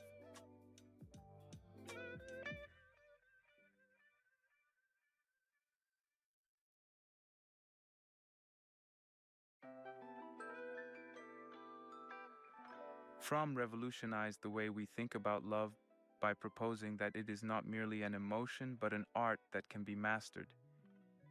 He argued that love, like any art, requires knowledge, effort, and practice. This perspective challenges the popular notion that love is something that happens to us, suggesting instead that it is something we actively cultivate and develop. His idea moves love from the realm of the mystical and unattainable to something concrete and achievable. Central to Fromm's concept of love as an art is the idea that it involves a deep understanding of and connection with another person. This understanding extends beyond the superficial level of everyday interactions, reaching into the essence of another's being. He believed that this deep connection could only be fostered through dedicated effort and practice, just as one would practice a musical instrument or a craft. He categorizes love into several types, each with its unique characteristics and importance. Brotherly love, for instance, is the love that we feel towards humanity in general. It is an altruistic love, free from the desire for something in return. This form of love is foundational for a healthy society, as it promotes empathy and understanding among individuals. Romantic love, another type identified by Fromm, is perhaps the most familiar. It's the intense and passionate connection often depicted in literature and movies. However, cautions against viewing romantic love as a fleeting, passionate emotion that happens by chance. Instead, he views it as a deep connection between two individuals that can be sustained over time with care and effort. Self-love, according to him, is not to be mistaken for narcissism or egoism. Rather, it's about respecting and understanding oneself, acknowledging one's worth and capabilities. He argued that self-love is a prerequisite for loving others. Without a healthy sense of self-love, an individual cannot truly connect with or love another person. Love of God, for him, is a transcendental experience. It's a deep and profound love that connects an individual with a higher spiritual reality. This form of love, according to Fromm, can bring a sense of peace and understanding that surpasses ordinary experiences. He emphasizes that love comprises 4 key components: care, responsibility, respect, and knowledge. Care is the active concern for the life and growth of what we love. It's demonstrated through our actions and attitudes towards the loved one, showing that we value their well-being and happiness. Responsibility, as he defines it, is not about obligation, but a voluntary act of responding to the needs of others.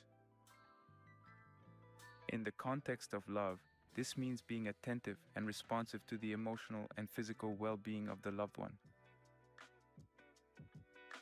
Respect, in his view, is recognizing the other as an individual, separate and different from ourselves. It involves seeing them as they are, without trying to change them to fit our desires or needs. This component of love is crucial for maintaining the individuality and autonomy of both parties in a loving relationship. Knowledge, as a component of love, refers to the deep understanding of another person. This understanding goes beyond surface-level knowledge and delves into the core of the individual's being. It's about understanding their thoughts, feelings, motivations, and experiences. Fromm also talks about the art of loving as a process of growth and development. He emphasizes that love is not a static state, but an ongoing journey. This journey involves continuous learning, adapting, and evolving both as individuals and in our relationships with others. The concept of love as an ongoing process ties back to his belief in love as a skill. Just like any skill, it requires practice and dedication. It's not about achieving a perfect state of love, but about continually striving to deepen and enrich our understanding and connection with others. His exploration of love extends to the societal level as well. He suggests that the principles of love, when applied collectively, can lead to a more empathetic and connected society. This idea is particularly relevant in our modern world, where social connections are often fleeting and superficial. The practice of love also involves overcoming various obstacles. These include societal norms, personal fears, and insecurities that can hinder our ability to love fully and genuinely. He urges us to confront and overcome these barriers to foster deeper and more meaningful relationships. His emphasis on the active nature of love is a call to action.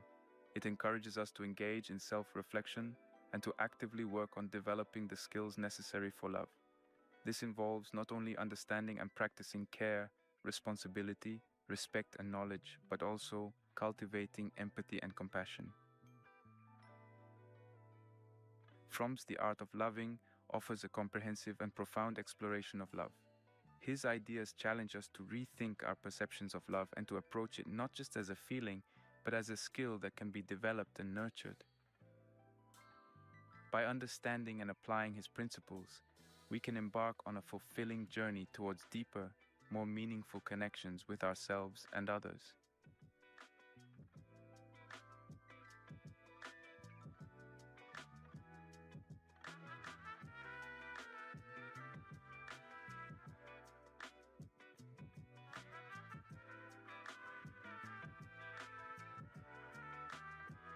In today's digital era, the way we approach love has been significantly altered. The ubiquity of social media and online dating platforms has transformed traditional pathways of finding and nurturing relationships. While these tools have made connecting with others more accessible, they also present challenges. The paradox of choice, where an abundance of options leads to indecision and constant searching, often hinders the development of deep and meaningful connections. From's emphasis on love as an art form requires a counterbalance to the superficial connections fostered by these digital platforms. Another challenge in our fast-paced society is the commodification of love. In a culture that often values efficiency and convenience, relationships can sometimes be treated like transactions, evaluated based on what each party brings to the table. This mindset runs counter to his view of love as a selfless and nurturing practice. It requires a shift from viewing relationships as transactions to embracing them as opportunities for growth and connection. From's principles offer valuable guidance in navigating these challenges. A key aspect of practicing the art of love in today's world is mindfulness. Being present in our interactions, whether online or in person, allows us to connect more deeply with others. This means actively listening, showing empathy, and engaging in meaningful conversations beyond superficial exchanges. Active effort is another crucial aspect. In the context of modern relationships, this means taking the time to really get to know someone, understanding their needs, desires, and fears. It's about going beyond the online profile or the persona presented in social situations to connect with the authentic individual. Respect for individuality is essential in today's diverse society. His concept of respect involves appreciating and celebrating differences rather than expecting others to conform to our own ideals or standards. Practicing self-love is also vital. In an age of social media where comparison is inevitable, maintaining a healthy sense of self-worth can be challenging. Cultivating self-love according to these principles involves engaging in self-care, setting boundaries, and valuing oneself independently of external validation. Responsibility in relationships, as he outlines, extends to digital interactions. It means being accountable for our words and actions online, just as we would be in person. In a world where digital communication can often be impersonal or detached, taking responsibility for how we communicate can foster more authentic and caring interactions. Applying From's component of knowledge in modern relationships involves seeking to understand the complexities of today's society and how they impact our relationships. This means being aware of the pressures and challenges unique to our time and being empathetic towards how these factors influence individuals' behavior and attitudes towards love.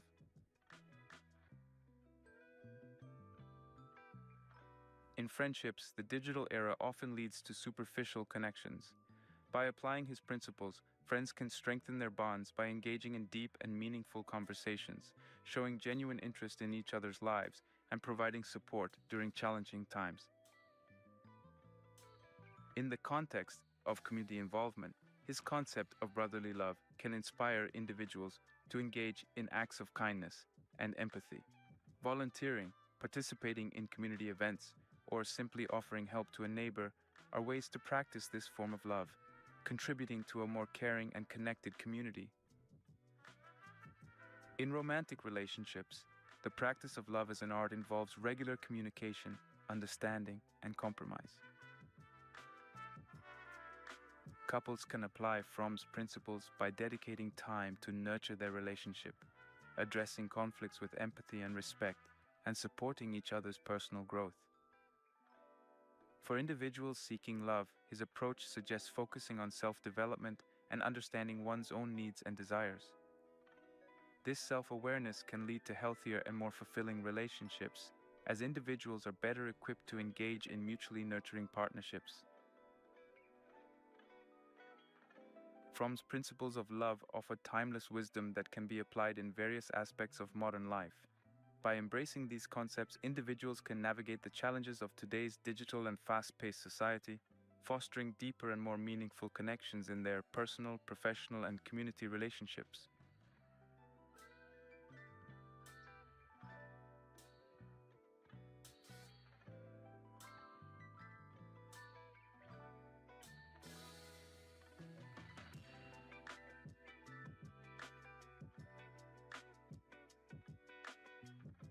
Plato's concept of love. Plato, a seminal figure in Western philosophy, offers a rich perspective on love, particularly in his dialogue, The Symposium. His concept of love, or eros, is initially portrayed as a desire for physical beauty.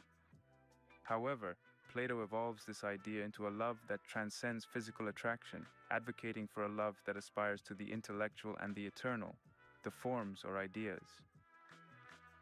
In the Symposium, through the character of Socrates, Plato describes the journey of love as one that starts from the love of a single beautiful body to the love of all beautiful bodies, and from there to the love of beautiful souls, and finally to the love of the beauty itself. This philosophical journey highlights a move from the physical to the metaphysical, suggesting a love that seeks wisdom and truth. Comparing this with Fromm's views, both philosophers see love as more than just an emotional or physical response. They emphasize a deeper, more meaningful connection with the world and with ideas. However, while Fromm focuses on love as an active skill and a social art, Plato elevates love to a metaphysical quest for truth and beauty.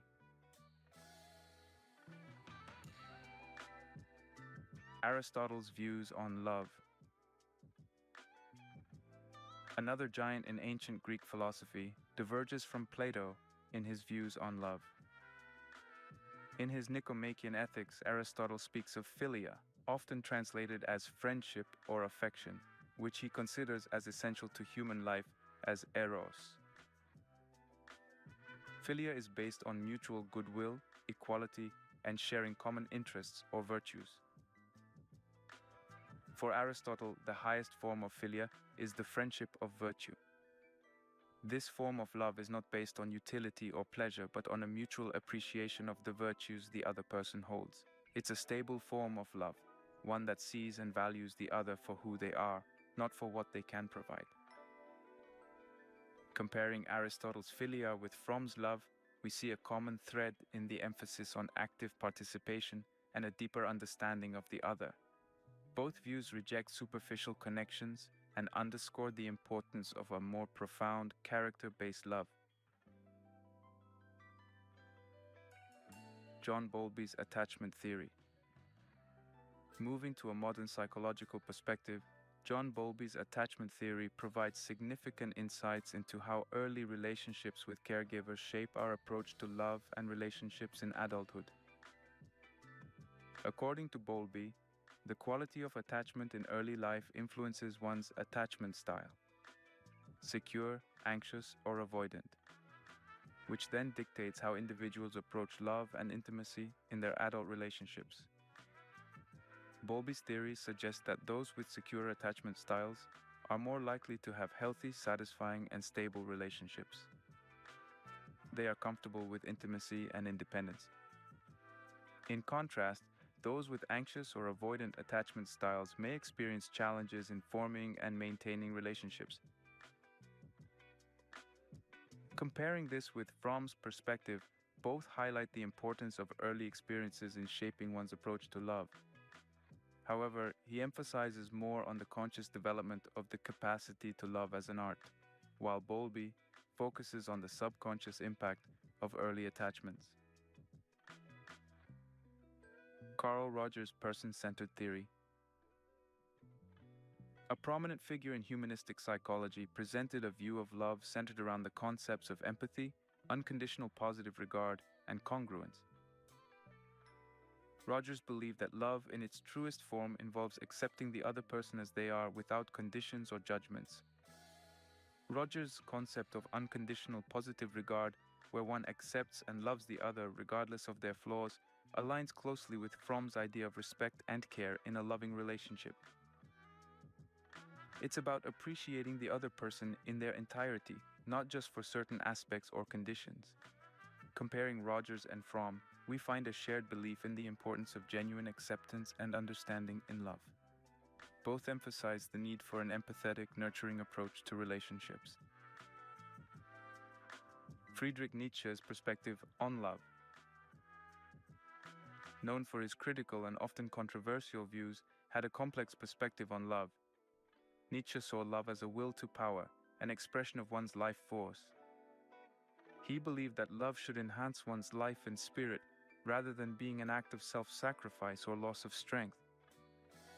Nietzsche's idea of love as a will to power can be seen as a form of self-love that encourages individual growth and self-actualization.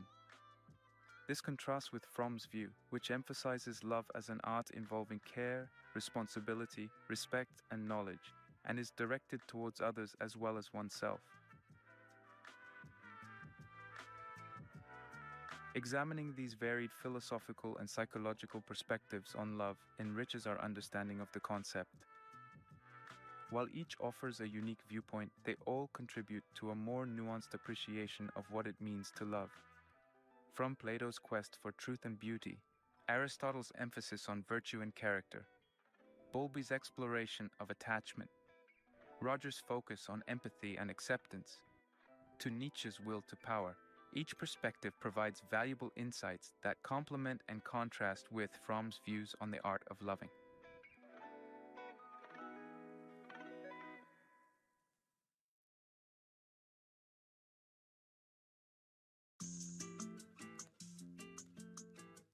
As we draw this exploration to a close, it's time to reflect on the rich tapestry of ideas and philosophies we've traversed regarding the concept of love. We began with Erich Fromm and his revolutionary view in The Art of Loving, where love is not merely an emotion but an art to be cultivated with knowledge, effort, and practice. His vision of love encompasses various forms including brotherly love, romantic love, self-love, and the love of God, each integral to our understanding and experience of love. The components he identifies, care, responsibility, respect, and knowledge, are not just abstract ideals, but actionable attributes that can profoundly enrich our approach to love. Transitioning into the modern context, we grappled with the challenges posed by our digital, fast-paced world and how it reshapes our understanding and pursuit of love. We delved into practical advice, drawing from Fromm's principles to navigate these challenges.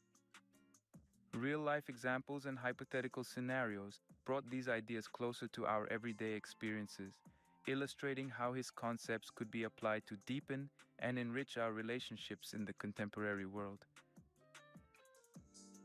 We then expanded our horizon to include the perspectives of other philosophers and modern psychological theories. Plato's elevation of love from the physical to the metaphysical realm, Aristotle's emphasis on philia, Bowlby's attachment theory, Rogers' advocacy for unconditional positive regard, and Nietzsche's interpretation of love as a will to power, all offered diverse lenses through which we can view love.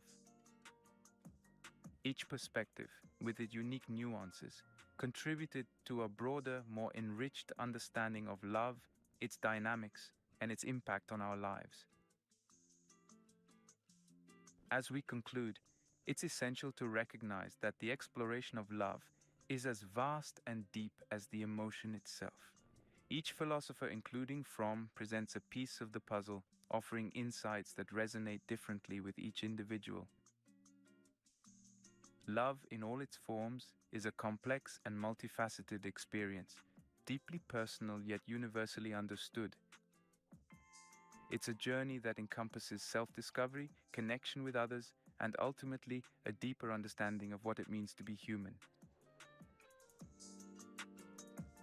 Love, in its essence, is not just about feelings but actions. It's about making an effort, understanding, respecting, and nurturing. It's about transcending our individual selves to connect with something greater, be it another person, the community, or the higher ideals of beauty and truth. Love, in all its complexity and simplicity, is the art of life. It's the continual practice of growing, giving, and connecting that enriches our existence. In the words of Fromm, love is the only sane and satisfactory answer to the problem of human existence.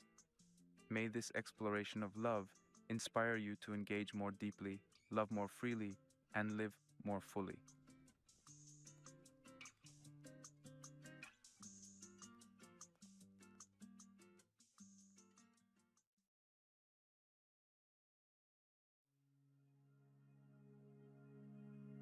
Imagine you had a chance to sit down with someone who lived thousands of years ago, a philosopher, statesman, and playwright, someone who walked the halls of power but also tasted the bitterness of exile.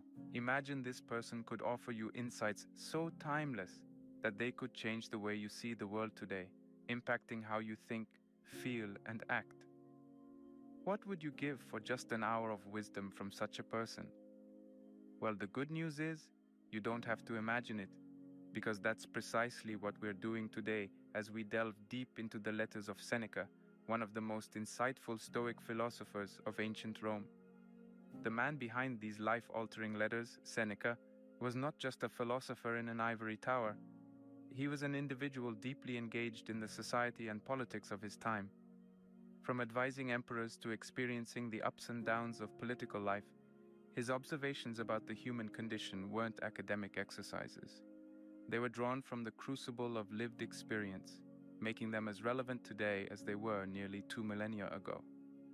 The Letters from a Stoic, a series of moral epistles to his friend Lucilius, represent some of the most poignant philosophical texts ever penned. In them, Seneca provides practical advice on everything from how to deal with grief and adversity to tips on personal development and ethical considerations. In this video, we're about to embark on a transformative journey through 7 of Seneca's most impactful letters. Each of these letters offers timeless advice, actionable tips, and a profound understanding of human nature that can enrich our lives in unimaginable ways. Stay with me as we unlock the secrets to a fulfilling life, one ancient letter at a time.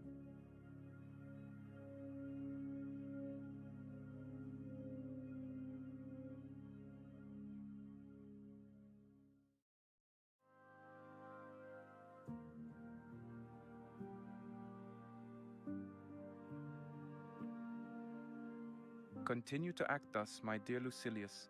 Set yourself free for your own sake. Gather and save your time, which till lately has been forced from you, or filched away, or has merely slipped from your hands. Make yourself believe the truth of my words, that certain moments are torn from us, that some are gently removed, and that others glide beyond our reach. The most disgraceful kind of loss, however, is that due to carelessness. Furthermore, if you will pay close heed to the problem, you will find that the largest portion of our life passes while we are doing ill, a goodly share while we are doing nothing, and the whole while we are doing that which is not to the purpose. What man can you show me who places any value on his time, who reckons the worth of each day, who understands that he is dying daily? For we are mistaken when we look forward to death. The major portion of death has already passed. Whatever years be behind us are in death's hands. Therefore, Lucilius, do as you write me that you are doing. Hold every hour in your grasp. Lay hold of today's task, and you will not need to depend so much upon tomorrow's. While we are postponing, life speeds by. Nothing, Lucilius, is ours except time. We were entrusted by nature with the ownership of this single thing, so fleeting and slippery that anyone who will can oust us from possession. What fools these mortals be! They allow the cheapest and most useless things, which can easily be replaced, to be charged in the reckoning after they have acquired them. But they never regard themselves as in debt when they have received some of that precious commodity, time, and yet time is the one loan which even a grateful recipient cannot repay. You may desire to know how I, who preach to you so freely, am practicing. I confess frankly, my expense account balances, as you would expect from one who is free-handed but careful. I cannot boast that I waste nothing, but I can at least tell you what I am wasting and the cause and manner of the loss. I can give you the reasons why I am a poor man. My situation, however, is the same as that of many who are reduced to slender means through no fault of their own. Everyone forgives them, but no one comes to their rescue. What is the state of things, then? It is this: I do not regard a man as poor, if the little which remains is enough for him. I advise you, however, to keep what is really yours, and you cannot begin too early. For as our ancestors believed, it is too late to spare when you reach the dregs of the cask. Of that which remains at the bottom, the amount is slight, and the quality is vile.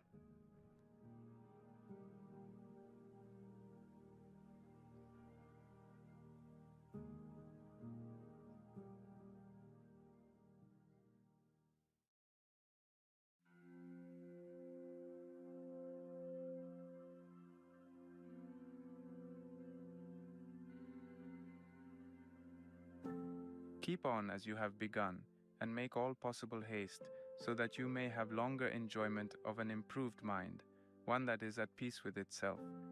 Doubtless, you will derive enjoyment during the time when you are improving your mind and setting it at peace with itself. But quite different is the pleasure which comes from contemplation when one's mind is so cleansed from every stain that it shines. You remember, of course, what joy you felt when you laid aside the garments of boyhood and donned the man's toga and were escorted to the forum. Nevertheless, you may look for a still greater joy when you have laid aside the mind of boyhood and when wisdom has enrolled you among men.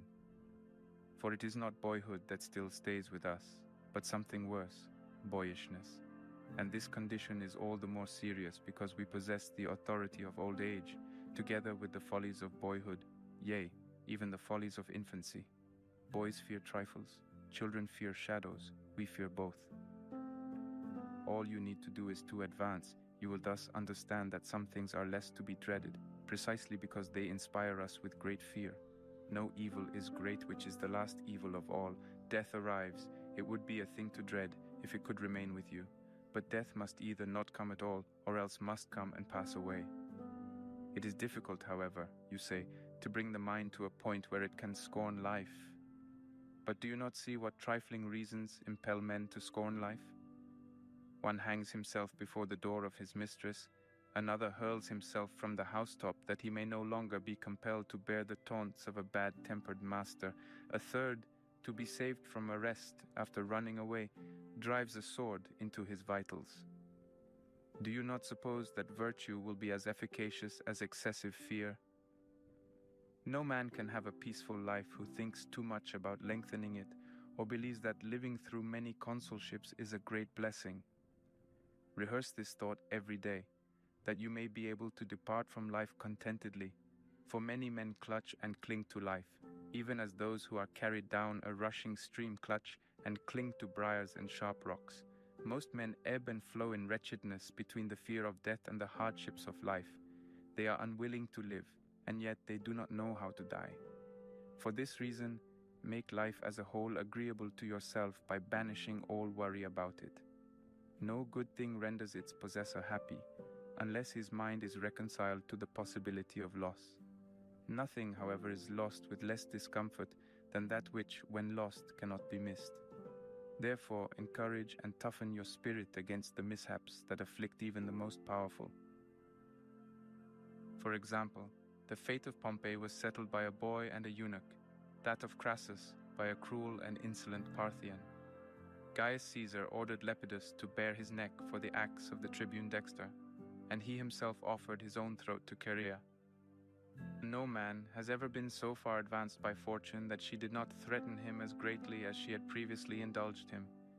Do not trust her seeming calm. In a moment the sea is moved to its depths. The very day the ships have made a brave show in the games, they are engulfed. Reflect that a highwayman or an enemy may cut your throat, and though he is not your master, every slave wields the power of life and death over you. Therefore I declare to you, he is Lord of your life that scorns his own. Think of those who have perished through plots in their own home, slain either openly or by guile. You will that just as many have been killed by angry slaves as by angry kings. What matter therefore how powerful he be whom you fear, when everyone possesses the power which inspires your fear? But, you will say, if you should chance to fall into the hands of the enemy, the conqueror will command that you be led away. Yes, whither you are already being led. Why do you voluntarily deceive yourself and require to be told now for the first time what fate it is that you have long been laboring under? Take my word for it. Since the day you were born, you are being led thither. We must ponder this thought, and thoughts of the like nature, if we desire to be calm as we await that last hour, the fear of which makes all previous hours uneasy. But I must end my letter. Let me share with you the saying which pleased me today. It too is culled from another man's garden. Poverty, brought into conformity with the law of nature, is great wealth. Do you know what limits that law of nature ordains for us? Merely to avert hunger, thirst, and cold. In order to banish hunger and thirst, it is not necessary for you to pay court at the doors of the purse-proud, or to submit to the stern frown, or to the kindness that humiliates. Nor is it necessary for you to scour the seas or go campaigning. Nature's needs are easily provided and ready to hand. It is the superfluous things for which men sweat, the superfluous things that wear our togas threadbare, that force us to grow old in camp, that dash us upon foreign shores. That which is enough is ready to our hands. He who has made a fair compact with poverty is rich.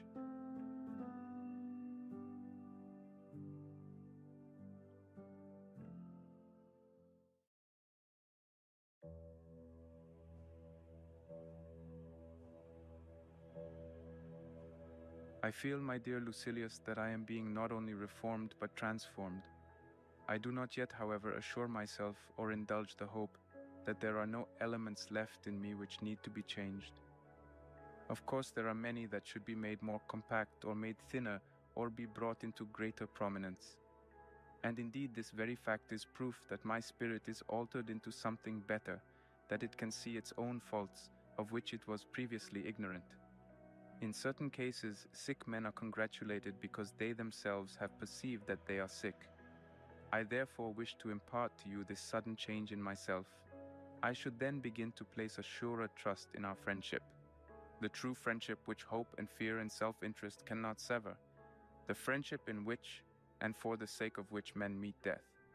I can show you many who have lacked, not a friend, but a friendship. This, however, cannot possibly happen when souls are drawn together by identical inclinations into an alliance of honorable desires. And why can it not happen? Because in such cases men know that they have all things in common, especially their troubles. You cannot conceive what distinct progress I notice that each day brings to me. And when you say, "Give me also a share in these gifts which you have found so helpful," I reply that I am anxious to heap all these privileges upon you, and that I am glad to learn in order that I may teach. Nothing will ever please me, no matter how excellent or beneficial, if I must retain the knowledge of it to myself. And if wisdom were given me under the express condition that it must be kept hidden and not uttered, I should refuse it. No good thing is pleasant to possess without friends to share it. I shall therefore send to you the actual books, and in order that you may not waste time in searching here and there for profitable topics, I shall mark certain passages, so that you can turn at once to those which I approve and admire. Of course, however, the living voice and the intimacy of a common life will help you more than the written word. You must go to the scene of action first, because men put more faith in their eyes than in their ears. And second, because the way is long if one follows precepts, but short and helpful if one follows patterns. Cleanthes could not have been the express image of Zeno if he had merely heard his lectures. He shared in his life, saw into his hidden purposes, and watched him to see whether he lived according to his own rules.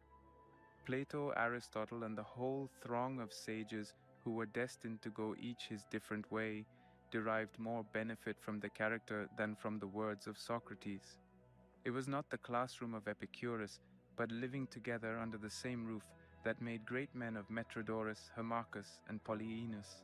Therefore I summon you, not merely that you may derive benefit, but that you may confer benefit, for we can assist each other greatly. Meanwhile, I owe you my little daily contribution. You shall be told what pleased me today in the writings of Hecato. It is these words. What progress, you ask, have I made? I have begun to be a friend to myself.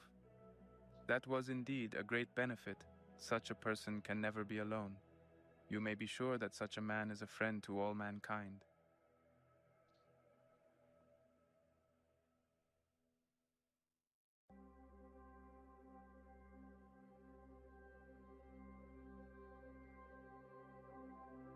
It is the month of December, and yet the city is at this very moment in a sweat.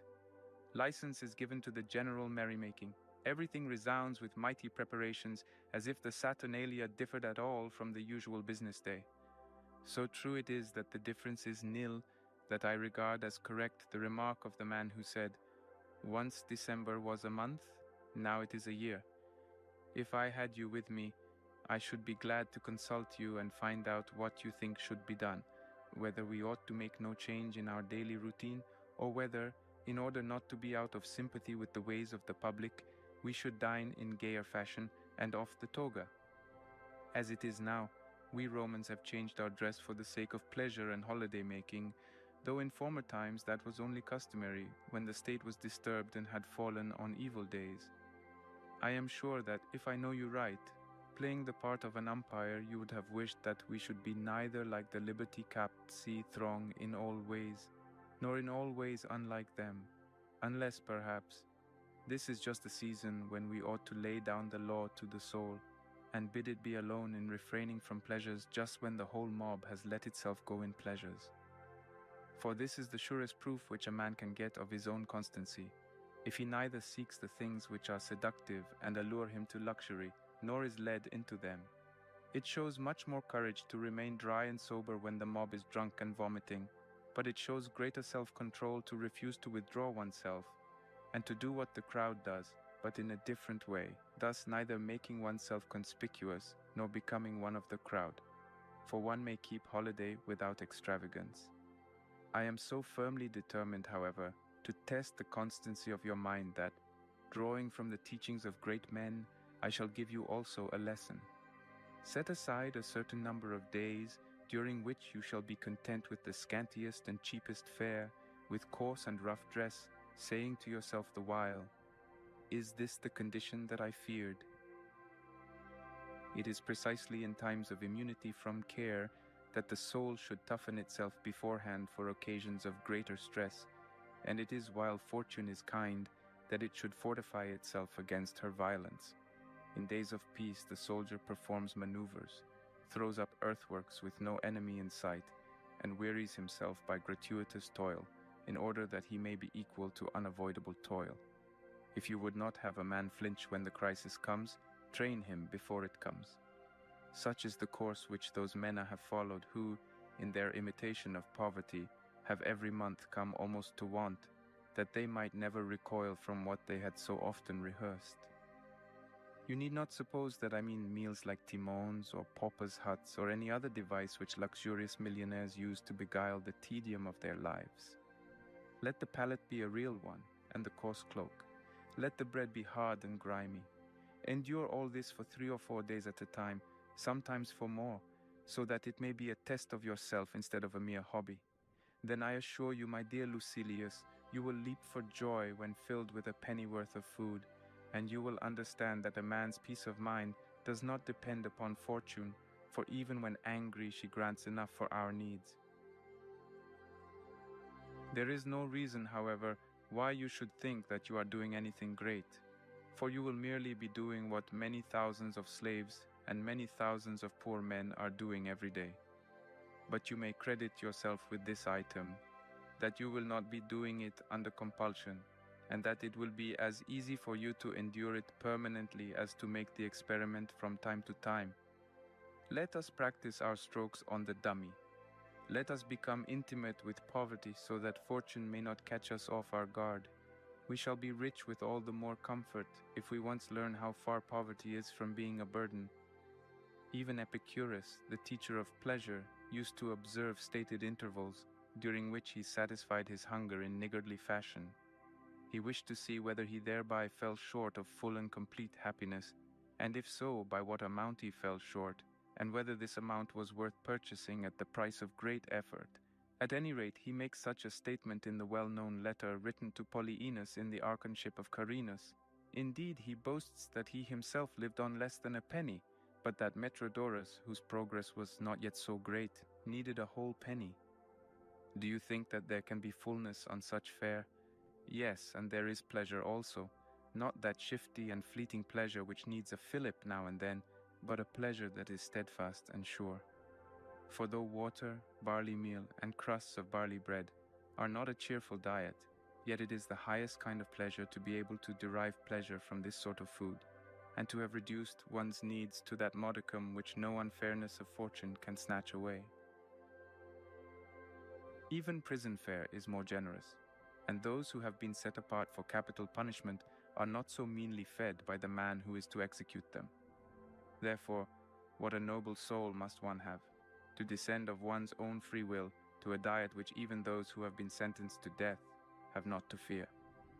This is indeed forestalling the spear thrusts of fortune.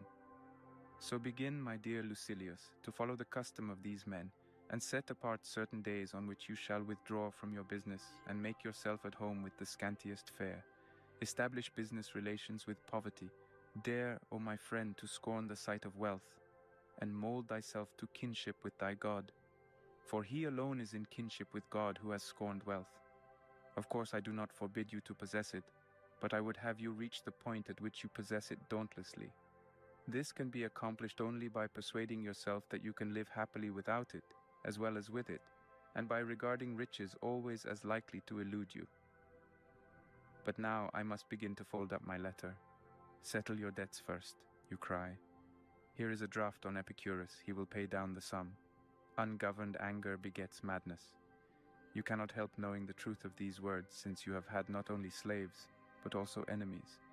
But indeed this emotion blazes out against all sorts of persons. It springs from love as much as from hate, and shows itself not less in serious matters than in jest and sport. And it makes no difference how important the provocation may be, but into what kind of soul it penetrates. Similarly with fire, it does not matter how great is the flame, but what it falls upon. For solid timbers have repelled a very great fire. Conversely, dry and easily inflammable stuff nourishes the slightest spark into a conflagration. So it is with anger, my dear Lucilius. The outcome of a mighty anger is madness, and hence anger should be avoided, not merely that we may escape excess, but that we may have a healthy mind.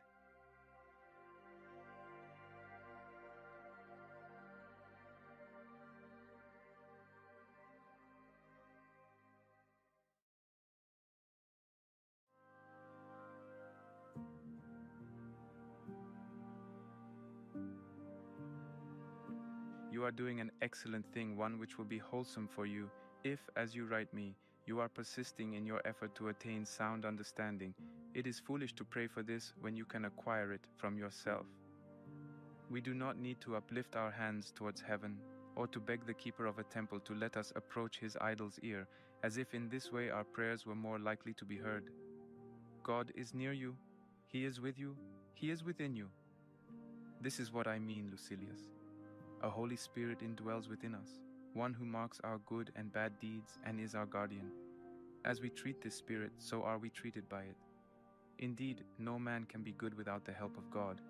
Can one rise superior to fortune unless God helps him to rise? He it is that gives noble and upright counsel. In each good man a God doth dwell, but what God know we not. If ever you have come upon a grove that is full of ancient trees, which have grown to an unusual height, shutting out a view of the sky by a veil of pleached and intertwining branches, then the loftiness of the forest, the seclusion of the spot, and your marvel at the thick, unbroken shade in the midst of the open spaces will prove to you the presence of deity. Or if a cave, made by the deep crumbling of the rocks, holds up a mountain on its arch, a place not built with hands but hollowed out into such spaciousness by natural causes, your soul will be deeply moved by a certain intimation of the existence of God. We worship the sources of mighty rivers. We erect altars at places where great streams burst suddenly from hidden sources. We adore springs of hot water as divine and consecrate certain pools because of their dark waters or their immeasurable depth. If you see a man who is unterrified in the midst of dangers, untouched by desires, happy in adversity, peaceful amid the storm, who looks down upon men from a higher plane and views the gods on a footing of equality, will not a feeling of reverence for him steal over you? Will you not say, "This quality is too great and too lofty to be regarded as resembling this petty body in which it dwells"? A divine power has descended upon that man. When a soul rises superior to other souls, when it is under control, when it passes through every experience as if it were of small account, when it smiles at our fears and at our prayers, it is stirred by a force from heaven. A thing like this cannot stand upright unless it be propped by the divine. Therefore, a greater part of it abides in that place from whence it came down to earth.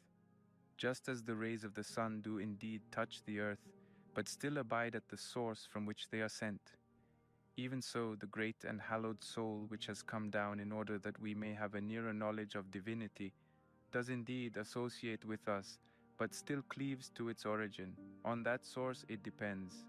Thither it turns its gaze and strives to go, and it concerns itself with our doings only as a being superior to ourselves. What then is such a soul? One which is resplendent with no external good, but only with its own. For what is more foolish than to praise in a man the qualities which come from without? And what is more insane than to marvel at characteristics which may at the next instant be passed on to someone else? A golden bit does not make a better horse. The lion with gilded mane, in process of being trained and forced by weariness to endure the decoration, is sent into the arena in quite a different way from the wild lion whose spirit is unbroken. The latter indeed bold in his attack as nature wished him to be, impressive because of his wild appearance, and it is his glory that none can look upon him without fear, is favored in preference to the other lion, that languid and gilded brute. No man ought to glory except in that which is his own. We praise a vine if it makes the shoots teem with increase, if by its weight it bends to the ground the very poles which hold its fruit. Would any man prefer to this vine one from which golden grapes and golden leaves hang down? In a vine the virtue peculiarly its own is fertility. In man also we should praise that which is his own. Suppose that he has a retinue of comely slaves and a beautiful house, that his farm is large and large his income. None of these things is in the man himself. They are all on the outside. Praise the quality in him which cannot be given or snatched away, that which is the peculiar property of the man. Do you ask what this is? It is soul and reason brought to perfection in the soul. For man is a reasoning animal. Therefore man's highest good is attained, if he has fulfilled the good for which nature designed him at birth. And what is it which this reason demands of him? The easiest thing in the world, to live in accordance with his own nature. But this is turned into a hard task by the general madness of mankind. We push one another into vice. And how can a man be recalled to salvation when he has none to restrain him, and all mankind to urge him on?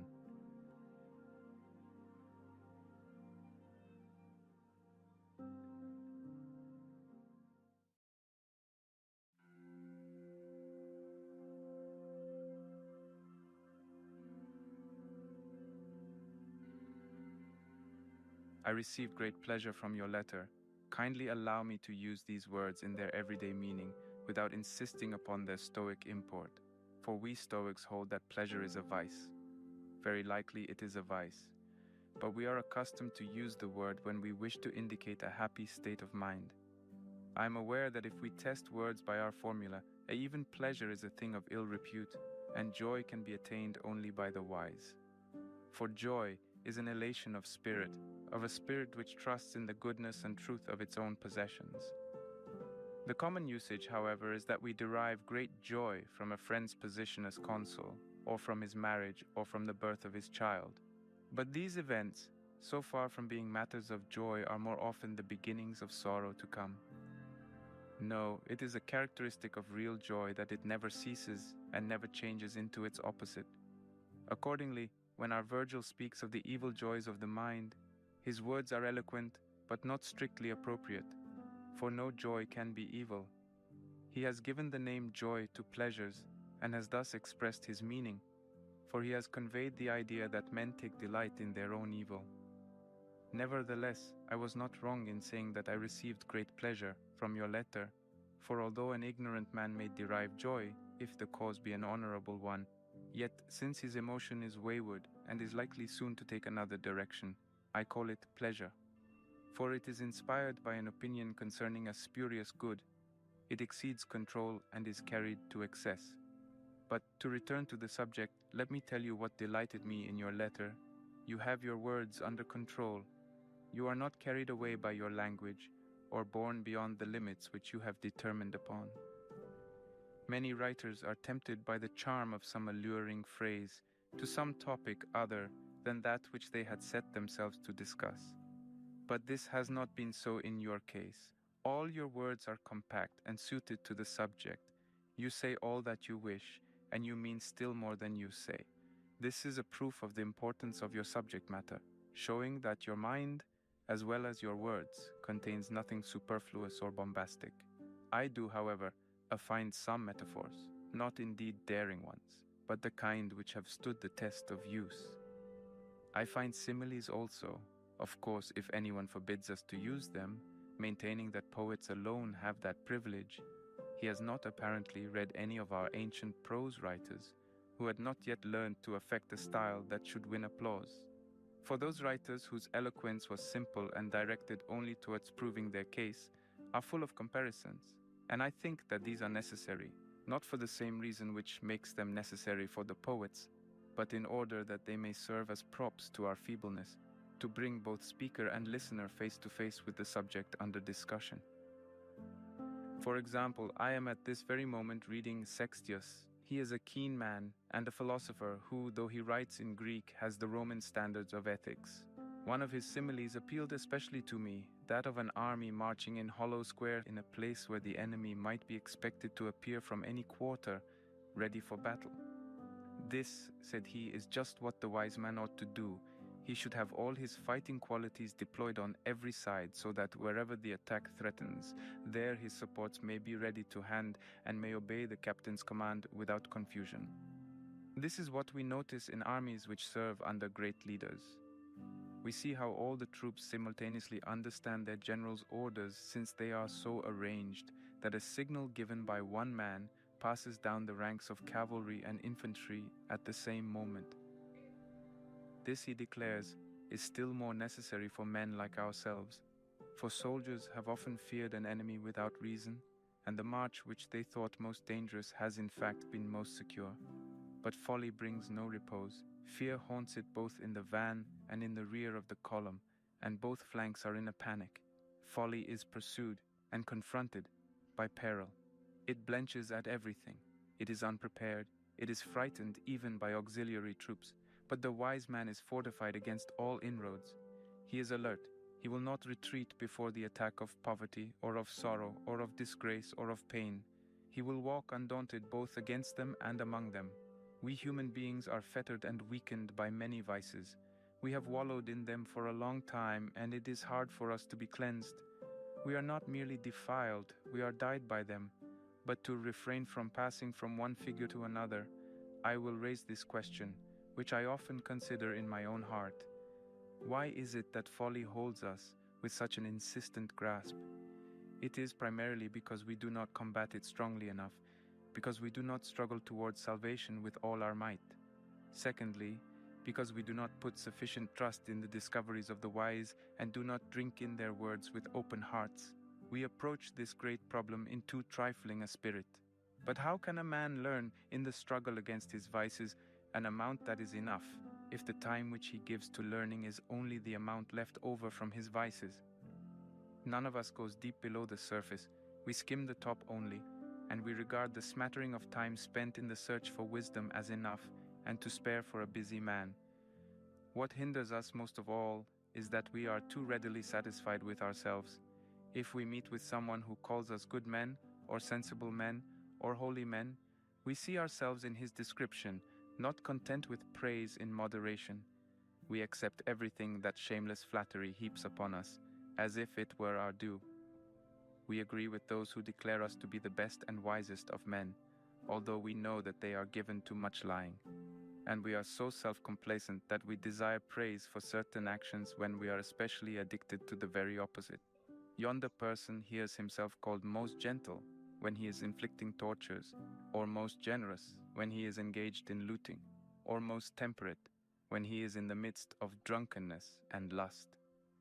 Thus it follows that we are unwilling to be reformed, just because we believe ourselves to be the best of men.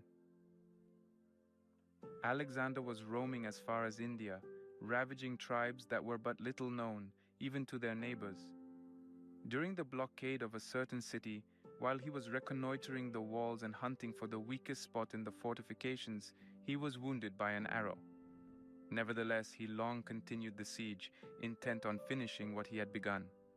The pain of his wound, however, as the surface became dry and as the flow of blood was checked, increased. His leg gradually became numb as he sat his horse, and finally, when he was forced to withdraw, he exclaimed, "All men swear that I am the son of Jupiter, but this wound cries out that I am mortal." Let us also act in the same way. Each man, according to his lot in life, is stultified by flattery. We should say to him who flatters us, "You call me a man of sense, but I understand how many of the things which I crave are useless, and how many of the things which I desire will do me harm. I have not even the knowledge which satiety teaches to animals, of what should be the measure of my food or my drink. I do not yet know how much I can hold. I shall now show you how you may know that you are not wise. The wise man is joyful, happy and calm, unshaken. He lives on a plane with the gods. Now go, question yourself. If you are never downcast, if your mind is not harassed by my apprehension through anticipation of what is to come, if day and night your soul keeps on its even and unswerving course, upright and content with itself, then you have attained to the greatest good that mortals can possess. If, however, you seek pleasures of all kinds in all directions, you must know that you are as far short of wisdom as you are short of joy. Joy is the goal which you desire to reach, but you are wandering from the path. If you expect to reach your goal while you are in the midst of riches and official titles. In other words, if you seek joy in the midst of cares, these objects for which you strive so eagerly, as if they would give you happiness and pleasure, are merely causes of grief. All men of this stamp, I maintain, are pressing on in pursuit of joy, but they do not know where they may obtain a joy that is both great and enduring. One person seeks it in feasting and self-indulgence, another in canvassing for honors and in being surrounded by a throng of clients, another in his mistress, another in idle display of culture and in literature that has no power to heal. All these men are led astray by delights which are deceptive and short-lived, like drunkenness, for example, which pays for a single hour of hilarious madness by a sickness of many days, or like applause and the popularity of enthusiastic approval which are gained and atoned for at the cost of great mental disquietude. Reflect, therefore, on this, that the effect of wisdom is a joy that is unbroken and continuous. The mind of the wise man is like the ultralunar firmament. Eternal calm pervades that region. You have then a reason for wishing to be wise if the wise man is never deprived of joy. This joy springs only from the knowledge that you possess the virtues. None but the brave, the just, the self-restrained can rejoice. And when you query, "What do you mean? Do not the foolish and the wicked also rejoice?" I reply, no more than lions who have caught their prey. When men have wearied themselves with wine and lust, when night fails them before their debauch is done, when the pleasures which they have heaped upon a body that is too small to hold them begin to fester, at such times they utter in their wretchedness those lines of Virgil, "Thou knowest how, amid false glittering joys."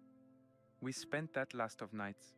Pleasure lovers spend every night amid false glittering joys, and just as if it were their last. But the joy which comes to the gods and to those who imitate the gods is not broken off, nor does it cease, but it would surely cease were it borrowed from without. Just because it is not in the power of another to bestow, neither is it subject to another's whims. That which fortune has not given, she cannot take away.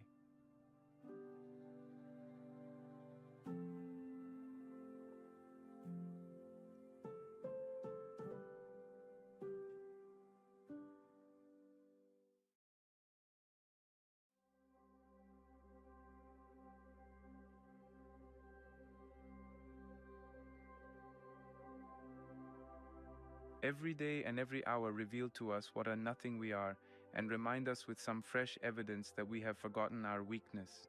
Then, as we plan for eternity, they compel us to look over our shoulders at death. Do you ask me what this preamble means? It refers to Cornelius Senecio, a distinguished and capable Roman knight whom you knew. From humble beginnings, he had advanced himself to fortune, and the rest of the path already lay downhill before him. For it is easier to grow in dignity than to make a start, and money is very slow to come where there is poverty. Until it can creep out of that, it goes halting. Senecio was already bordering upon wealth, helped in that direction by two very powerful assets, knowing how to make money and how to keep it also.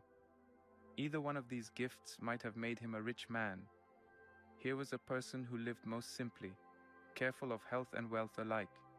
He had, as usual, called upon me early in the morning, and had then spent the whole day, even up to nightfall, at the bedside of a friend who was seriously and hopelessly ill. After a comfortable dinner, he was suddenly seized with an acute attack of quinsy, and with the breath clogged tightly in his swollen throat, barely lived until daybreak. So within a very few hours after the time when he had been performing all the duties of a sound and healthy man, he passed away. He who was venturing investments by land and sea, who had also entered public life and left no type of business untried, during the very realization of financial success and during the very onrush of the money that flowed into his coffers, was snatched from the world. Graft now thy pears, Melibæus, and set out thy vines in their order. But how foolish it is to set out one's life when one is not even owner of the morrow, or what madness it is to plot out far-reaching hopes. To say, I will buy and build, loan and call in money, win titles of honor, and then, old and full of years, I will surrender myself to a life of ease. Believe me when I say that everything is doubtful, even for those who are prosperous.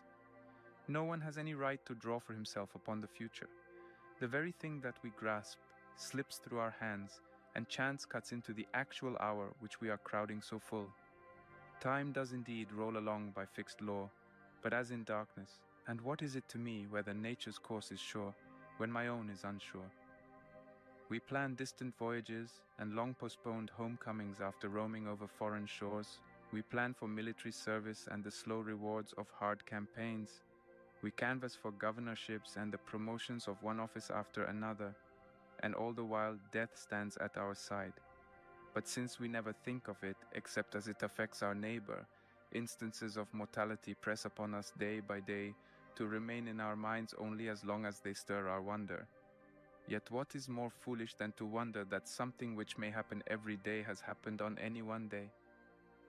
There is indeed a limit fixed for us, just where the remorseless law of fate has fixed it, but none of us knows how near he is to this limit. Therefore let us so order our minds as if we had come to the very end. Let us postpone nothing, let us balance life's account every day.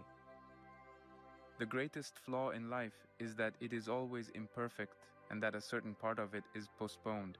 One who daily puts the finishing touches to his life is never in want of time. And yet, from this want arise fear and a craving for the future which eats away the mind. There is nothing more wretched than worry over the outcome of future events. As to the amount or the nature of that which remains, our troubled minds are set aflutter with unaccountable fear. How then shall we avoid this vacillation? In one way only, if there be no reaching forward in our life, if it is withdrawn into itself. For he only is anxious about the future, to whom the present is unprofitable. But when I have paid my soul its due, when a soundly balanced mind knows that a day differs not a whit from eternity, whatever days or problems the future may bring, then the soul looks forth from lofty heights and laughs heartily to itself when it thinks upon the ceaseless succession of the ages. For what disturbance can result from the changes and the instability of chance, if you are sure in the face of that which is unsure? Therefore, my dear Lucilius, begin at once to live, and count each separate day as a separate life. He who has thus prepared himself, he whose daily life has been a rounded whole, is easy in his mind. But those who live for hope alone find that the immediate future always slips from their grasp, and that greed steals along in its place, and the fear of death, a curse which lays a curse upon everything else. Thence came that most debased of prayers, in which Mechanasa does not refuse to suffer weakness, deformity, and as a climax the pain of crucifixion, provided only that he may prolong the breath of life amid these sufferings. Fashion me with a palsied hand, weak of foot, and a cripple. Build upon me a crook-backed hump, shake my teeth till they rattle. All is well if my life remains. Save, oh save it, I pray you, though I sit on the piercing cross. There he is, praying for that which, if it had befallen him, would be the most pitiable thing in the world, and seeking a postponement of suffering as if he were asking for life. I should deem him most despicable had he wished to live up to the very time of crucifixion. Nay, he cries, you may weaken my body if you will only leave the breath of life in my battered and ineffective carcass. Maim me if you will, but allow me, misshapen and deformed as I may be, just a little more time in the world. You may nail me up and set my seat upon the piercing cross. Is it worthwhile to weigh down upon one's own wound and hang impaled upon a gibbet, that one may but postpone something which is the balm of troubles, the end of punishment? Is it worth all this to possess the breath of life only to give it up? What would you ask for Maecenas but the indulgence of heaven? What does he mean by such womanish and indecent verse? What does he mean by making terms with panic fear? What does he mean by begging so vilely for life? He cannot ever have heard Virgil read the words, "Tell me, is death so wretched as that?" He asks for the climax of suffering, and what is still harder to bear? Prolongation and extension of suffering. And what does he gain thereby? Merely the boon of a longer existence. But what sort of life is a lingering death? Can anyone be found who would prefer wasting away in pain, dying limb by limb, or letting out his life drop by drop, rather than expiring once for all? Can any man be found willing to be fastened to the accursed tree, a long, sickly, already deformed, swelling with ugly tumors on chest and shoulders, and draw the breath of life amid long drawn-out agony? I think he would have many excuses for dying even before mounting the cross. Deny now, if you can, that nature is very generous in making death inevitable. Many men have been prepared to enter upon still more shameful bargains, to betray friends in order to live longer themselves, or voluntarily to debase their children, and so enjoy the light of day which is witness of all their sins.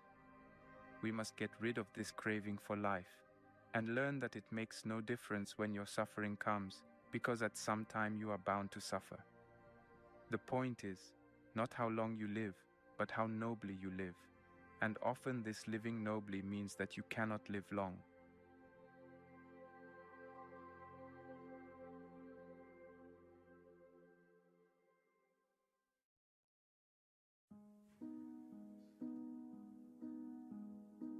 As we wrap up this illuminating exploration into Seneca's Letters from a Stoic, it's vital to take a moment to reflect on the transformative lessons that this ancient philosopher has offered us. Today, we've dissected a curated selection of letters that cover an expansive range of topics, from the essence of time to the intricacies of human relationships, from the simple life to our complex inner worlds. These messages, penned nearly 2 millennia ago, provide indispensable guideposts for anyone committed to the journey of personal development and philosophical enrichment. Time is our most precious resource, as discussed in Letter 1 on saving time. Seneca urges us to be miserly with our time, to use it judiciously, and to remember that every moment spent is a moment we'll never get back. This isn't just a Stoic idea, it's a universally relevant concept. In an era where distractions abound and the world moves at breakneck speed, learning to manage and value time efficiently is more crucial than ever. Then we move to Letter 4, on the terrors of death, which invites us to explore our mortality. Seneca argues that understanding and accepting the inevitable can free us to live more wholly, and more authentically. The idea is not to become morbidly obsessed with death, but to use it as a compass that directs us to live each day with purpose and clarity. Our exploration took us next to the beauty of shared wisdom in Letter 6 on sharing knowledge. Here, Seneca suggests that the knowledge we gain increases in value when we share it with others. In today's interconnected world where information flows freely through social media platforms, blogs, and videos like this one, sharing knowledge isn't just a virtue, but a responsibility we all share. Then we delved into Letter 18 on festivals and fasting, a poignant message about embracing a simpler life. In a society consumed by consumerism where we often mistake wants for needs, Seneca reminds us of the importance of contentment and voluntary discomfort. This practice enables us to appreciate what we have and prepares us for times when we might face actual discomfort or hardship. In Letter 41, on the God within us, we encountered the notion of the divine quality of human rationality. The idea isn't merely abstract, it's a call to elevate our thinking and actions to reflect our highest potential. Personal development isn't just about skills and achievements, it's about reaching into the depths of our being and bringing forth the innate wisdom we all possess. Our journey also led us to Letter 59 on pleasure and joy, a letter that focuses on the importance of meaningful relationships and true joy as opposed to fleeting pleasures. Seneca distinguishes between superficial happiness and the deep-rooted joy that comes from authentic connections with others, echoing sentiments that are vitally important in an age where social media often seems to drive us apart more than it brings us together. Finally, we examined Letter 101 on the futility of planning ahead. In a world obsessed with planning every minute detail, Seneca asks us to accept the impermanence of life and to adapt to change. This Stoic principle is perhaps the most freeing of all, because it offers a mental framework that can weather any storm life may throw our way. As we draw this exploration to a close, understand that these words and lessons from Seneca are not merely ink on paper or pixels on a screen. They are echoes of millennia, whispers from the past that can still shape the contours of our hearts and minds today. Take one concept, just one, and hold it close to you. Let it stir your soul and guide your actions.